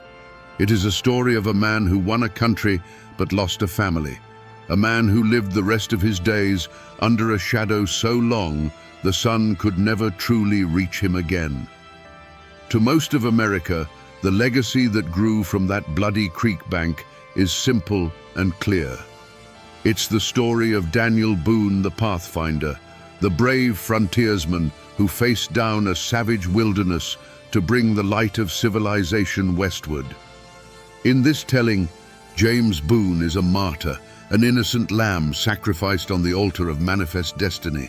It's a clean, heroic narrative, the kind you carve into monuments and teach in schoolbooks. It's the story of a hero who persevered through unimaginable loss to found a state. But that's not the only story this land remembers. To this day, if you speak to descendants of the Shawnee, the people who were driven from their sacred hunting grounds, you will hear a very different legacy. In their story, Daniel Boone isn't a hero. He's the architect of an invasion. He wasn't a pioneer. He was the leader of a band of trespassers who ignored every warning to turn back. In this version of the story, the attack at Wallen's Creek was not an act of random cruelty. It was a desperate, violent act of defense, a last-ditch effort to protect a way of life from being extinguished. And that's where the memory gets truly complicated, tangled up in the tale of the grieving warrior who may have led the attack. Was it an act of unprovoked savagery? Or was it a terrible symmetrical act of revenge, a wound for a wound? In one legacy, he is a nameless, faceless monster. In another, he is a father, driven to madness by his own loss, inflicting the very same pain that had been inflicted upon him. He becomes a dark mirror of Daniel Boone himself. So which story is true? The hero or the invader? The martyr or the trespasser? The hard truth is, the answer depends entirely on which side of the Cumberland Gap your ancestors stood. The truth is a matter of perspective. One man's pioneer is another man's destroyer. One man's tragedy is another man's last stand. The war for Kentucky didn't end when the shooting stopped. It continues to this day, fought not with rifles and tomahawks, but with the stories we choose to tell and the ghosts we choose to honor.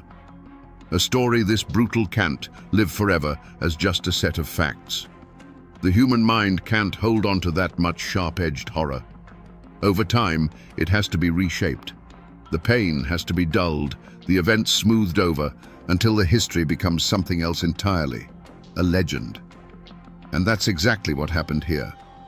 The true, documented story of James Boone's death became the seed for 100 years of local ghost stories and cautionary tales. Locals will tell you not to camp by Wallen's Creek, especially not in October. They say that if you come down here at dusk, when the light is failing and the mist starts to rise off the water, you have to be quiet and listen. They say you might hear something on the wind that isn't the wind, a thin crying sound. Some say it's the ghost of a young boy, forever lost, forever calling out for a father who came too late. Fishermen have talked for generations about a cold spot near the bank, a patch of air that stays chilled even on the hottest summer day. It's the haint of Wallen's Creek, a permanent scar of sorrow left on the landscape. Over the decades, the story also became a tool, a boogeyman with a real name used by parents to keep their children close. "Don't you wander off," a mother would warn, "or what happened to the Boone boy will happen to you." The names might have gotten jumbled, the details blurred, but the core lesson remained. The wilderness is not your friend. Danger is silent, and it is always watching. The story became a fence, built of fear, to keep the next generation safe from the same fate. This is the final stage of a story's life. This is where history dissolves.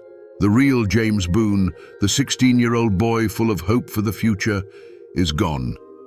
In his place is a mournful spirit, a whisper in the trees.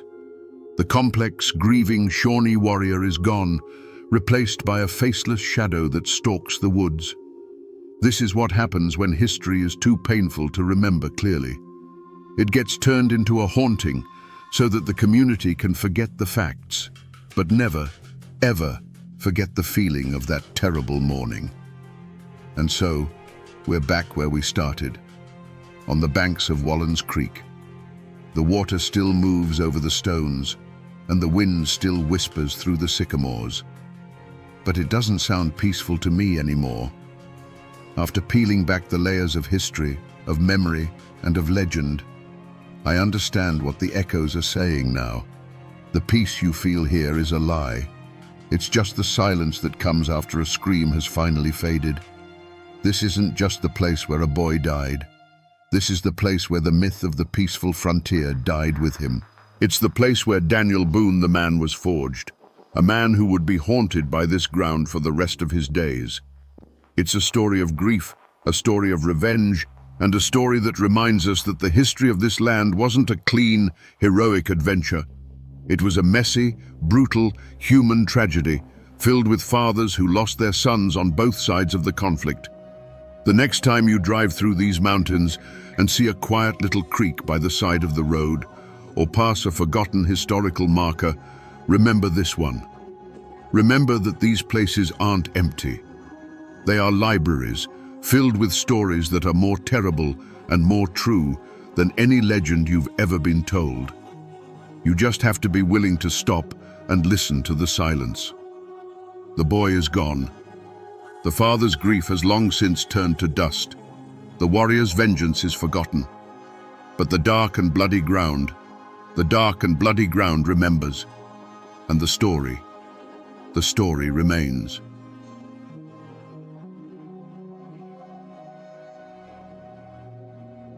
When I say the name Fred Rogers, a specific image floods your mind. You see a red cardigan being zipped up. You see sneakers being tied. You see a gentle smile, and you hear a soft piano melody that makes you feel safe. For 50 years, that name has been synonymous with kindness. It represents a man who taught generations of American children that they were special and that they were loved. It is perhaps the most trusted name in the history of television. But in 1957, in the deep, mist-covered hollows of West Virginia, that name did not mean safety. It did not mean comfort. And it certainly didn't mean it was a beautiful day in the neighborhood. In Fayette County, when people whispered the name Fred Rogers, they didn't smile. They locked their doors. They checked the shotgun behind the frame. Because the Fred Rogers of this story wasn't interested in being your neighbor. He was interested in hunting you. This is not the story of a children's show host. This is the story of a man who walked the same earth at the same time, carrying the same name, but living in a completely different moral universe. While one Fred Rogers was building a land of make-believe, the other was building a very real house of horrors. A place so disturbing that the locals, tough, hardened coal miners and mountain men who had seen everything, couldn't bring themselves to call him a man at all. They called him the Beast Man. To understand how this happened, we have to strip away our modern comforts. We have to go back to a time before smartphones, before DNA profiling, and before the term serial killer even existed. We are going to 1950s Appalachia. Picture a world of steep green mountains that act like walls, cutting you off from the rest of civilization. It is a place of breathtaking beauty, but also of profound isolation. In the 50s, the interstate highway system hadn't yet sliced through these hills. Roads were dirt and gravel.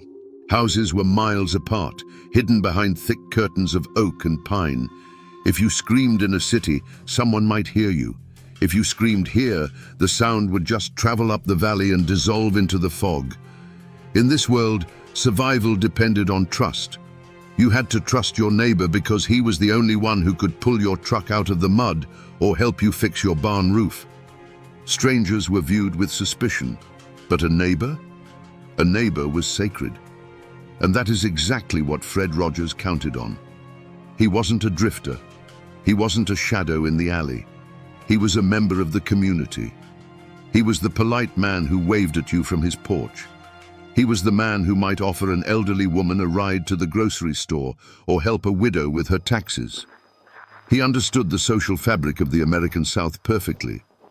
He knew that if you wore a suit, spoke softly, and smiled at the right time, you became invisible. We often think of monsters as chaotic, messy creatures. We imagine them lurking in the dark, frantic and wild. But the most dangerous predators in history are the ones who have learned to mimic human behavior. They are the chameleons.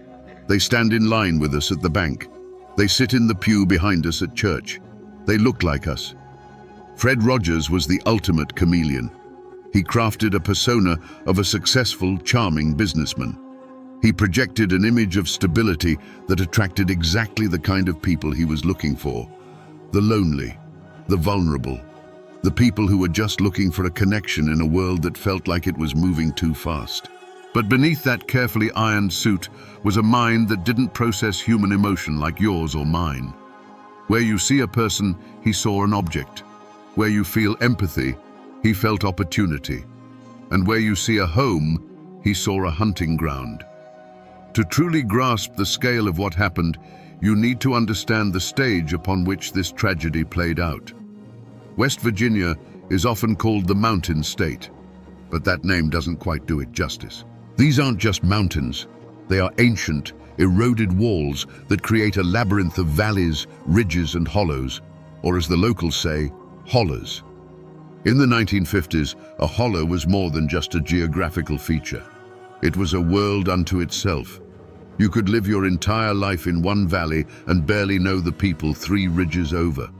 The communities here were tight-knit, bound by blood and the coal dust that covered everything. But they were also intensely private. The unwritten rule of the mountains was simple. You mind your business, and I'll mind mine. Imagine driving down a road that isn't on any map. The canopy of trees overhead is so thick, it blocks out the midday sun. The air is heavy with the scent of damp earth and decaying leaves. There are no streetlights, no cell towers, no surveillance cameras, just miles and miles of winding gravel tracks that often dead end at a solitary house. It was the perfect environment for a predator. In a modern city, you are constantly being watched. Witnesses, cameras, digital footprints. But here, a man could disappear. Or worse, he could make someone else disappear. The police presence in these rural counties was minimal. A sheriff might have 3 or 4 deputies covering an area of 500 square miles. They didn't have the manpower to patrol every back road. They relied on reports. They relied on people noticing that something was wrong. But what happens when the person who goes missing has no one to notice?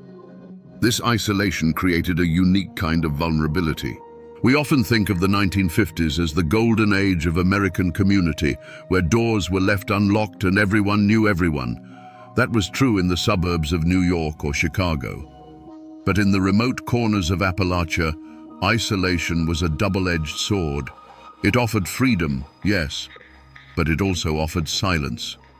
In these hills, if you scream, the only thing that answers back is the echo, and sometimes not even that. The geography acted as an accomplice. If you wanted to hide something in a city, you had to be clever. If you wanted to hide something here, you just had to walk 100 yards into the woods. The forest floor, with its deep layers of foliage and shifting soil, could swallow a secret in an afternoon. Into this landscape walked Fred Rogers. He wasn't a mountain man by birth, but he understood the utility of the terrain.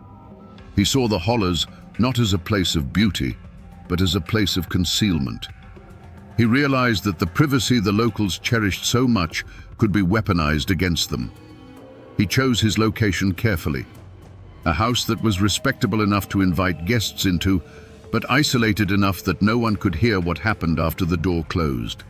A place where the nearest neighbor was just far enough away to see the lights on, but too far away to hear a cry for help. The house he eventually occupied became a fortress of solitude. To the casual observer driving past, it was just another quiet home in a quiet state. A place where a man might retire to read books and listen to the radio. But the geography allowed him to control his environment completely. He controlled who came in. He controlled who went out. And most importantly, he controlled the narrative. If you were casting a movie about a serial killer in the 1950s, you would probably look for someone with a sharp, sinister face, someone with cold eyes and a nervous twitch. You would want the audience to know, the moment he stepped on screen, that this was the bad guy. Fred Rogers would never have been cast in that role. In person, Rogers was disarmingly ordinary. He was a heavy-set man, soft around the middle, with a face that seemed permanently etched with a grandfatherly concern. He wore thick-rimmed glasses that gave him an air of intelligence and harmlessness. He didn't look like a predator. He looked like the guy who taught Sunday school or the accountant who handled the church finances. He dressed the part too. In a region where denim overalls and coal-stained work boots were the uniform of the day, Rogers was always impeccable. He wore suits. He wore ties. His shirts were starched. He smelled of cheap but pleasant cologne and tobacco. To the people of West Virginia, this attire signaled one thing: respectability. He presented himself as a man of means. a retired civil engineer, or perhaps a businessman looking for a quiet place to settle down after a life of hard work. He spoke with a confidence that suggested he knew things others didn't. When he walked into the local general store, the conversation didn't stop in fear. It stopped in deference. But this persona was a complete fabrication. It was a costume. The real Fred Rogers was a career criminal, but not a violent one, at least, not initially. He was a grifter, a con artist. He had spent years drifting through the cracks of American society, learning the art of the lie. He knew that people see what they want to see. If you act like you belong, people assume you do. If you act like you have money, people assume you are rich. He had learned a crucial lesson early in his life of crime. Violence attracts attention, but persuasion is invisible. If you rob a bank, the police come looking. But if you talk someone into giving you their life savings, they might be too embarrassed to ever report it. Rogers was a master of reading human needs. He could look at a person and see exactly what was missing from their life. For the men in the community, he offered camaraderie and stories of the outside world. For the women, he offered something far more dangerous: hope. He wasn't a young man. By the time he arrived in West Virginia, he was in his late 50s. This age was his greatest camouflage. We are conditioned to view the elderly as harmless. We hold doors open for them. We trust them with our children. We assume that the fire of aggression burns out with age. Rogers used this bias like a skeleton key. Who would suspect the chubby, bespectacled old man of doing anything worse than cheating at cards? And he realized that in the vast, lonely expanse of America, he didn't need to hunt with a gun. He found a weapon that was far more effective, silent, and reached much further than any bullet. He picked up a pen. In the era before dating apps and instant messaging, the search for love was a slow, deliberate process. For millions of Americans in the 1950s, especially those who were widowed, divorced, or simply left behind by the post-war baby boom, loneliness was a quiet epidemic. To cure this, many turned to Lonely Hearts Clubs. These were magazines and newspapers dedicated to connecting singles across the country. You would send in a photo and a short biography, pay a small fee, and your profile would be printed alongside hundreds of others. It was the Tinder of the atomic age, but infinitely slower, and as it turned out, infinitely more dangerous. For Fred Rogers, these magazines were not a path to romance. They were a catalogue. He didn't just browse them, he studied them. He looked for specific keywords: widow, savings, homeowner, no children. He was filtering for vulnerability. He was looking for women who had assets but no protectors, women who were desperate enough to travel to a stranger and isolated enough that no one would immediately come looking for them. Once he identified a target, the seduction began. But it didn't happen in person. It happened on paper. Rogers was a prolific writer. His letters were masterpieces of manipulation. He didn't come on too strong. He didn't sound desperate. He sounded like a kindred spirit. He would write about his own loneliness, a lie, his comfortable retirement, a lie, and his desire for a companion to share his golden years, the biggest lie of all. He spun a fantasy that was irresistible to a woman sitting alone in a small apartment in Ohio or Pennsylvania. He described the beautiful West Virginia hills. He described his large, empty house that just needed a woman's touch to make it a home. He painted a picture of a peaceful, secure future. For a woman struggling with financial insecurity or the fear of dying alone, these letters were a lifeline. Rogers was offering them an escape hatch. But behind the poetic language was a cold, mathematical calculation. Rogers was essentially running a business. The commodity was human life, and the profit margin was whatever was in their bank account. The trap snapped shut when he popped the question. Not necessarily marriage right away, but a visit. "Come see the house," he would write. "Bring your things. If you like it, we can build a life together." He often advised them to sell their property before coming. "Why keep that old house?" he would suggest gently. "Bring the cash. We can put it into a joint account. We'll start fresh. It sounds obvious to us now. The red flags are blinding, but you have to put yourself in their shoes. These were women who had been invisible for years. Suddenly, a charming, successful man is paying them attention. He wants them. He is offering them a fairy tale ending. The desire to believe is a powerful drug. And so, they came. They packed their suitcases. They withdrew their life savings. They boarded trains and buses. They thought they were traveling toward a new beginning. In reality, they were delivering themselves and their money directly to the butcher's door. Let's follow one of these stories to see how the trap actually worked. Imagine a woman named Celia. She's in her late 50s. She's a widow. Her children have grown up and moved away. Her house feels too big, too quiet. The silence in the evening is deafening. Then she meets Fred Rogers on paper. For 3 months they exchange letters. His handwriting is neat, his tone respectful. By the 4th month, Celia is in love. Not necessarily with the man, but with the idea of him. With the idea of being needed again. He suggests she come for a visit. Just to see, he says. No pressure. But he adds a practical note. If you do decide to stay, it would be a shame to have to go all the way back to sell your things. Why not liquidate now? Bring the cash. Banks are so impersonal, and out here in the country, cash is king. She sells her furniture. She closes her bank account. She sews the cash into the lining of her coat or hides it deep in her purse, feeling a thrill of excitement she hasn't felt in decades. She takes a Greyhound bus. The landscape changes from the flat plains or the crowded city streets to the rolling green hills of Appalachia. The roads get narrower. The towns get smaller. When she arrives at the station, he is there waiting. He looks exactly like his picture. He is smiling. He takes her heavy suitcase, the one containing everything she owns in the world. He opens the car door for her. "Welcome home," he says. The drive to the house is long. They leave the main road, then the paved road, then the gravel road. The trees close in. The nearest house was passed miles ago. A flicker of doubt might cross her mind now.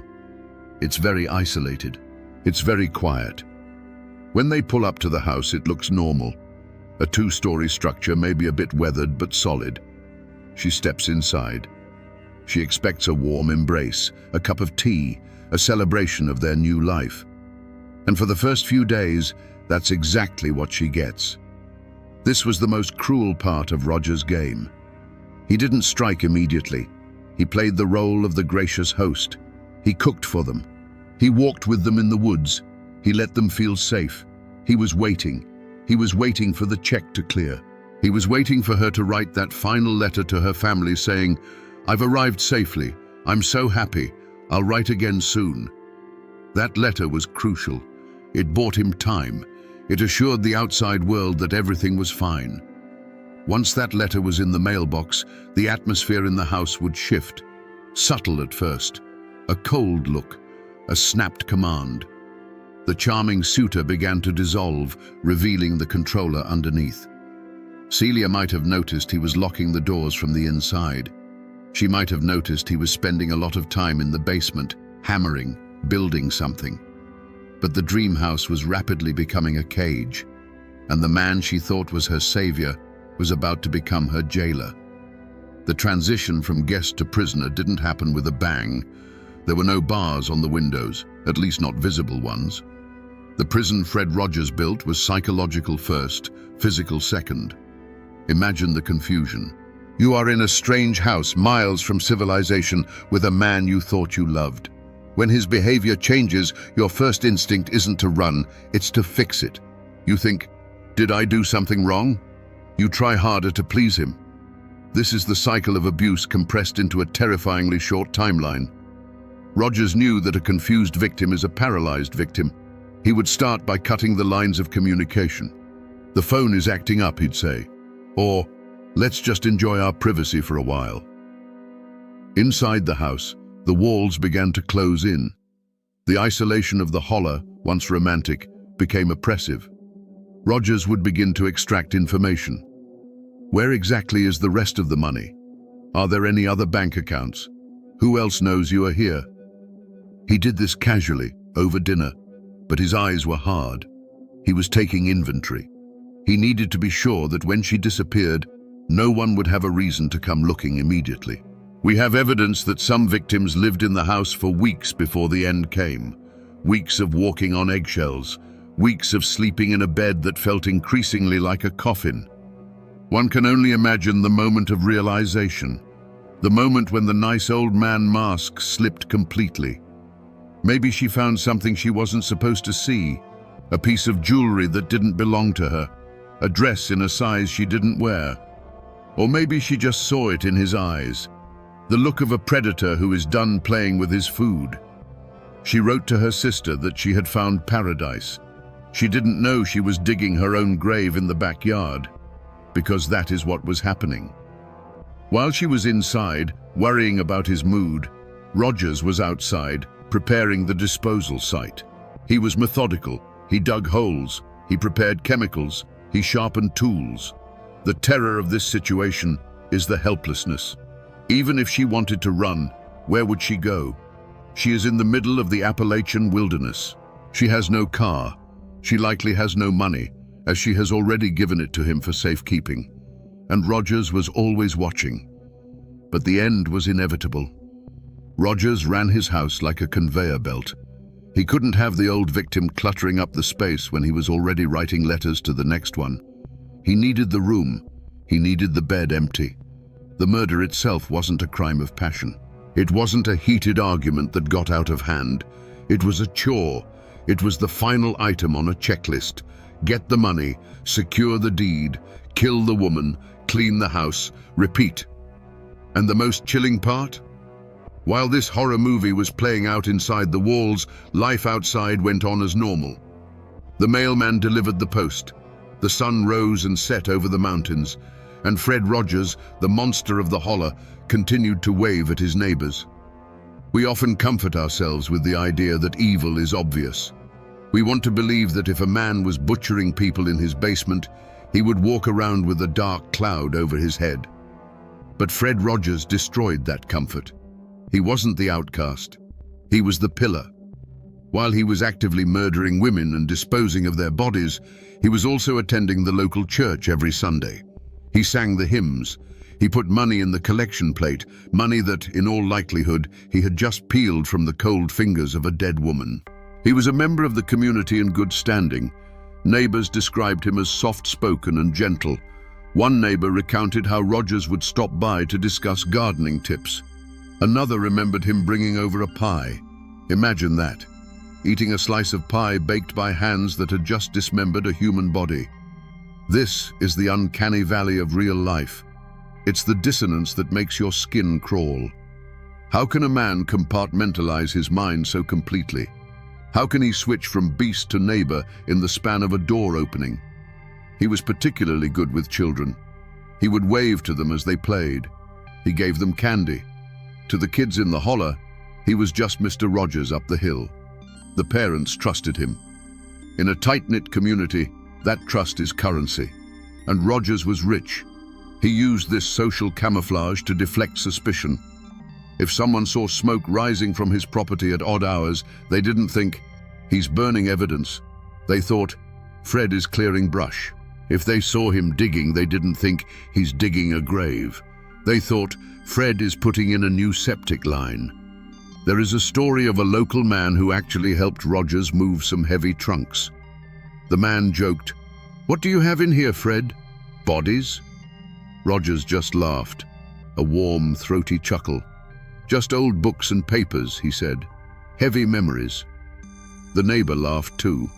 They shared a moment of connection over the heavy trunk, a trunk that, we now know, likely contained the dismembered remains of a Lonely Hearts victim.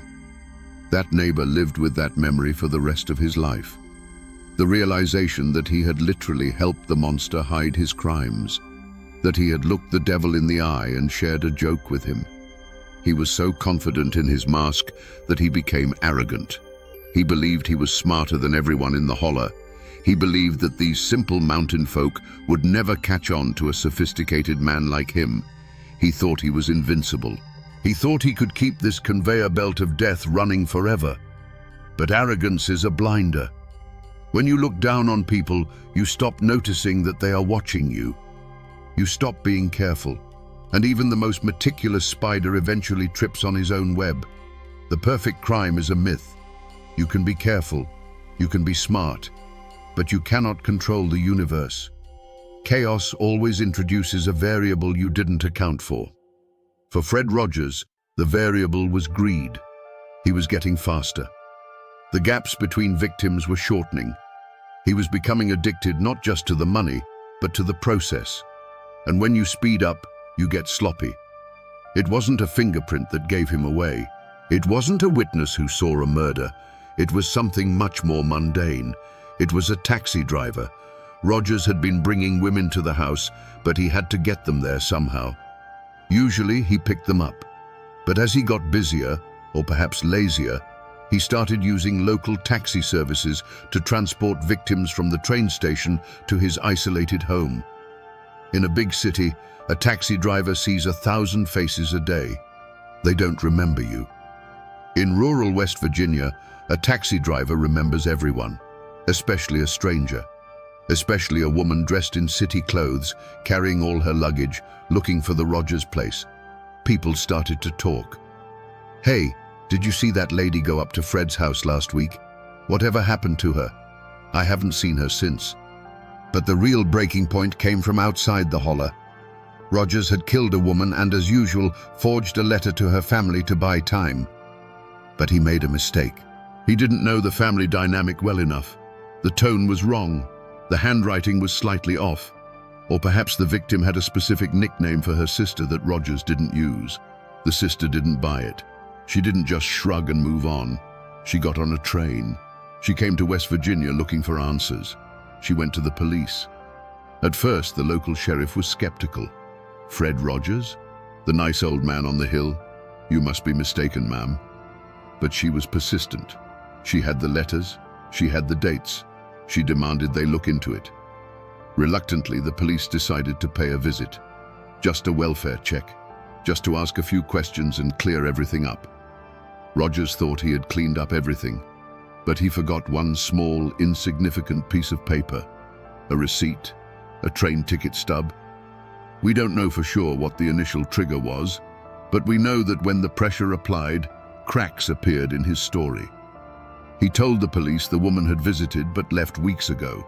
She went back to her husband. He lied smoothly. She took a bus to Chicago, but the police checked the bus station.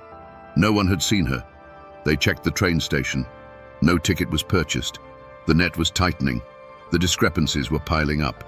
The nice old man act was starting to look less like charm and more like a deflection. And then, a deputy noticed something. Maybe it was the fresh earth in the garden that didn't match the season. Maybe it was the smell of something burning that wasn't wood. Or maybe it was just the way Rogers stood in his doorway, blocking the view inside, his knuckles white as he gripped the frame. The investigation shifted from a missing person search to a homicide inquiry. The sleepy police force of Fayette County was about to wake up to a nightmare. There is a specific kind of tension that hangs in the air when the law comes for a man who thinks he is above it. It's a psychological chess match. When the Fayette County Sheriff's Department finally decided to move on Fred Rogers, they didn't kick down the door with guns drawn. Not yet. This was 1957. You needed more than a hunch. You needed probable cause. And Rogers, ever the chameleon, was determined not to give them an inch. The sheriff arrived with a warrant to search the premises, but Rogers met him on the porch. He was indignant. He played the victim perfectly. "This is harassment," he claimed. "I am a respectable citizen. How dare you accuse me of harming those lovely ladies?" He used his age as a shield. He pretended to be frail, confused, hurt by the accusations. He invited the officers in, offering them coffee, trying to charm them one last time. "Look around," he said, sweeping his hand across the living room. "Do you see anything sinister here?" And at first glance, they didn't. The living room was tidy. There were doilies on the tables. There was a Bible on the stand. It looked like the home of a lonely, fastidious bachelor. But the officers were no longer buying the act. They noticed that the floorboards in one room seemed newer than the others. They noticed a trunk that was padlocked. They noticed that for a man who claimed his guests had left, there were an awful lot of women's clothes still hanging in the closets.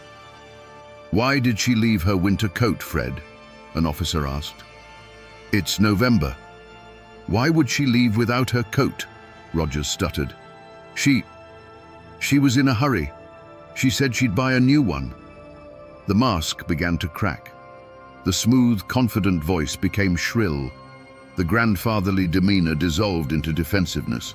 He wasn't the master of the house anymore. He was a cornered animal. The sheriff gave the order. "Tear it apart, boys." Rogers watched in silence as the illusion of his life was dismantled. They pulled books off the shelves, they opened drawers, they looked under the rugs, and then they found the basement door. Basements in Appalachia are common. They are used for storing canned goods, coal and tools. But when the deputy put his hand on the latch of this particular door, he hesitated. There was a smell seeping through the cracks. It wasn't the smell of coal. It wasn't the smell of potatoes. It was a sweet, cloying, metallic scent that triggers a primal alarm in the human brain. The officer looked at Rogers. Rogers wasn't smiling anymore. His face had gone blank. His eyes were dead. He knew the game was over. The officer turned the handle. The door creaked open, revealing a set of wooden stairs descending into the darkness. "Flashlight," the officer requested, his voice tight. A beam of light cut through the gloom, dancing over dust motes. It traveled down the stairs, hitting the concrete floor below. The descent into the basement was a descent into the mind of Fred Rogers. The air grew colder with every step. The smell became overpowering, a mix of damp earth, chemical cleaners, and that undeniable scent of decay. The silence was absolute, save for the heavy breathing of the officers and the creak of the wooden stairs. When the flashlight beam finally swept the room, the first thing they noticed was the organization. This wasn't a chaotic dungeon. It was a workshop. Tools were hung neatly on pegboards. Hammers, saws, knives, all arranged by size. Jars of nails and screws were labeled. It looked like the workspace of a meticulous craftsman. But then, the light fell on the details that didn't fit. On a workbench, amidst the tools, sat a woman's purse. Next to it, a pair of glasses. Further down, a single pearl earring. These were not the artifacts of a carpenter. These were trophies. The officers moved deeper into the room. In the corner, there was a pile of what looked like refuse, covered by a tarp. One officer stepped forward and lifted the corner of the heavy canvas. He dropped it immediately and stumbled back, gagging. It wasn't refuse. It was clothing. Bloody, torn clothing. Dresses that had once been worn to church. Coats that had been bought for a new life in the country. Now, they were just rags soaked in the evidence of a massacre. But where were the bodies? The search continued. They found a crawl space, a low, narrow tunnel dug into the earth beneath the foundation. The soil here was loose, disturbed. "Get a shovel," the sheriff ordered. His voice was barely a whisper. They didn't have to dig deep. A few inches of dirt were scraped away, and the beam of the flashlight caught something white. It wasn't a stone. It was bone. As they uncovered more, the scale of the atrocity became clear. This wasn't just one victim. The earth beneath the house was a mass grave. Rogers had been living, sleeping, and eating directly above the remains of the women he had seduced. The floorboards that the officers had walked on upstairs, they were the ceiling of a tomb. But the most disturbing discovery was yet to come. It wasn't in the dirt. It was in a bucket near the furnace. The officer looked inside. He froze. "Dear God," he whispered. Inside were not just remains, but parts. Prepared parts. Rogers hadn't just killed these women. He had dismantled them. He had treated them like livestock. He had tried to burn what he could and bury what he couldn't. The nickname the Beast Man didn't come from a newspaper headline. It came from the mouths of these hardened police officers who, in that moment, realized they weren't dealing with a human being. They were dealing with something feral. The officer opened the basement door to let in fresh air, but the smell wouldn't leave. It seemed to have soaked into their uniforms, into their skin. Upstairs, Fred Rogers sat in a chair, handcuffed. He could hear the sounds from below, the digging, the gasps, the retching. He didn't look ashamed. He didn't look terrified. He just looked annoyed, like a man whose project had been interrupted, like a man who was calculating how much this inconvenience was going to cost him. The moniker, the Beast Man, suggests something wild, something out of folklore like a werewolf or a yeti. But the reality was far worse because it was real. When the coroner arrived, the task before him was grim. The remains found in the crawl space and the buckets were not intact. They had been subjected to a level of violence that shocked even the medical professionals. Rogers hadn't just murdered these women, he had erased them. The investigation revealed that he used a sledgehammer, a simple, brutal tool found in almost every shed in America. In Rogers' hands, it was an instrument of annihilation. He used it to stun, to kill, and then to facilitate the disposal. The police found jars, not jars of preserves or moonshine, but jars containing souvenirs, trophies harvested from the bodies. It was this specific detail, the keeping of parts, that turned the stomach of the public. It suggested that Rogers didn't just kill for money. He killed because he enjoyed the ownership. He wanted to possess these women entirely, even after death. He had reduced human beings to puzzle pieces. The newspapers couldn't print the full details. It was too gruesome for the 1950s sensibilities. They used euphemisms like dismembered and mutilated, but the whispers in town filled in the blanks. The locals said he fed parts to the hogs. They said he burned parts in the wood stove that heated the living room. Whether these rumors were all true or exaggerated by fear, the core truth remained. Fred Rogers had turned his home into an abattoir. The police found evidence of at least 2 distinct victims in the house immediately, Celia G. and Alvy S. But there were signs of more. Jewelry that didn't match either woman. A wedding ring with an inscription that couldn't be traced. When the bodies were brought out, they were carried in bags, not stretchers. Bags. The sight of those small, heavy sacks being carried out of the nice old man's house broke something in the community's psyche. People who had shaken his hand felt dirty. People who had eaten at his table felt sick. The betrayal was absolute. The Beast Man wasn't a legend anymore. He was the man in the back of the squad car, watching the proceedings with cold, dead eyes. The interrogation of Fred Rogers was not a shouting match. There was no slamming of tables, no sweating under a bright light. It was a conversation, and that was the most terrifying part. Rogers sat in the chair, his hands folded in his lap. He looked like a disappointed schoolteacher. When the detectives laid out the evidence, the bodies, the hammer, the letters, he didn't break down. He didn't cry. He didn't beg for forgiveness. He just sighed. "Well," he said, as if discussing a minor accounting error, "it seems you've made quite a mess of my house." The detectives were stunned. They were showing him photos of the carnage he had created, and he was worried about his floorboards. "Did you kill them, Fred?" the sheriff asked. Rogers looked at him, his eyes devoid of any spark of humanity. "They were problems," he said. "I solved them." He described the murders the way you would describe changing a flat tire.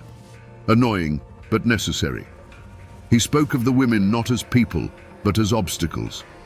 "She got too clingy," he said of one. "She wouldn't stop talking about her money," he said of another. In his mind, he was the victim. He was the one who had been inconvenienced. These women had come into his life, disrupted his peace, and forced him to take drastic measures. He admitted to the killings with a chilling calmness. He explained how he hit them, how he cut them. He even critiqued his own technique, mentioning that the saw he used was dull and he should have sharpened it. The detectives listened in horror. They realized they weren't talking to a man who had snapped in a moment of passion. They were talking to a man who had no conscience. He was a sociopath in the purest definition of the word. He understood that what he did was illegal, but he didn't feel that it was wrong. "I gave them a nice few weeks," he justified. "They were happy, happier than they'd been in years. I did them a favor." This twisted logic is common among psychopaths. They rewrite reality to make themselves the hero, or at least the rational actor. Rogers genuinely believed that the few weeks of false romance he provided were fair payment for their lives and their fortunes. The transcript of that interrogation is a document of pure evil. It reveals a mind that is completely alien to us, a mind where empathy does not exist, where love is a tool, and where murder is just a transaction. As the detectives left the room, they felt drained. They had looked into the abyss, and the abyss had smiled back. In 1957, there was no 24-hour news cycle, no Twitter, no TikTok. But news of a crime this grotesque traveled faster than any fiber optic cable could carry it. It traveled by word of mouth, by telephone wire, and by the ink-stained pages of the morning paper. Fayette County, usually a quiet blip on the map, became the center of the universe. Reporters from New York, Chicago, and Richmond descended on the small town. They camped out on the courthouse lawn. They hounded the locals for quotes. They turned the tragedy into a spectacle. The headlines were sensational. Bluebeard of the Hills, the lovelorn killer, the beast man caught. Inside the courtroom, the atmosphere was electric. The gallery was packed. When Fred Rogers walked in, a hush fell over the room. He didn't look like a monster. He looked like Fred. He was wearing a suit. He was clean-shaven. He nodded politely to his lawyer. This visual disconnect was the hardest thing for the public to process. They wanted a villain with fangs. They got a grandfather. The trial was swift. The evidence was overwhelming. The prosecution laid out the timeline, the letters, the arrival of the victims, the withdrawals from the banks, the blood in the basement. They brought out the hammer. They brought out the saw. The jury, composed of local men, listened with stone faces. They knew this man. Some of them had probably bought him a coffee. The betrayal felt personal. Rogers took the stand? No. His lawyers knew better. They knew that if he opened his mouth, his arrogance would hang him faster than any rope. They tried to plead insanity. They argued that no sane man could do such things. But the prosecution countered with Rogers' own meticulousness. A crazy man doesn't hide bodies so carefully. A crazy man doesn't forge letters to throw off the police. A crazy man doesn't balance his checkbook with the stolen money. This was calculated evil. The most chilling moment of the trial came when the prosecution read the letters Rogers had sent to his victims. The words of love, of hope, of future happiness. And then they showed the photos of what he did to the women who believed those words. The verdict was never in doubt. Guilty, on all counts. When the judge asked if he had anything to say, Rogers stood up. He didn't apologize. He didn't ask for mercy. He simply said, "I did what I had to do." He was sentenced to life in prison. In West Virginia at the time, there was no death penalty for his specific charges due to a legal technicality of the era, or perhaps the jury just wanted him to rot. He would die in a cage, just as he had made his victims die in his house. The gavel banged, the crowd erupted. But as Rogers was led away, he didn't look defeated. He looked bored. The circus was over, and he was ready to go back to his cell and read his books. But the question remained, what made him? Was he born a monster, or did the world make him one? After the gavel fell and the cameras left, the psychologists arrived. They wanted to understand the machinery of Fred Rogers' mind. How does a human being reach a point where dismembering another person becomes a mundane chore? Rogers fits the profile of what criminologists call a comfort killer, or a hedonistic killer. But unlike those who kill for sexual thrill, Rogers' primary motivation was profit, mixed with a pathological need for control. He viewed people as resources. In his worldview, a human being was no different than a coal seam or a timber forest. You extract the value and you discard the waste. The value in this case was their savings. The waste was their bodies. Experts looked for a reason: trauma, abuse, a childhood injury. They dug into his past. Rogers had a history of petty crime, of fraud, of deceit. He had always been a grifter, but grifting is a long way from butchery. What changed? Some theorized that age played a role. As he got older, he lost the patience for the long con. He didn't want to spend years swindling someone. He wanted the money now. Murder became a shortcut. It was the most efficient way to close the deal. Others point to the isolation of the Holler. In the absence of societal observation, his darkest impulses were allowed to grow unchecked. Without neighbors to judge him, without the constant reinforcement of social norms, his morality eroded. He created his own kingdom where he was the king, the judge, and the executioner. But there is a more disturbing possibility. The possibility that there was no reason. We desperately want to find a cause for evil because it makes us feel safer. If we can say he was abused or he had a brain tumor, we can tell ourselves that we are different, that we are safe. But sometimes you look into the abyss and the abyss just shrugs. Rogers showed no signs of psychosis. He wasn't hearing voices. He wasn't hallucinating. He knew exactly what he was doing. He just didn't care. He lacked the fundamental hardware of empathy. To him, other people were just NPCs, non-player characters in a video game where he was the only real person. In prison, Rogers was a model inmate. He was polite. He followed the rules. He never caused trouble. This further proves that his violence was pragmatic, not impulsive. He was violent when it served his purpose. When violence no longer served him, he turned it off like a light switch. He died in prison a year later in 1958. His heart gave out. A mundane end for a monster. He took his secrets to the grave. We will never know exactly how many women answered his ads.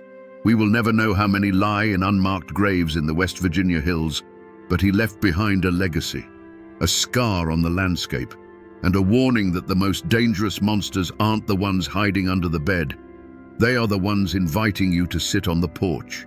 Today, if you drive through Fayette County, you might miss the location of the Rogers house entirely. The original structure is gone, reclaimed by the earth or demolished to wipe away the memory. The woods have grown back, covering the scars in the soil. The birds sing, and the wind rustles through the trees, just as it did in 1957. But the name remains. It is one of the strangest coincidences in American history. Two men, same name, roughly the same era. One became the symbol of ultimate goodness, a man who wore a cardigan and taught us that we are special.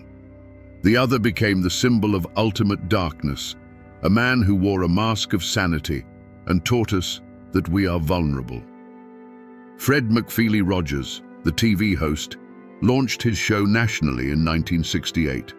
By then, the Fred Rogers of West Virginia was long dead.